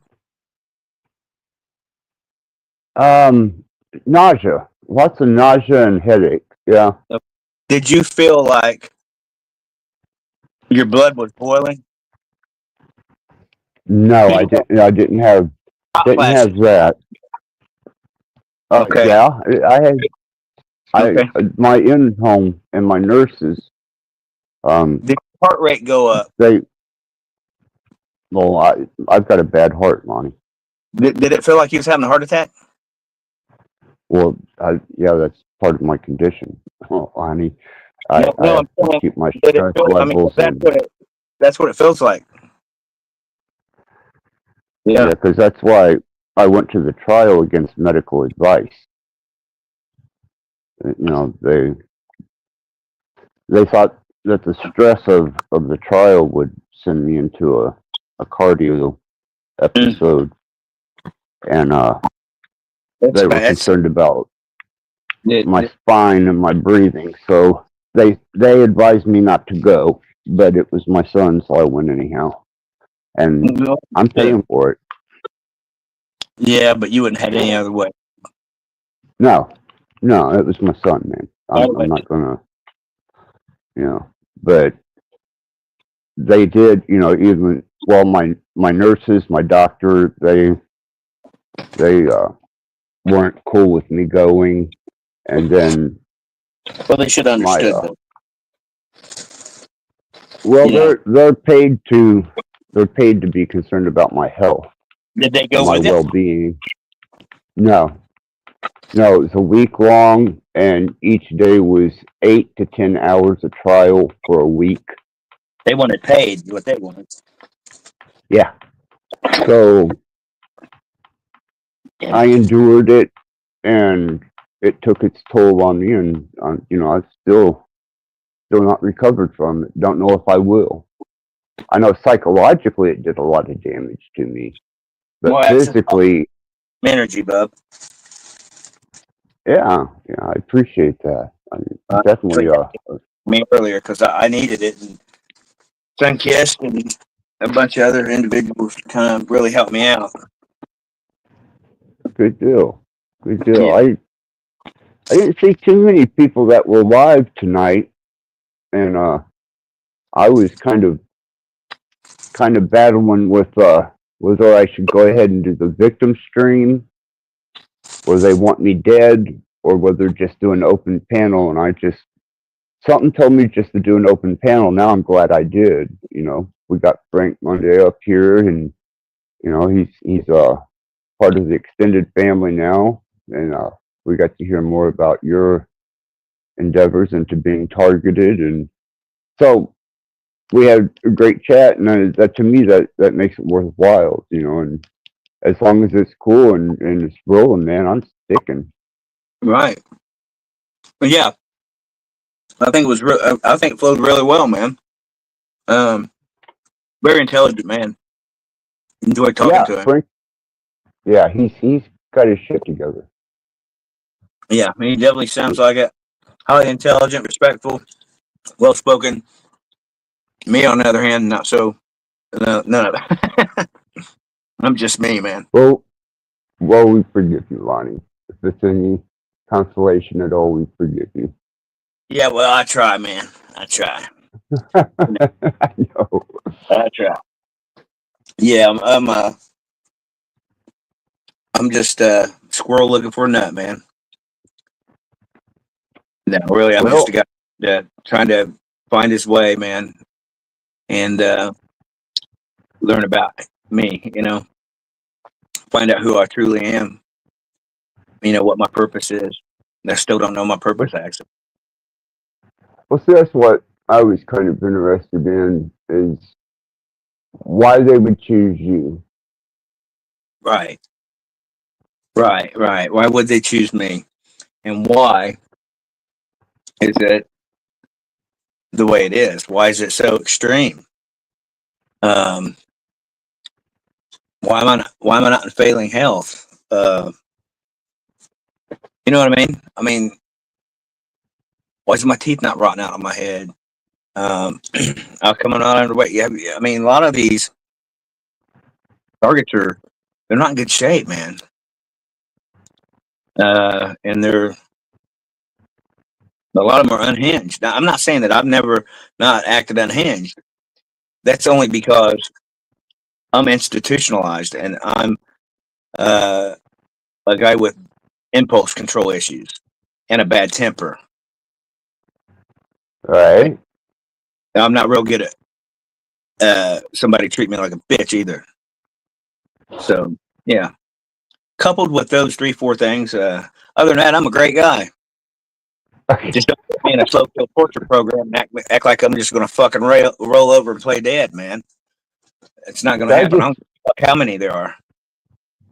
I've contemplated your situation a few times when I've seen you on panels, and I try and observe the idiosyncratic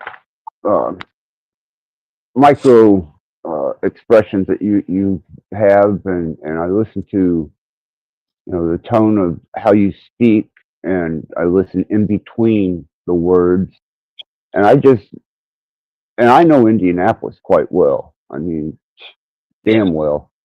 It just seems excessive, Lonnie. It really seems like, and I don't understand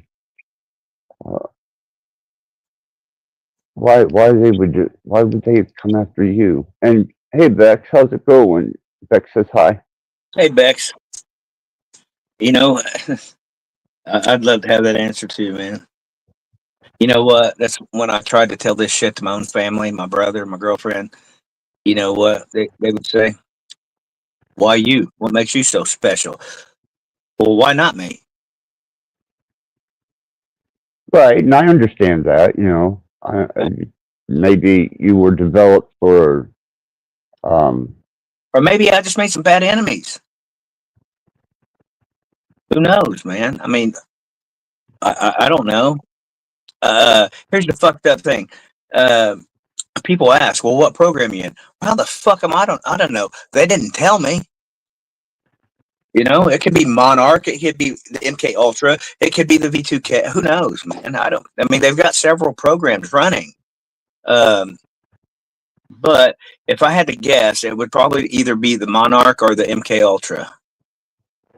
As of right now, it's not the V2K, and I say it's not the V2K because I don't have the voice to skull technology happening to me.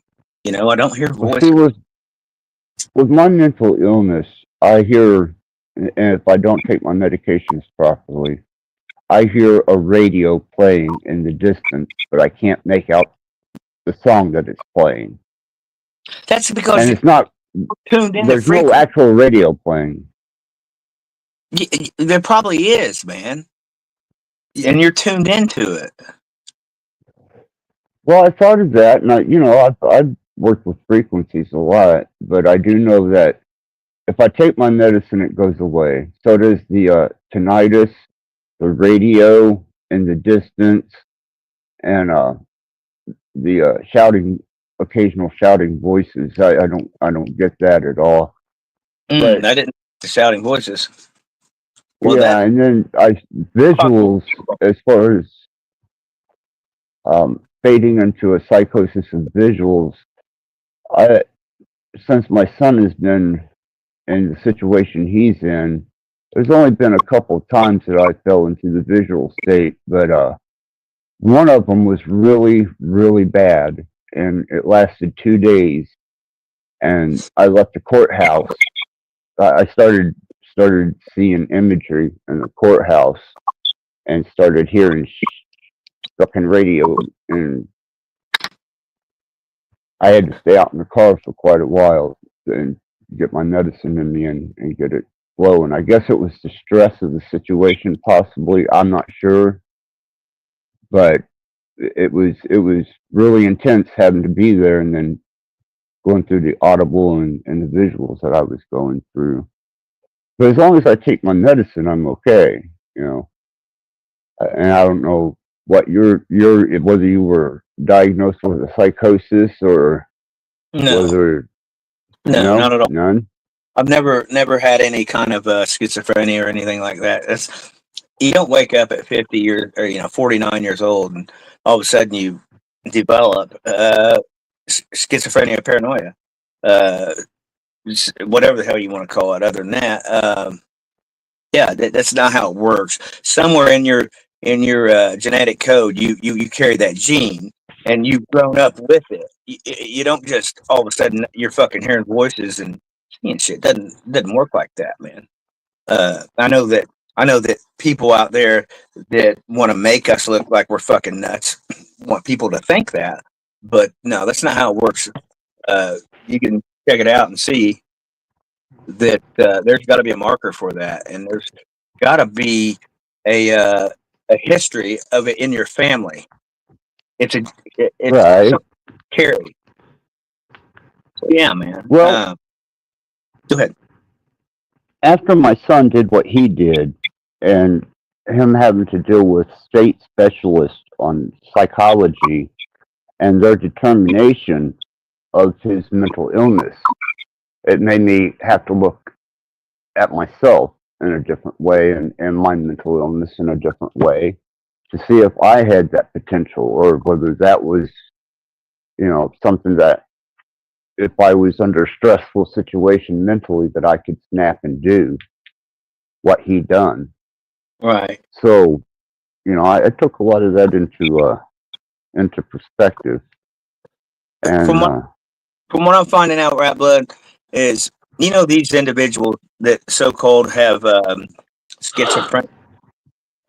What they've done is tuned out of reality, man. I mean, that's what's happened. Okay, they're operating in a different system.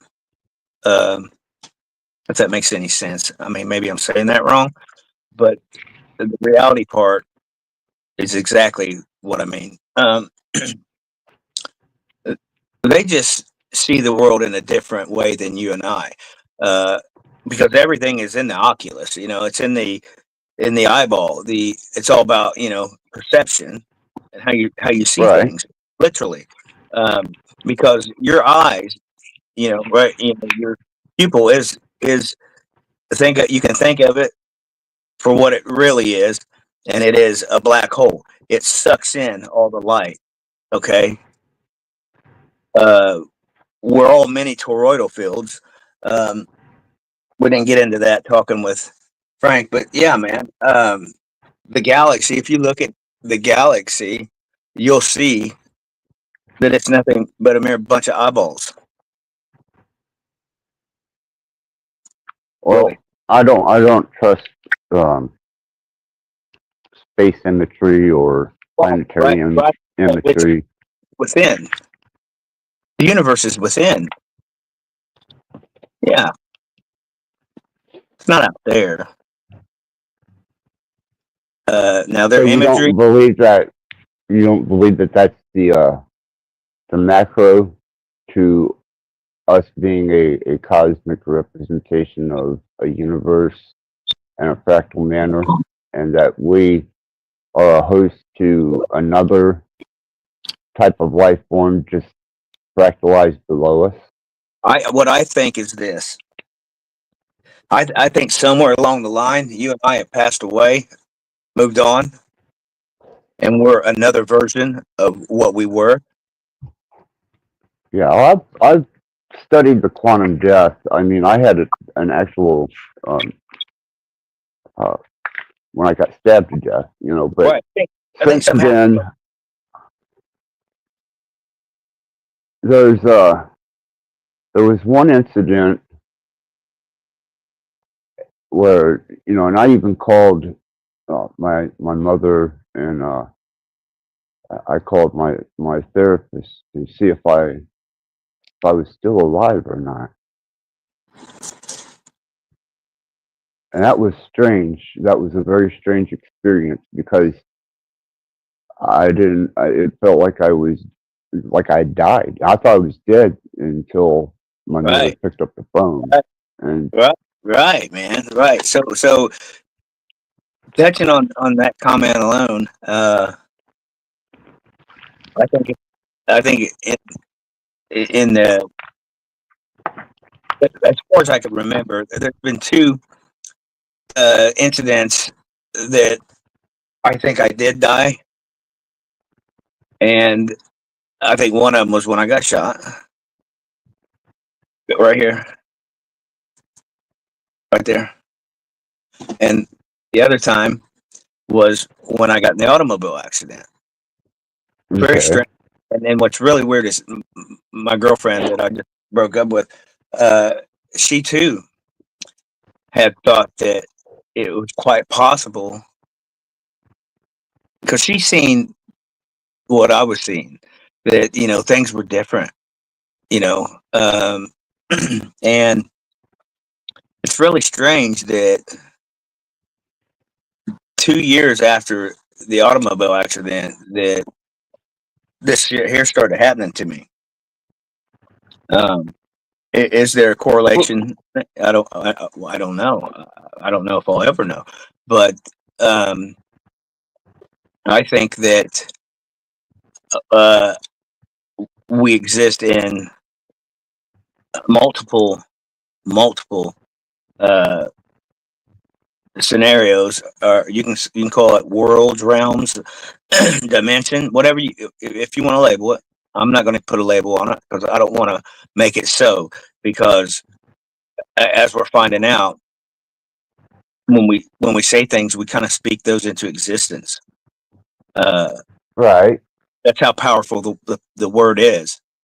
So I'm not going to do that. But it's something to definitely think about. And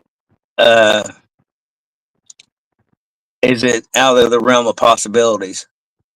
I don't think so. Well, let me ask you, what do you think happened in 2012?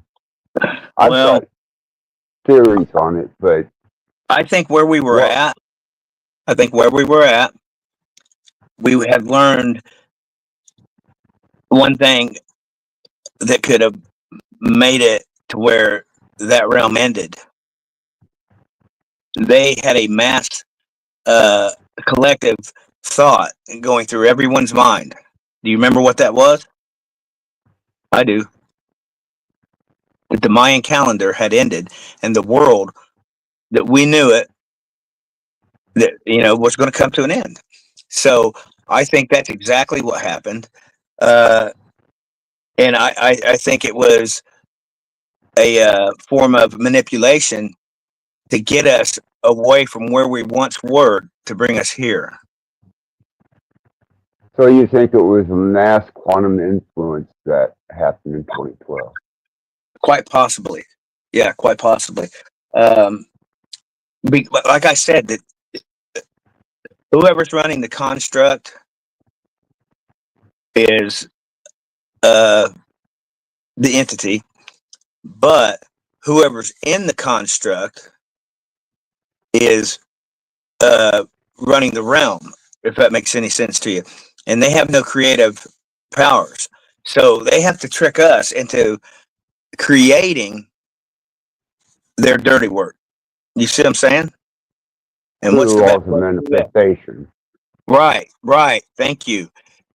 To make us all believe the same thing. So influence the receptive nodes so that they transmit the quantum state that they want. Right, because everything is mental. It's a thought form before it's manifested into the physical creation. Yeah. Right. Yeah, man. It's so I think they just did that with Trump, man. Yeah. I think they just did with Trump. I'm not sure what you're trying to. What about? How he got that election, because one minute they were neck and neck, and even the states that Kamala Harris had won had turned red. Yeah, it was the craziest shit I'd ever seen, man. I was like, what the hell? But yeah, I mean, I could be wrong. But as far as the collective manifestation, I think it's quite possible, man, that that's what happened in 2012. Yeah. Right. And I think instantaneously, if we die, which we know we don't die. You know what I'm saying? If we cease to have a physical presence in another reality, that we instantaneously just jump because we travel with the speed of thought. Okay, so think about it for a minute.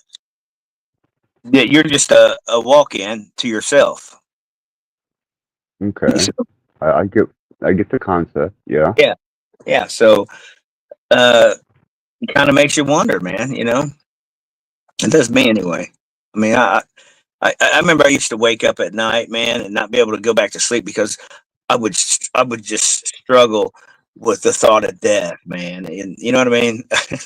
Where I would become like manic and phobic about, you know, almost to the point to where I didn't want to go outside because I was afraid I was going to get hit by a car and die. You know, but yeah.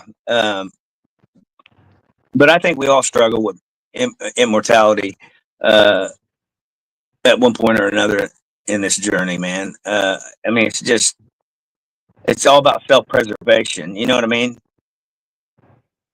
I've had to recently come to terms with uh, Yeah, but you facing like comfort, man. facing death. No, dude, you're so well informed now that you have no worries, brother.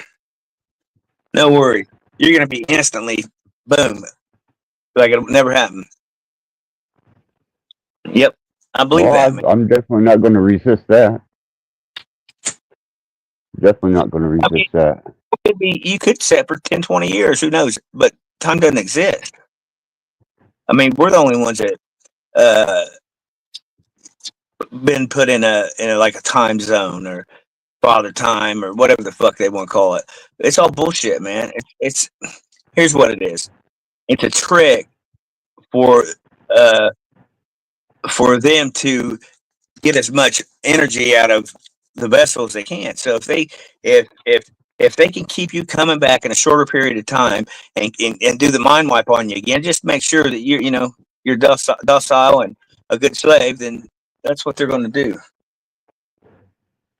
Well, you know that I'm learning the discipline of disassociation at this point, just to have an easier transition. What are you looking at here? I mean, honestly, what are we? I know you got some chronic issues going on, but I mean, is it dire? Is it more dire than what I'm understanding, or It just is what it is, Lonnie. I'm just something that just going to continue to yeah, I understand. push me in. But anyhow, I started disassociating and contemplating the concept of death, and what I would like to see after I die. Something that I feel would be, just because of my character, my demeanor, and who and what I am, it would be beneficial to the universe just to disperse me into the quantum field as potential energy for some other type of, I don't know, manifestation. I don't feel that I would want to comfortably go on if I had to carry any of the residuals of this particular life. I had a great life, had a lot of fun, and rode this body like a beast. But there's nothing in this plane of existence outside of just the joy that I had at times, and then the misery of suffering. But those aren't potentials that I think are universally profound enough that if I carried them with me, they were going to make some type of great change in the afterlife, or whatever state we become once we leave our mortal coil. I get what you're saying. So, your disassociation, does it involve the disassociation with the physical world, letting go of all attachments? Is that what we're referring to? Yeah. Yeah, Okay. but with common sense, Yeah. not just haphazardly disassociating like the one girl who burnt the pictures of her children to disassociate. I know what you're saying. Yeah, I see. I know what you're talking about. Yeah, you're taking a little different approach than some extreme measures that some others have made a mistake and done in the past. Now, I Right. think they had admitted that they might had went about it the wrong way, from what I'm understanding. I could be wrong, but that's not the way to do it, people. But yeah, And let's do the proper. I mean, that's a shout out to We Are Awake News and TV. yep, It's Ian's channel, and the topic discussed there generally is then soul trap, after death experiences, and disassociation. And he does video reviews of various other channels, and he is informative in his own right. So shout out to Ian at We Are Awake. yeah. Shout out to Ian, man. Much love, Ian. I think he might be on live now. I'm not sure. That's what I was actually going to look at real quick. I was going to say, if so, maybe we might want to wrap it up and go over and support his channel. Oh, yeah, absolutely. I always support Ian, and he's been what I consider to be a friend for quite some time as far as the metaverse goes. But we contacted each other in real life, so we had lots of interactions and conversations. Yeah, me too. Yeah, I don't think he's not live. Okay. Let's Neomag. I've been to Purgatory and had the entities speak to me. People experience it all over. What's your take on that? What's that again? Neomag Customs. I've been to Purgatory and had the entity speak to me. People experience it all over. Lots of testimony to it. And I happen to know Neomag. He's a really good dude, man. Really good dude. You just said it, brother. I think he might had went to what he might have been told is purgatory, and I think he had just that, a talk with an entity, and I think I know who the entity is. Because Enlighten us. He's back here, isn't he? Yeah, he seems to be alive. Yeah. Right. Thank you. And my point is exactly that.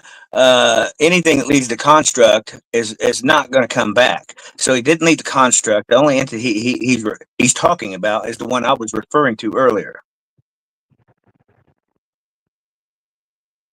Okay. That's my take on it. It's not an attack on this man. I don't know the gentleman. You seem to be fond of him, and yeah. He very well is being genuine and authentic about his experience because it was all very real to him. Just as me thinking the Mexican mafia was going to murder me. Okay, you see what I'm saying? This fake world, that's what we're talking about here, and so kind of like an AA meeting for an alcoholic. Okay, keep coming back. That's what they want. Okay, you are very, very vital to this construct. There's not as many of us here as they've led us to believe. I mean, there's just not. What do you mean by that? What? Explain. Well, there's not many of us here that are generating the power that this place needs. So they're not going to let you go. Okay, the only way you're going to go is if you force the hand. That the fact of the matter is this: we don't know if we're in a prison realm.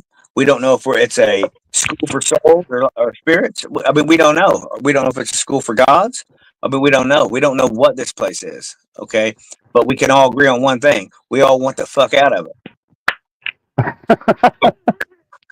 You know, I mean, we can all agree on that. So, whatever the case may be, whether it's flat or round or in a crater or a rising or whatever, okay. If it serves you to know all that, hey, more power to you, and treat it like an AA meeting, since that's where your tunnel vision's at. But I'm on a whole nother journey, and mine is the exit game. Yeah. See, I can relate to the hell realm thing just for the nature of the fact that it seems everything that the creator God is in just a complete dispute with, such as the devil, fallen angels, Nephilim, humans. You know, we'll all find ourselves cast to earth. And even, you know, whenever you look at a Book of Enoch all the way to, you know, what you consider the Protestant Christian canon, you know, it seems that this is a place where God puts his abominations. Well, I'm going to disagree with that, only because I'm going to say this, that I think that once you put a label on something, then it ends up being exactly that. If this is a hell realm to you, then a hell realm it shall be. Right. Yeah, and I just don't. I don't label it as that. All I label it as is a place of that's undesirable to me. Okay, and that's what I'm going to say it is, because I don't desire to be here. I don't enjoy being here, and the sooner I can get out, the happier I'll feel. Does that make me All right.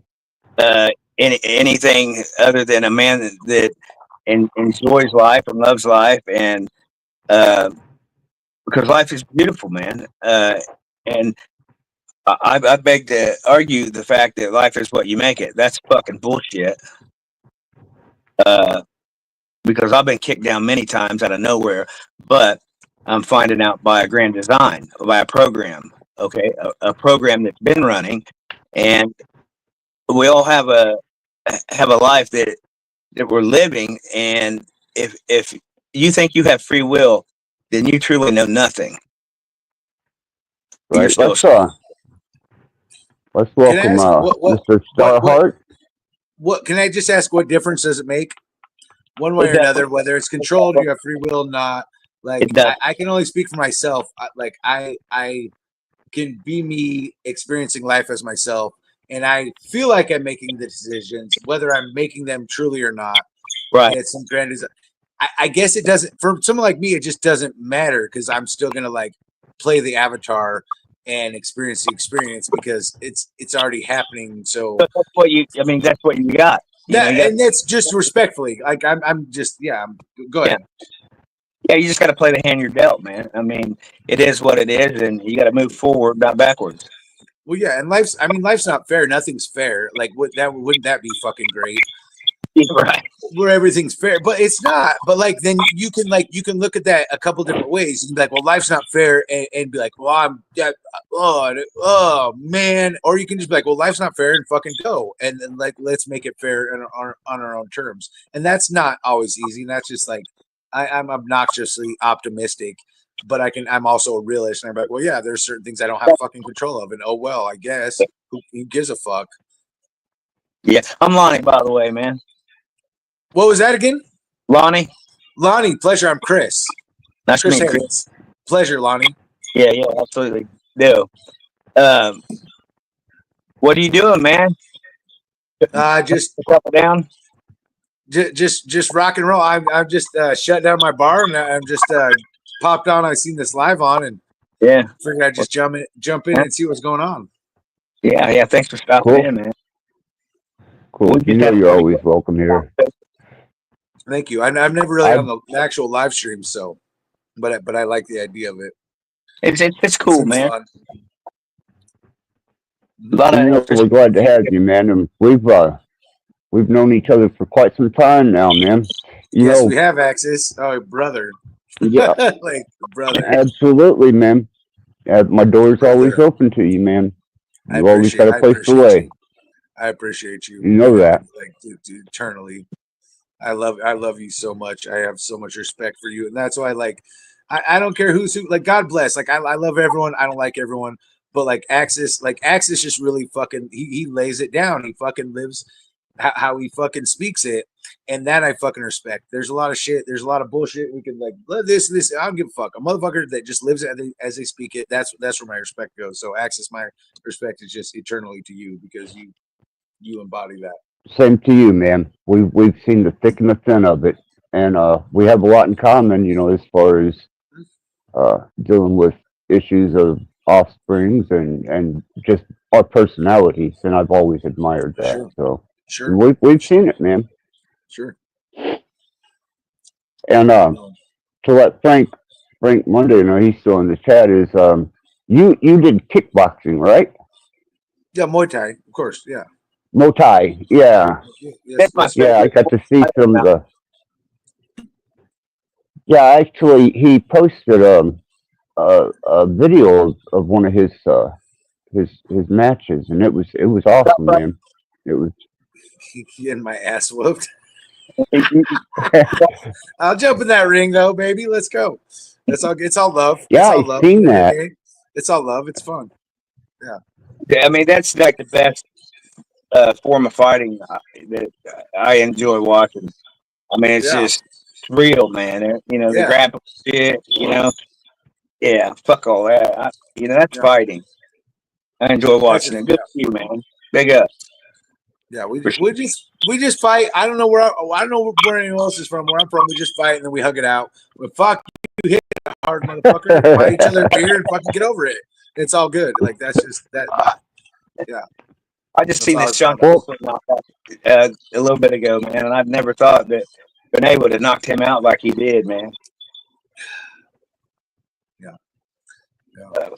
That was kind of sobering. Okay, yeah, I got a question. So I kind of jumped in late. I don't know exactly what was going on. Like there always seems to be a talk of like so many motherfuckers, God bless them all, be talking about like the afterlife and what happens next and who's in control and who's doing this. And that's why I come in asking the question like, what difference does it make on some of this shit? Like there's certain stuff that like it matters, like your life matters, like your experience matters because you're experiencing it. So like how you feel, what you're around, like that fucking matters to people, and that there's no reason why that's a problem. Like your life should matter to you. And I get that some people look at life very much differently, and they're like, well, I think this, and it's depressing, and I want to be out, and that's fine. And other people, I love it here, like. But you got to I'm not even materialistic, but like I like to wake up. I want to wake up and be like excited to like face the day, but that's not the reality all the time. But anyways, go ahead. So let me ask you: have you thought of your own on not to say that it matters, but I'm just trying to find out where you're at mentally as Sure, far as yeah. Good. Yeah. conversation. So first, I'll tell you what I think. Okay, and I think that where we're at is I mean, yeah, it's good to know where we're at. Okay, well, this is what I do know. I know what that in Access knows how I feel too, but I believe we're on that perfect balance of positive and negative. Okay, Mm-hmm. like you take the two magnets, you put them together, and you get that. Okay, that's that plane of inertia. Sure. That's us. Okay, the perfect balance. Now, that is the I want to call it the birth of our physical existence, the main toroidal field. Okay. Oh, So okay. so now we're on that plane. Sure. So whether it's a crater or anything other than that, it doesn't matter. We know we're not on a spinning ball. and that's why we don't feel it. Okay. Uh, now I just want to know your thoughts on where you thought we were at. Well, some kind of realm. I don't really know. So I only know my geographical locations of where I've traveled. I do know there are people smarter than me that know math better than me, know physics better than me, that have performed tests and have done actual science. Science gets weird because it also gets involved with money, and people get fucking real fucking woo woo with that. They're like, well, it's science, bro. It's like, well, you're getting really woo woo with how you're speaking about it. But like where we're at, I don't fucking know. And I'll be really honest. And I've seen lots of good arguments on lots of different sides. And so what the only thing I know is I don't fucking know. And then I'm okay with that. That's like I have to be okay with that because. But we built on a flat model though, which kind of tells everything right there. You know what I mean? A flat Well, let model? me ask you. Go ahead. Let me ask you a question here. Is how big is a computer program? Whenever you put a program into your laptop or your tower, how big is that information? Well, I mean, what we're talking what terabytes? No. I'm talking actual quantized size. How much breadth and width does that take up? Well, not a lot at all. Where are we going? Well, get on it, Axel. What's up? Well, the reason I ask that is because the concept behind that program is almost infinite. Yeah. But the scope and size of it is what? Almost non-existent, and it's in its nature of fractal, being a part of the fractal. The energy that it is minute, but the potential is infinite.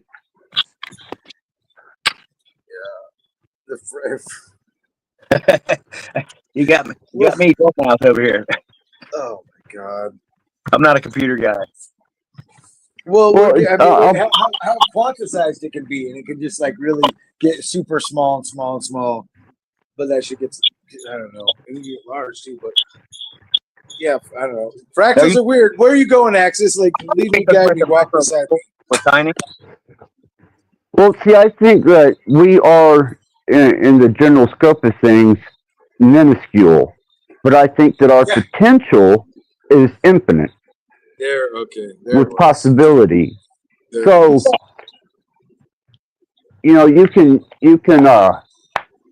generalize the size of what we are in the physical form compared to where we're at on the fractal universe. But what we actually appear to be is a minuscule bit of information that has infinite possibility. Yeah, it's just a little bit, a little bite of potential. Oh. And I only base that on the fact that there's so much knowledge that can be obtained on this particular plane of existence, to the point where you can exceed what would seem to be your physical presence and your given energy, your given state of energy, because you can keep learning infinitely. And the only thing that's going to give out is the body. Knowledge fractals out. So the more, once you start learning something, like you figure something out, then you get like more. It just gets like, yeah, it fractals out. That I agree with. Knowledge, like there's more questions every time you answer a question. It creates a fucking loop of more questions on top of the one question. And DeFreak says, because there is an actual machine language, we think we know, but we don't fully understand what all is going on. And he kind of lyrics that. I look at the information that I put in my computer from the time that I went from an old 8088 to what I have now.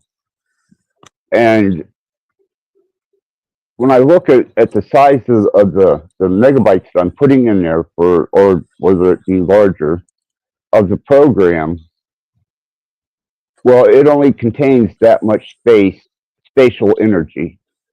And some of that's even going to bleed off into entropy and eventually completely. But the potential for that program is only stopped by its parameters.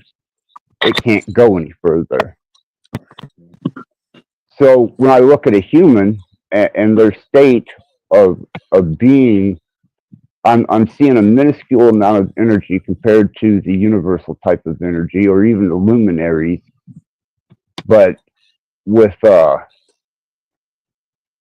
with a potential of being any type of derivative that is capable of being obtained within this construct, and this construct to me being mathematically based.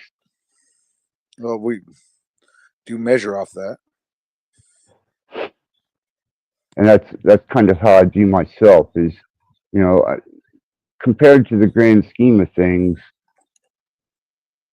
I'm only as relevant as the information that I've compiled.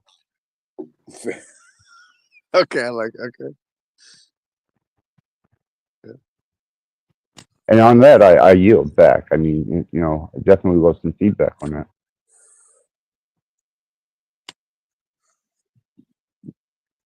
Brother, it's you. Yeah, I've got nothing. I love how got Axis with what he was saying, because we've had this conversation just in a different wording. It was kind of dumbed down a little bit. So yeah, I agree that that things do become fractal, and I mean, we're talking about the micro to the macro, or the macro to the micro. I mean, right? Yes. Yep. So Yeah. I mean, I get what he's saying. about it. Yeah, and there's a lot to it, man. So much so that I can't even expand on it. I mean, because it takes so much thought into it, man. It could be days. You know what I mean? All right. Well, yeah. Then I'm gonna switch gears, because when you say to that, like, I don't know, maybe it's a computer program, and then we're little bits of information, and then fuck it. Again, like, what difference does it make? Because, like, I just know, like, I'm living my experience, and I'm here just like everyone else is here, and I know that they're living their experience not the same as me, but I really, unless everyone else is an NPC, if we want to get like really weird like that, like, I actually believe that everyone else I encounter, they're experiencing life as I am in the same general senses, but those are different. Like, they're gonna have a different perspective, and they're gonna have a different like there is big differences there, but like, I don't feel so cut off from people where I'm like, yeah, like, so whether this is bits and bytes, but I do feel completely cut off. Okay. So you're more the experience then. That's you're more the moment, in the moment experience, being more relative than the possibility. What does it matter is the equation of, I accept the is, I live in the moment, and I try to do the best and receive the best as far as a positive state of being. Am I a little off or not on it? What I mean, you could do a lot of things. You can kind of accept and surrender. You don't have to surrender, but you can, like, I don't know. I just feel like there's certain things I accept personally that I'm like, this is what it is, and I have so much control, but not. I can't push it beyond the fucking construct and everything. Okay, so I don't. Because I'm learning from this. Because I kind of, you know, I watch your videos, man, and I see you interacting emotionally, and I'm like, I can relate. You know, I can understand that in the moment state that you achieve and you express. Yeah. And yeah, that's extremely powerful in the moment expression. Yeah. and I know that you understand potentials because I've Yes. seen how you Yes. developed yourself. So I look at people as their optimal potential, and that's what like maybe fucks me up in the real world. Go on. So with that would be I mean, instead of the manifestation of the next moment, you're kind of almost allowing the next moment to manifest from your environmental surroundings instead of influencing them and having some type of precognizant idea of what you want coming at you, such as manifestation or visualization. Well, I have an idea and I have visualizations. I just, yeah, that gets mixed up because I get very much in the moment. Like I'm very like, Okay.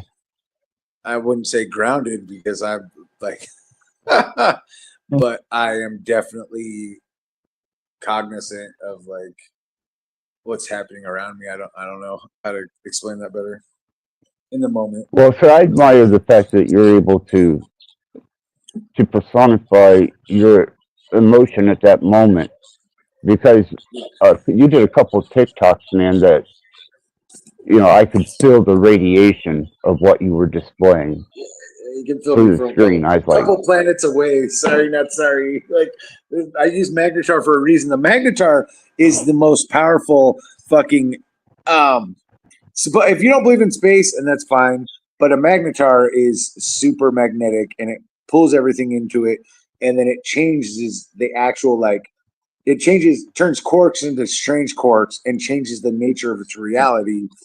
And then when it has a starquake, you can feel that. That's what they think that the FRBs are. That you can feel that from across the cosmos, and it fucking. So when you see like radioactive or things like that, like hi. Anyways, What's an FRB? it's a fast radio burst. So it's just when they highlight when you get these, they're observing that the galaxies. They see these like blips. They're like fucking boom, and the idea is that potentially they're like starquakes, which is just like it's a neutron star, but it's a super condensed neutron star. It's become so condensed, it's like the size of like a city, like 35 miles circumference of like metal, like magnetic fucking metal, and it pulls things in, and every once in a while it's like grinding because it's just like it was a star that's condensed from like our stars, like it could take like 1 million Earths, okay, and it's condensed to like a city size, and so it moves across its own surface, and then sometimes it like fractures and fucking releases fucking pressure, and it fucking has a starquake, and a starquake you can feel like beyond like the whole galaxy. Like if you're too close with it, it'll just wipe your shit out. So But that's what they. Go ahead. Well, I was just going to say that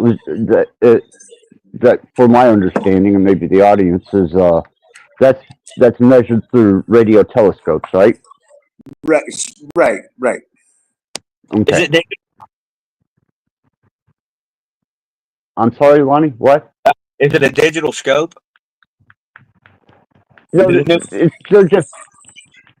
Or is it just a it's kind of what SETI uses when they took over the radio telescopes. Yeah, and they have different telescopes for different radio bands that they measure. Kind of learn Different things. Well, Supposedly, it's fine if you think it's like NASA is fake, because I've seen weird shit with the astronauts and all that too. So I'm very skeptical of everything. I'm skeptical of everything in my reality, but like I also use a cell phone. I've flown on airplanes, like, so I believe people when they're like, this is like fucking like this is real physics and real shit, because I've experienced it. I've been on an airplane, been in the sky. So people are like, well, it's flat Earth, it's all fake, it's this and that. I'm like, I'm not dismissing them either, but I also like I have to go with the science of like what I experience in everyday technology, that like they're doing the math.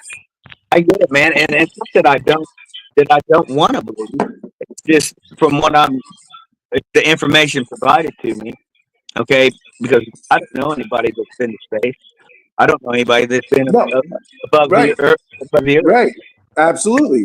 So it's fair to be skeptical. Be skeptical. That's fair. Yeah. But I was going to ask you, because we're finding out that it's quite possible that the moon is a projection. I mean, I don't know. I don't know where that projector's at. It's Well, probably Lonnie, we're a hologram. We're definitely a hologram. We're definitely a projection. right. Exactly. 3D reality is it's a 3D reality projection. There's multiple dimensions. I've Let me seen ask, them. is it possible that outside of this firmament that there's a level to where there is what you're seeing, but then there's another firmament? Yeah. Okay, that's all. We could do that we could do that right now with like 2D dimensional objects. Like you can take a 2D object, like I'll just take my hand, say there's like it's 2D and it has a one plane of sight and it has like a vision, like it has like it can like see like a headlight, but across just one plane. Okay. Right. So then if you get something that's like multicolored, so it's like it has one plane of vision, it's seeing forward. There's the beard. But there's different colors. It'll only see one line at a time. It'll see one line. Okay, so you could be 2-dimensional and you'd see a 3-dimensional being, and you'd see it move in and out of your reality, your perspective, and you would just see like one color of their shirt. And then as they moved up and down, if there's more colors, it would change colors. So you would be having like a psychedelic experience. You'd be like, oh my God, my reality in front of me, like my vision is just like changing colors and flashing weird and sparkling. Reminds me of those soldiers and them that had those goggles on. Remember that? I don't know about that. oh, you talking about the red spectrum goggles that they were seeing entities and Yeah, that I've heard about. Yeah, that's what I'm yeah, talking about. So is that kind of like what you were saying?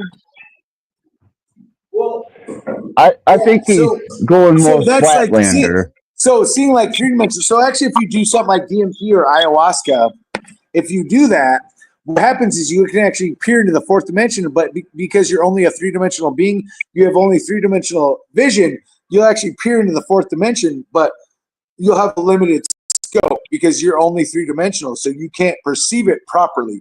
So that's why you have the Bible, you have like angels that have rotating eyes, and they're like rotating, and they have all these wings, and these rotating beings, they're like fractalizing actually, and they're like seem like they're moving in this certain direction.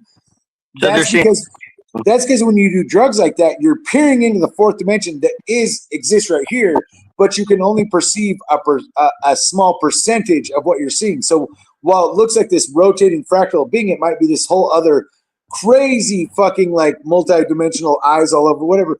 But you can just see a part of it, and that's why it seems to appear to move as it does, because it's our limited scope, and that's like that's an actual fact. Like fact check me on that, but no, I promise. Yeah, that's what I learned from my research. No, I take your word for it, man. I mean, no, that's real. So when you take something like DMT or ayahuasca, you take psychedelics, you see the rotating fractals. That's why they're talking about Bibles, like rotating eyes. You see the fractals, the shit rotates. I did the ayahuasca. Yeah, but it rotates. It's moving. Like it's very interactive. It's very alive, and it's very like it's not. It's dynamic. It's not static. Yeah, no, I'd say as well. I remember doing that ayahuasca. It was something else, man. Didn't last long, but it was very trippy. Ayahuasca should last a while. I've never done ayahuasca. I've done a lot of DMT. I've got good buddies that like some nice DMT. A vape, look, and I had to sit down immediately. My brother and my wife had to sit me down. And I don't smoke pot or anything, so I'm really light.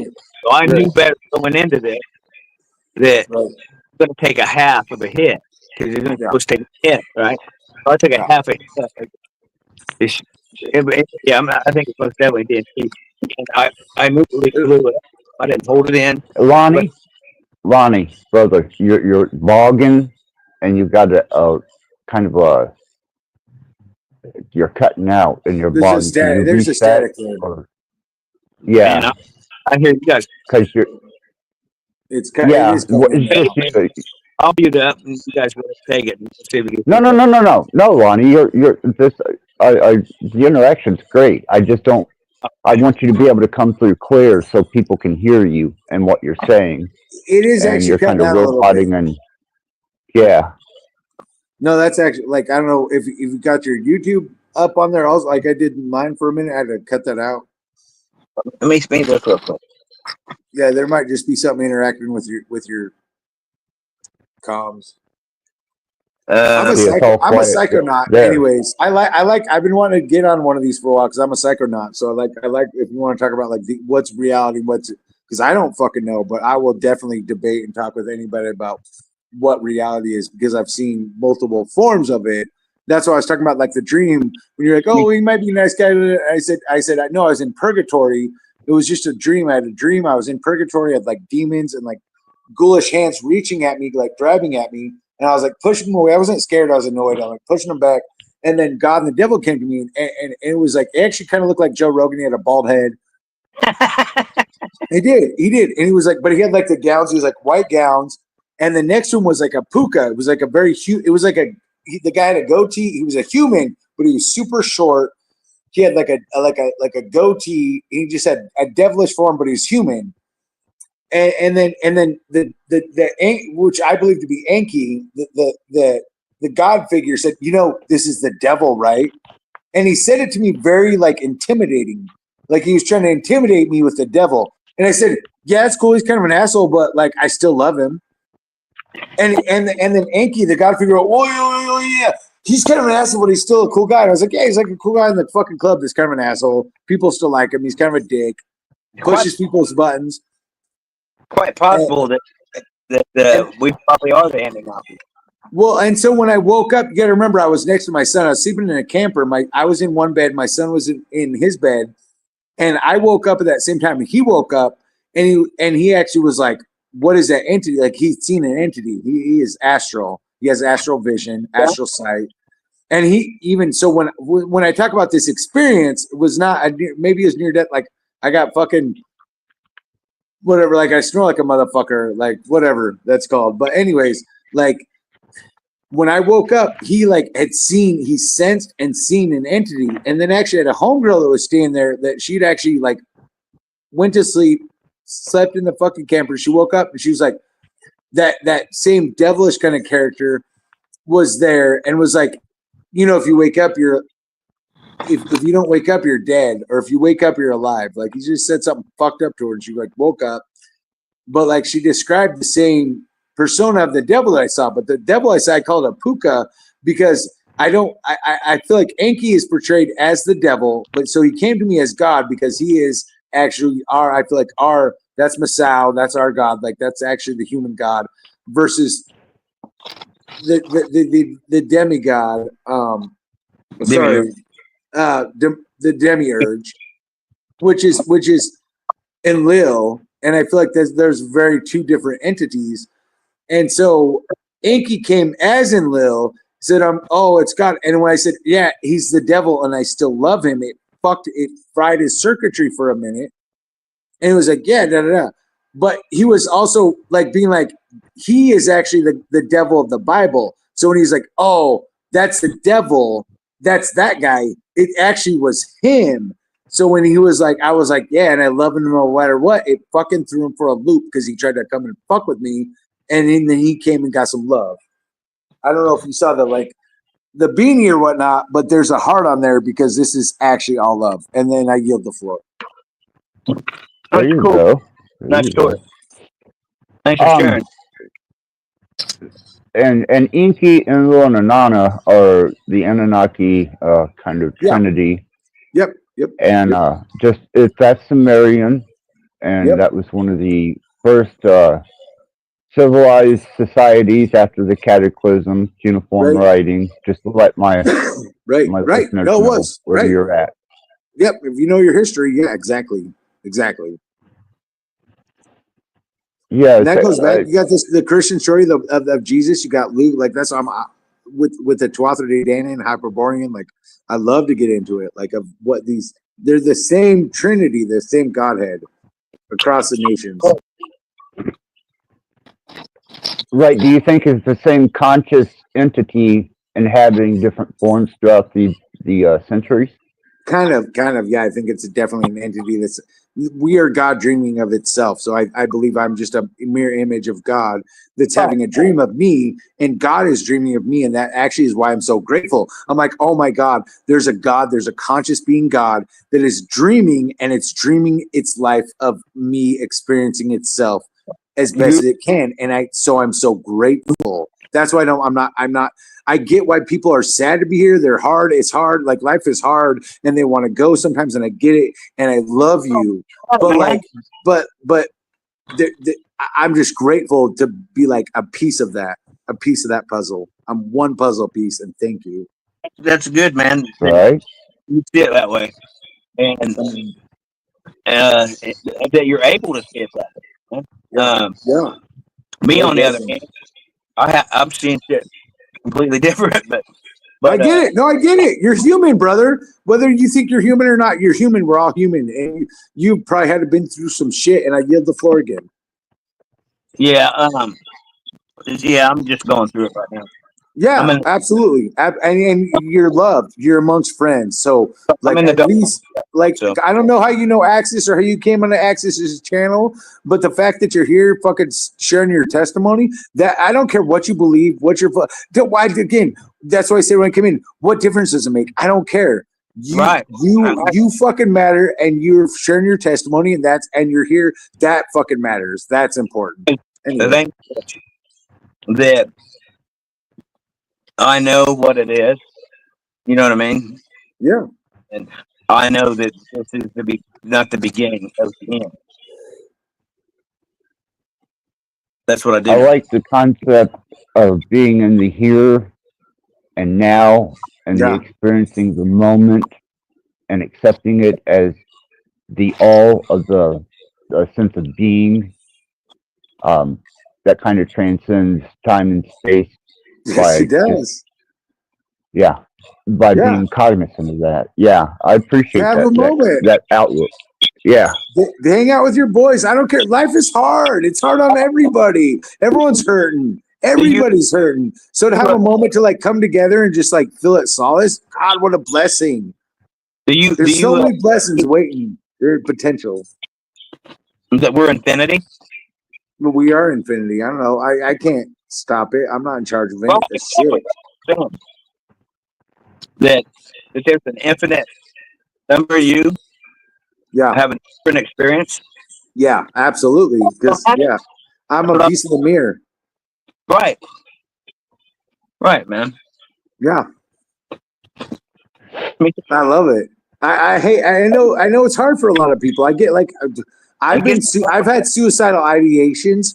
I've been there. Like I get it. I've had the rich end and the poor end, every fucking end. So I get it. I empathize with that. Telling him that, you know, that I struggled with it at one point in time.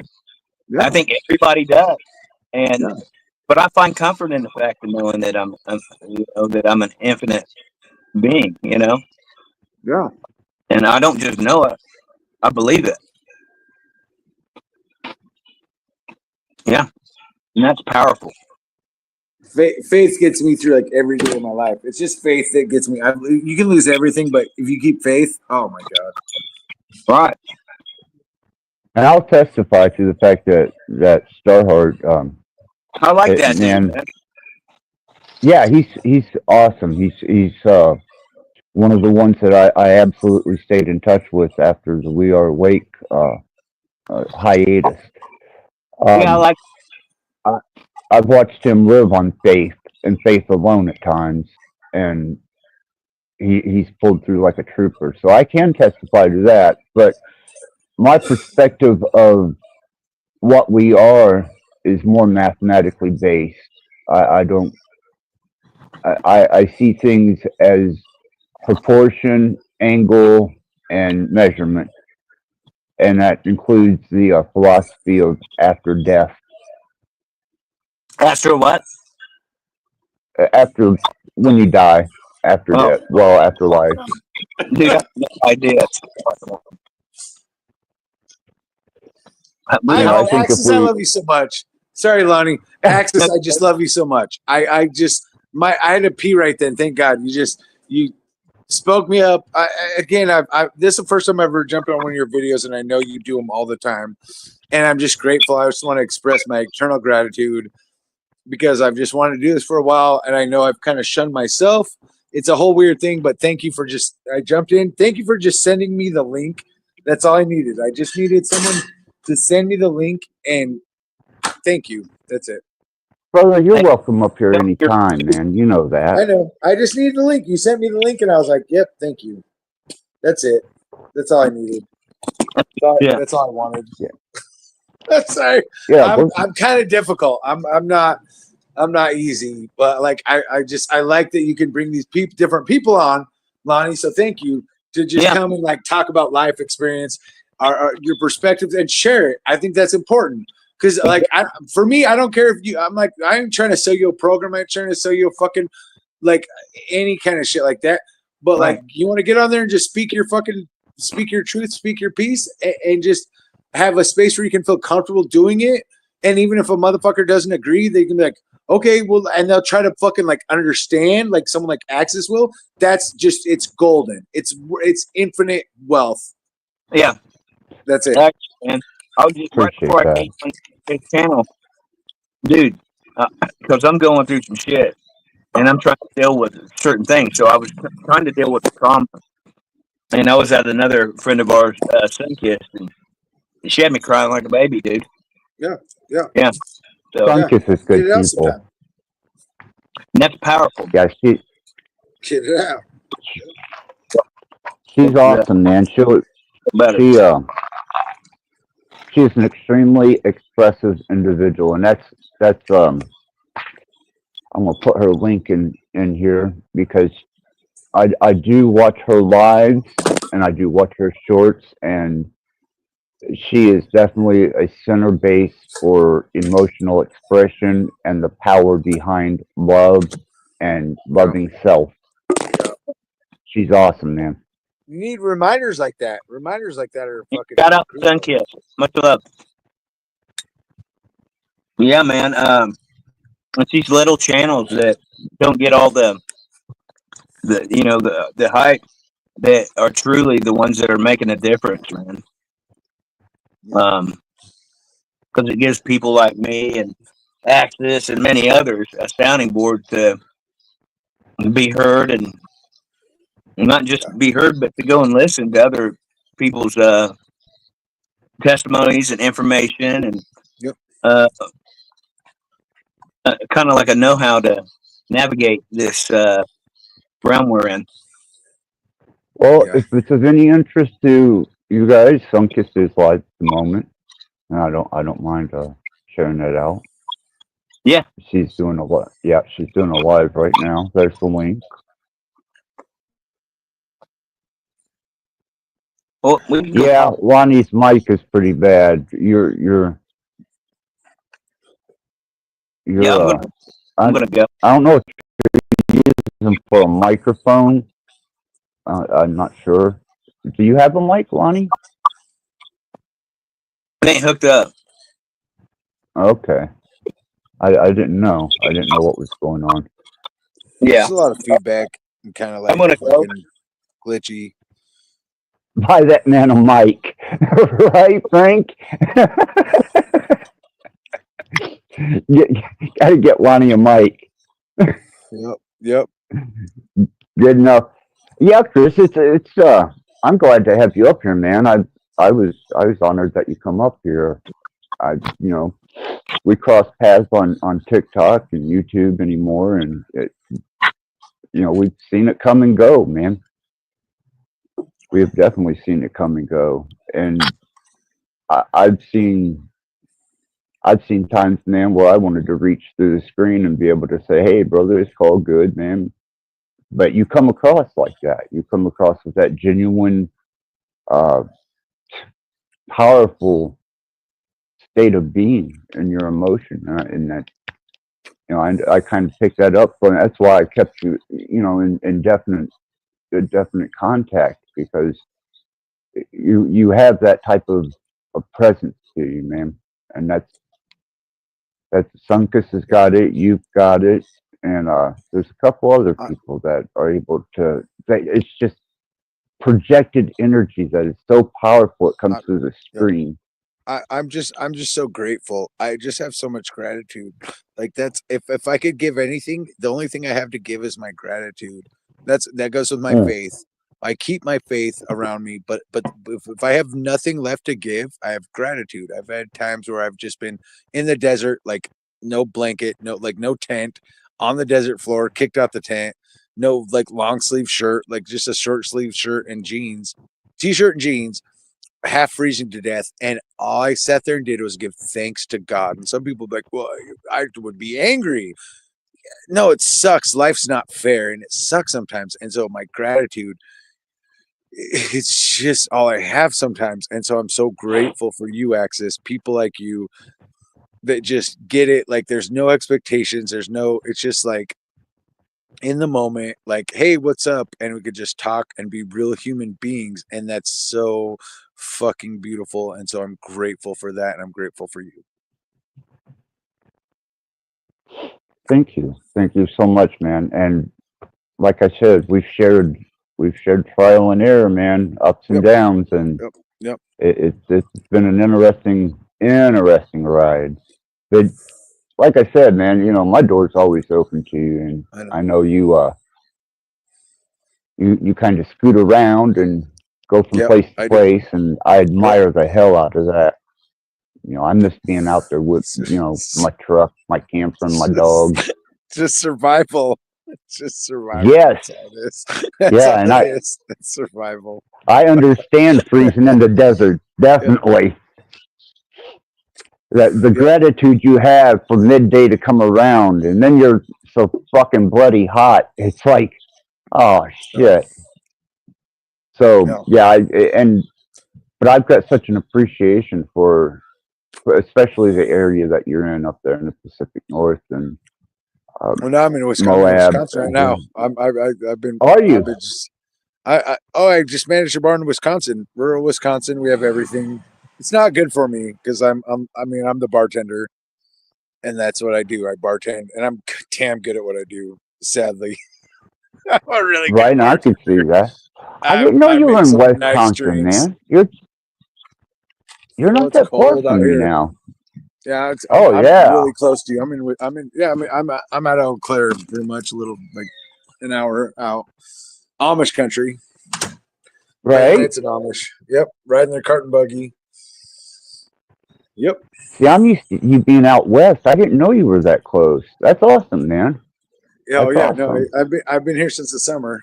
So, yep. So, if I can ask, man, how'd you land the position? Well, it's my second time being out here. I got kicked out of the house. I got kicked out onto the highway, like usual.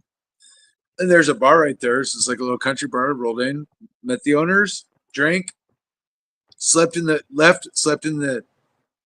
ditch,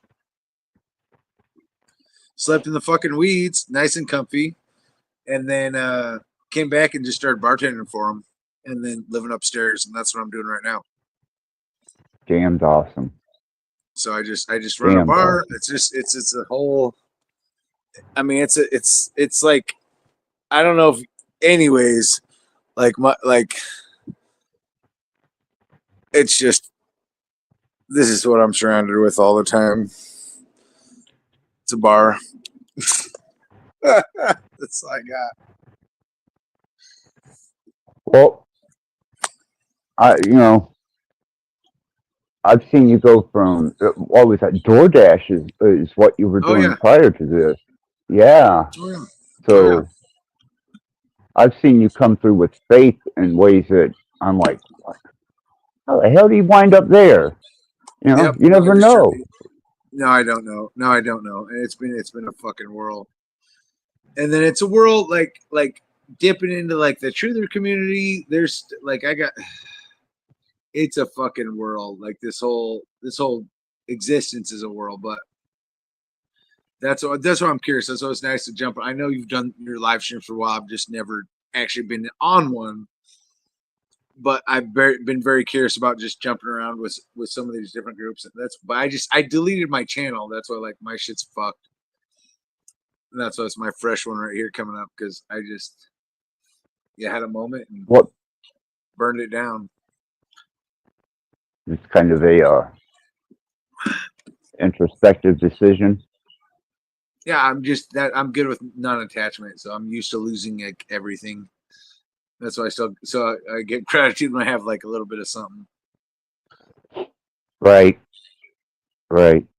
And just it seems like when you're riding on that wing in a prayer and you're depending on just faith alone, Yeah.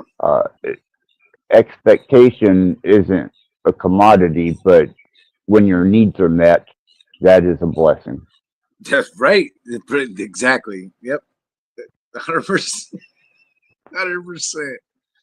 Because you can look at that shit like negatively and like dig deeper into it and like be like miserable, but look, why add misery on top of misery? Like life can be miserable already enough. Like why like add more on top of whatever's already fucking hard? Right, and I've seen you come through some things that I don't even know how to explain the level of faith that you've shown and displayed and persevered through. And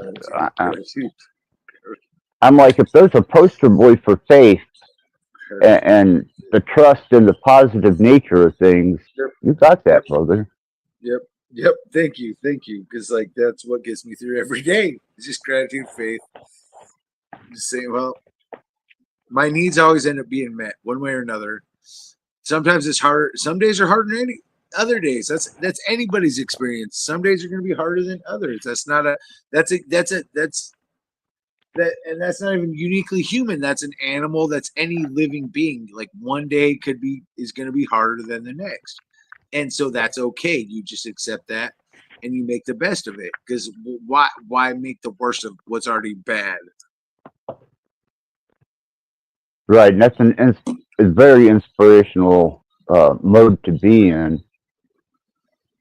I've kept up with you more on TikTok than I have here on YouTube, just because it seems that I don't know for you, but for me it seems because I'm getting 2,000-3,000 views on videos. Right. Right. On TikTok. Yeah, TikTok's a different. Yeah, it's a different space. Yeah, I got lots of thoughts on that, but go. Yeah. Okay, so I didn't know if you were experiencing the same thing over there on TikTok as what I was, because I was stupefied that when I hit 2,000 views on a video, I was like, wow, man, this is definitely not YouTube. Right.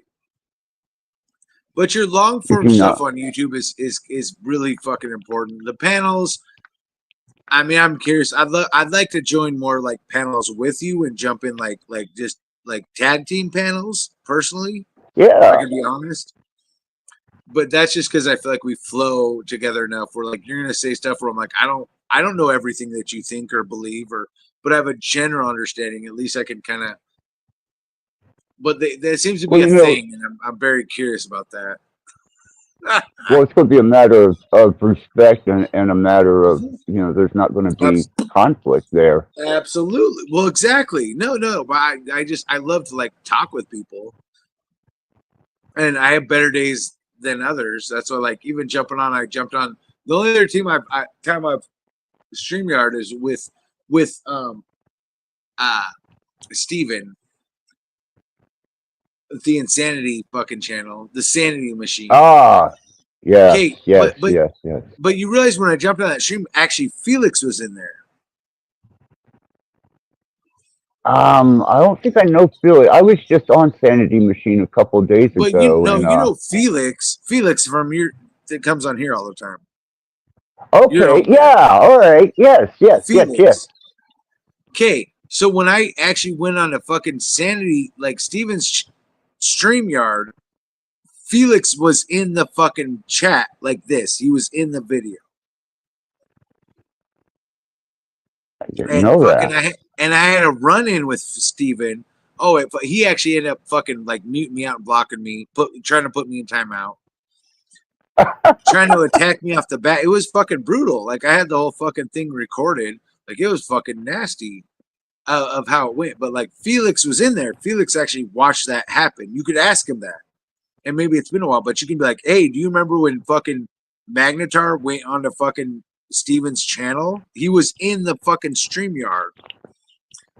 And so it was just kind of like weird for me, like coming even back in and like jumping in your channel. I'm like, oh, like, because I know like Felix was making the rounds of like, and I like how he fucking thinks. I love how he thinks.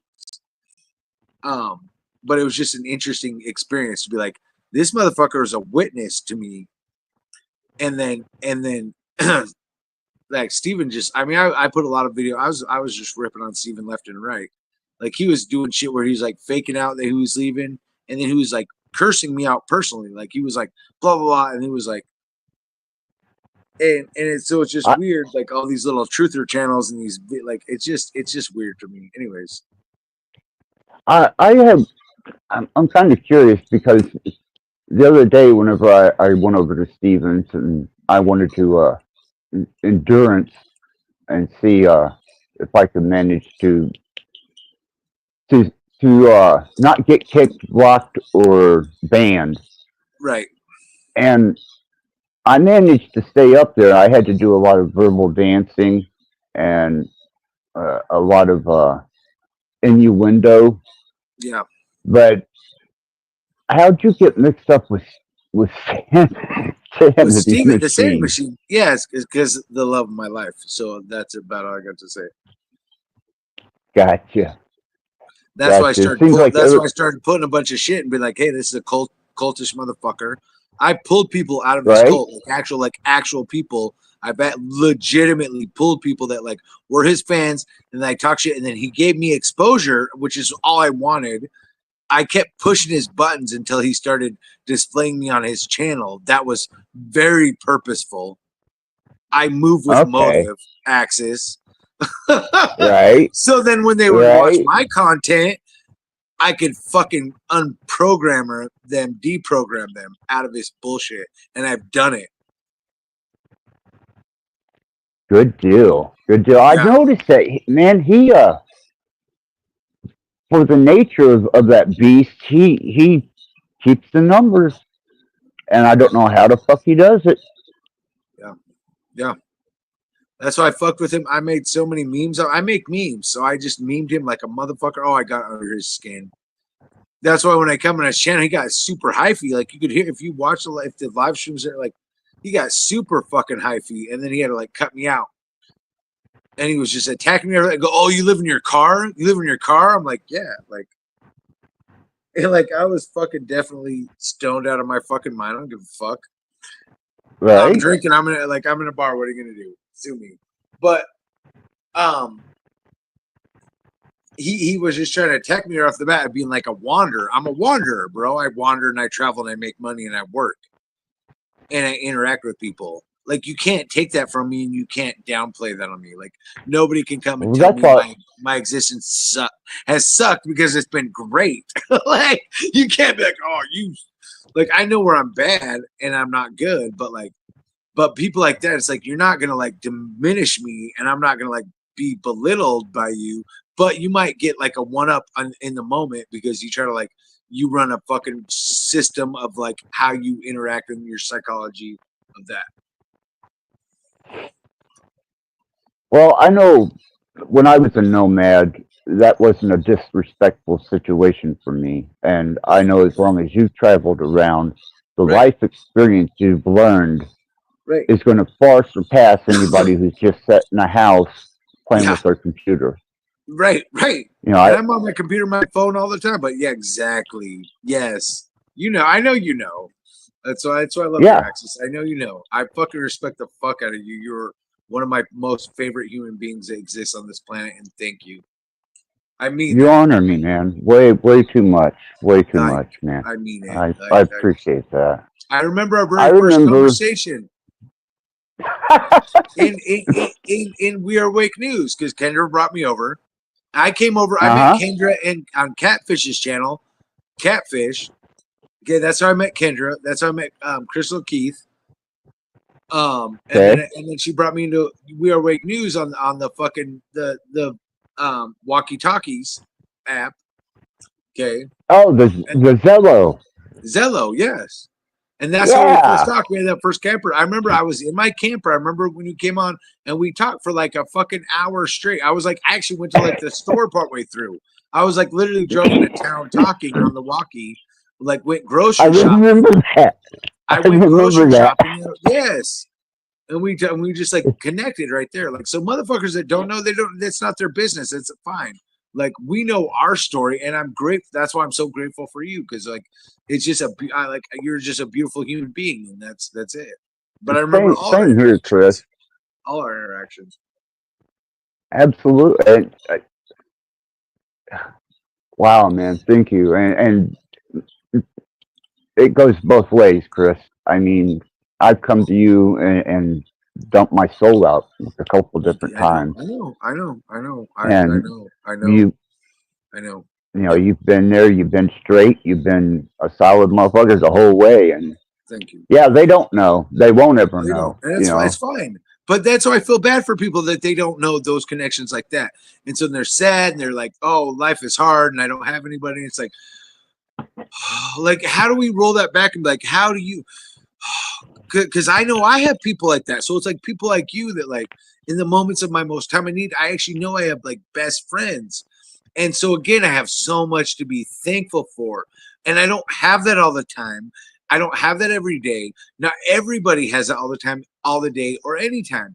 And people need that. They need somebody to lean on, to have a fucking homie, to have a friend. And of course, if you don't have that, you don't feel that. Of course, you don't have that family, you don't have that root. Like you're not rooted. You're gonna feel ungrounded, and you're gonna feel like out of whack in this area, and you're gonna fucking go. And that's very reasonable. But it doesn't have to be that way. That's what I'm trying to express. In my Yeah, opinion. even though it's the metaverse, there's still such a level of friendship that can be had from this, and Yeah. you can extend so much more possibilities than what people are actually utilizing, because this is my whole social life. Mhm. And to me, each of these individuals are recognized in my psyche and my persona and the character that they display. Yep. And I don't think that a lot of people realize how powerful a medium this is, and what can be developed from it as far as associations, friendships, and Yep. and more. And Yep. I'm glad that I was able to utilize it and at least develop a platform, because I give props to Ian, man. If it wasn't for Ian, Yep. then I wouldn't have this channel, because I wouldn't have boldly stepped forward that way. You want to have that He drive, that inspired push, me. that fuck. Yeah, exactly. No, for sure. That makes sense. And he kind of said, his trial and error I learned from, and Yep. that was a great bonus and benefit for me to be able to do what I do here. And so far, I've managed to maintain at least a good flow and information and a community type feeling. Yeah, no, And I've seen it. I can see it. Respectfully. and if I can maintain that, and people can, if they get anything from it, then it's all been worthwhile. I know. That's why you do it. That's why I've watched the panels a lot. It's the only time I've ever jumped on a panel or a live stream is literally with fucking Steven, the fucking Sanding Machine. And that was after a year of me fucking making memes and videos and dogging on him. And then jumping into his channel and then having him kick me out. Wow. Yeah, it's kind of. And then, good. I was just thinking, I did manage. I pulled it off. I managed to get on the sanity machine without conflict for over an hour, Good. and I'd left love with to hear that. yeah. And there was no conflict when I left, and It's good. I was like, shit, man. Even Snafu was in the chat, and he piped down. He made a couple of comments, and then that was the end of that. Yeah. And I was like, wow. Yeah. So I'm Yeah. maybe it was an off day for him. Maybe. Well, just so you can ask Felix. So ask him. Like, I'm just in your personal time. Ask Felix. Like, hey, do you remember when fucking Magnetar, when Mag fucking went on fucking Sandy Machine and he was in the panel straight up? He didn't say any. He just was just listening. That's what I loved about it. Right. He wasn't saying shit. He just listened the whole time. But he was actually fucking there 100%. And you could fucking quote me on that and ask him, and he would verify that. Anyways, and so it's just kind of a funny interaction. So that's why even me coming back and like watching your guys' channel, like it kind of fucked me up a little bit. It was like I was like, because I just didn't. I don't know. It's a weird thing. Anyways, so it's fun to jump on. No, Thanks for it's letting me just jump on today. Thank you. oh, absolutely, man, absolutely. And it's two different atmospheres. I mean, Yeah. He conducts himself kind of like a spider trapping people in a web, and yeah. So bless. I can imagine, without because there's no intent here. This is Right. blank piece of paper.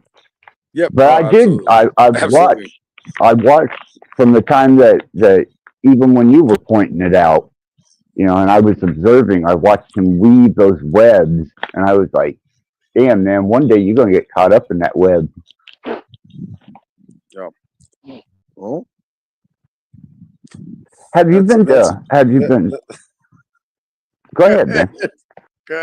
No, I was just gonna say, like, brother, like that's where I'm very open about who I am, what my thing is about, because it's the internet, and anyone can take anything, see anything, whatever, and to it's dismiss that. So I just keep it. I try to keep it 100%. I'm not perfect. I'm a human being, perfectly imperfect. But I don't ever want anyone to be confused and try to take anything out of context because they're just going to get what they get, right? 100%. And that's what I prefer. It's just people that they're really going to get what they get, and it's just like no expectations, and that is what it is.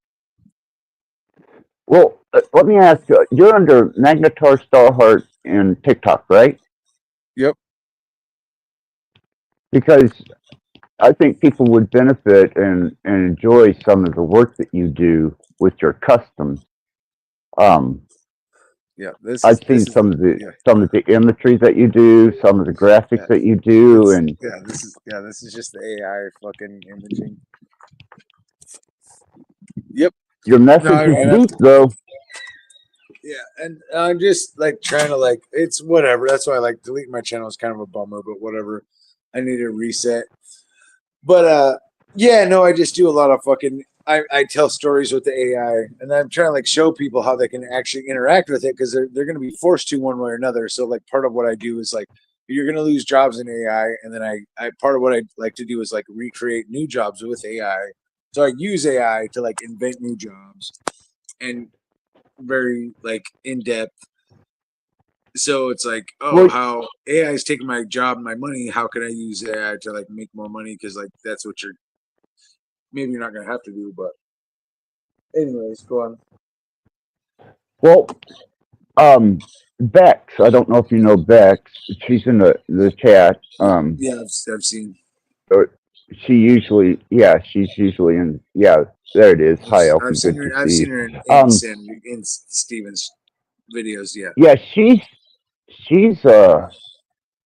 impressive with the AI too, but she does it on a different scope and different level. Right. And all she has is a cell phone. Right. And she engages AI with that cell phone as if she had a tower and a laptop, That's all you need. And you can do it right with the AI. Yeah, absolutely. I can just like voice talk with my AI and like have it do like it just whatever. And like people, the part of the problem is like people don't know the right questions to ask the AI. So again, that's part of like my own solution is like, how do I interact and engage with the AI? Well, I'm just going to give you all sorts of ways to like interact and engage with the AI, like a million different ways. So then it's like, you know, Yeah, it's 'cause like you have a general interest or a general idea, like boom, we'll help you like break it down and fucking get exactly what you want out of it. well, I've seen you both use AI in a positive manner, Right. and to me, that's impressive as hell because I haven't engaged machine learning and AI Right. the way that you guys have, Yep. and it just impresses the hell out of me, you know, because I won't engage it for the fact that there we go, that they're going to continue developing it, and Right. it's going to Right. Yeah. continue. It's going to continue to become more dynamic. Yep. That's the Oh, best word that I've absolutely. got. Yep. Yep. Yep. So right. But I So do. like, go Go ahead. ahead. Well, no, I was No, just gonna you're say fine. You're I'm fine. just trying to be preemptive on the AI. So my idea is like be preemptive, like what is it gonna do? What's it gonna take? What's it gonna blah blah blah? How do you counteract that? Not in a bad way, but you just use it to your advantage. It's just like anything. It's just like life is a struggle, life is war. So like a lot of people like I don't care. Like if you want to talk politics and you've never even heard of the art of war, if you don't even know who wrote it, what it is, if you don't even have a concept of it and you want to talk politics to me, shut the fuck up. I'm not even going to argue politics with you, brother, to be honest, because you're just that ill informed. You're that much not tapped in because you have cultures, you have studies of like certain principles of just like interaction, life, and I don't practice them all the time. That's why I don't like I try to study them. Do I practice them all? No, I fuck it up.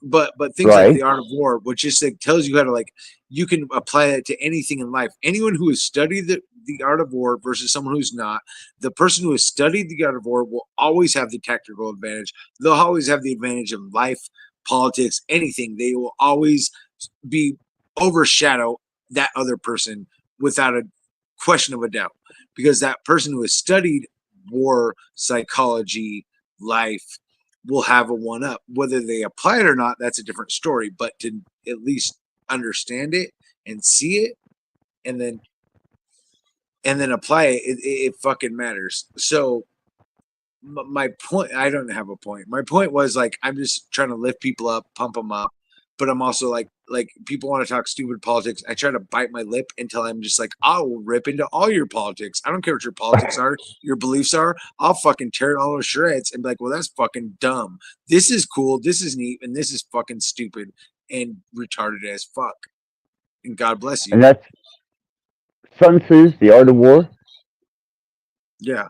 Well, the art of war, which is Yeah. that just it's interacting with like all of life. It's just like like it's just terrain and what's your environment and who's around you and who's your friends and who's your enemies and who's your allies and how are you interacting with me. It's just a psychology of life and how people like how to conduct war and whether it's personal or large scale, and a lot of people miss that, and so they get fucked up with politics. Where you look at this is perfect. This like by Sun Tzu standards, this is actually perfect war. When they have us warring against each other and ourselves, it's perfect war Right. because perfect war. You're not using resources of your own. You're moving on a war and you're taking whoever you capture and you fucking defeat. You're using their resources, so it's free. It's free war. You're just conquering, you're getting the booty, and then you're taking that fucking loot that you got, you're taking your spendings, and you're investing it into more war, into getting a bigger fucking cut. And that's what people don't necessarily understand. I know that I've got a copy of The Art of War here that I've read and went through, and I know Yeah. there are It's a certain manuscript, individuals who, yeah, like the there's Bible. people who live You their study life by parts of it. it. You just tap into it. There's just anyway. You don't have to know the whole thing by back to back. No, but there's principles in it. Yeah, the philosophy and the principle in it is the takeaway. And like Yeah. I said, I've seen people who basically base their life off of the strategies of what that book has to offer. Yeah. And Yeah. it's very effective. And Very effective. yes, yes. Yeah. I'm So, just a big, I argue that a lot. Sorry, it's not sorry. That's what I mean. That I can't. If it's like, if I want to like get in a political argument, but I'm not feeling it, I could ask like, have you ever read The Art of War? If they say no, I'm just not even going to engage because why? Seriously, like it's someone they're not read, they're not well studied. It's just not going to be intellectually engaging. It's just going to be a stupid argument. And we're going to like yell talking points at each other. Well, build a wall. Well, it's going to be dumb. You're not going to get anywhere. Shooting fish in a bucket is what it comes down to. I mean, that's even below layman's terms whenever they don't have the advantage of that information and knowledge. Yeah. It's like playing chess without knowing the rules. Right. And I'm not smart at all. Like I think a lot of people are foolish. So I get a little honorary. Like there's so many people that are so much smarter than me, and I'm like, I look at them and I'm like, they are literally smarter. Their brains like better. They're more like they're in a better mind space in all these ways, but they're kind of fucking foolish and they're kind of dumb. But like not dumb of just they're stupid. It's just like there's a foolishness there. I can't explain it, but it fucks me up. Naive. This motherfucker's smart, but why is he acting fucking stupid right now? And I just don't get it. And I'm a dumb motherfucker, and I act foolish all the time, and people get to see it, and I let them know.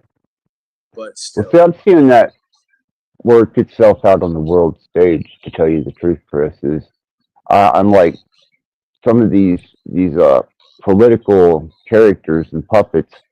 Nobody's that fucking stupid. You can play dumb all you want. Come on. Yeah. No. Right. No. You can't be. I can't believe that you're that dumb. No. Yeah, like Frank says down here, they're disingenuous and insincere. It's unbelievable to watch these guys try and portray, and that's all I can think that they're doing is they're like bad actors. They're portraying something that. Come on, man. Bad really actors. Bad actors. Bad, like, tongue-in-cheek bad actors. They are bad actors. Yeah. They're not even good at what they do. They're just so scripted. And that's what I'm noticing and it's amazing because back whenever in the 80s when I was started first looking at a president and understanding what a president was Ronald Reagan, and I watched his voodoo economics and the Contra deal, and I thought he was an actor, which at the moment didn't really mean that much to me. But as I watched the decline of Western political structure, it was just like, no way, man. It went from an absolute clown. Not that Carter was anything amazing, but he wasn't an actor. He was, I guess, just a kind of just a general guy who had the credibility and the money to make president. But Reagan was the start, I think, of that theatrical decline. He got shot too. Yep. And then we had Bush, like Clinton, Bush, Clinton. Like they was just pushing Bush and Clintons on us, like left and right. Like after yeah. Bush, Bush Clinton dynasty. Tell me not. Like, come on, Bush Clinton. Yeah, no. He tried to like get fucking Hillary Clinton like against Trump. Like they had to push her in a fucking van. Her legs are wobbling. She couldn't even fucking stand right. And they're like, "This is gonna be your president." And they like my issue with the Democrat. Like I get if you don't like Trump, I'm not a MAGA guy. I'm just not. I'm not MAGA. But I don't care if you are MAGA. Like, fucking get it. And have I wanted Trump versus everyone he's ran against? Yeah. Because like everyone he's ran against is such a lame duck. I'm like, if you're gonna put a lame duck in a fucking horse race, and then your horse loses because it's fucking just stupid, and it's just handicapped, and it's just not healthy, and you lose, like you can blame the other horse, like the winning horse was better than my horse. Yeah, so get a better horse, and that's my problem with like the whole like. God bless the left, but like their whole like just get better candidates. Like it's just really sad. Well, I don't see any of them as thoroughbreds, that's for sure. No, On just either none of side. them are. And Like, no, none of them. None of them. yeah, and I'm devoid of a political stance in either way. I mean, Hey, sure. You don't have to. That's what I'm saying. Like I'm not MAGA. I'm like, will I take one of the over the other? Yeah. Do I have a preference? Yes, but at the same time, like, well, it's picking the lesser of two evils anymore, and that's not a game that I play. I'm not even going to argue that game. No, nope. Yeah, I'm not. That's when I step back, declare myself an earthling, and go on. Yep. And that's kind of what I did with, politics, religion, even indoctrination and engineering that we received through our education process. I threw all that to the wayside and decided that I was going to observe the whole and take what is useful to me and continue forward as an earthling without the title of this, that, or another. The titles. All the titles. Yeah, so for a while I was the Satanist guy. Then I was and I don't mind the term omnius because that represents all potentials without limitation. But when they try and pigeonhole you, that's another disposition that I won't take on. I won't give you measurement because I'm capable of both good and evil, and I can transcend between them. So don't try and measure me. Yep. Because the minute you do, yes. Yeah, I do. Yeah, no, yeah. But I go. So, I don't live my life like my life has been like.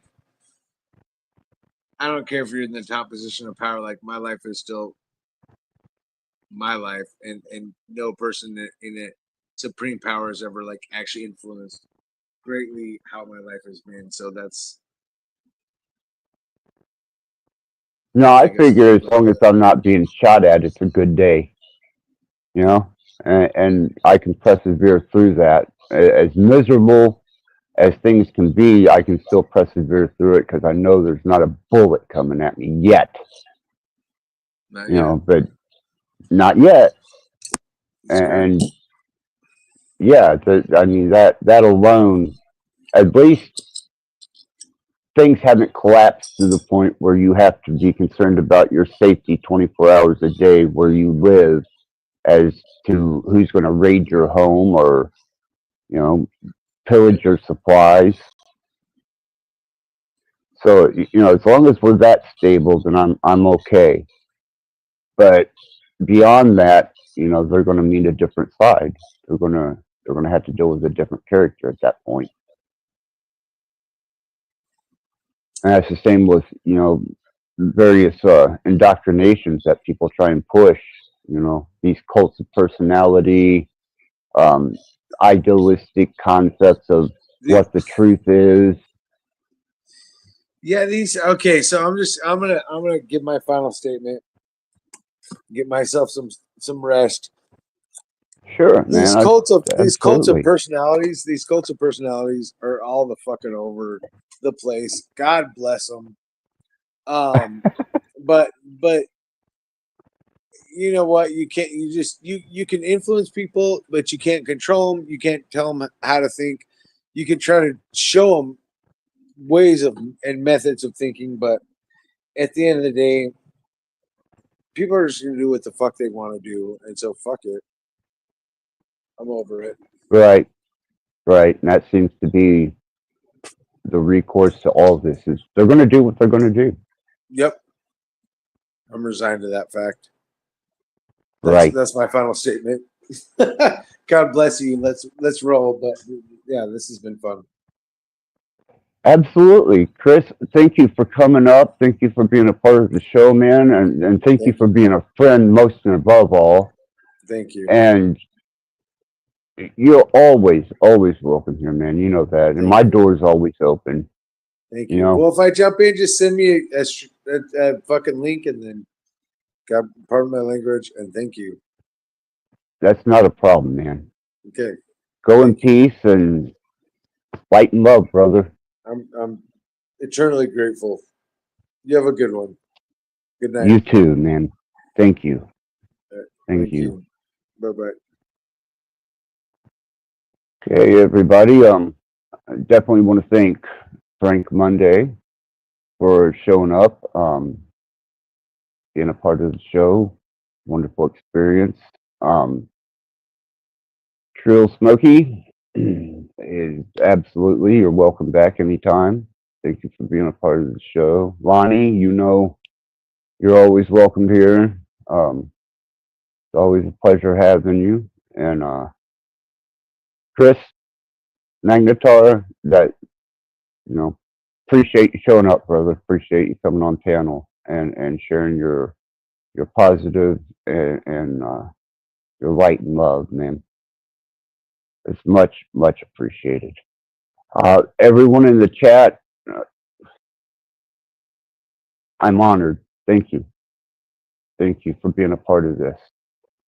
And to anybody that watches this in the future, I hope that potentially you take away something useful, valuable as a life skill, a tool, or just something that you can relate to and you become more relative.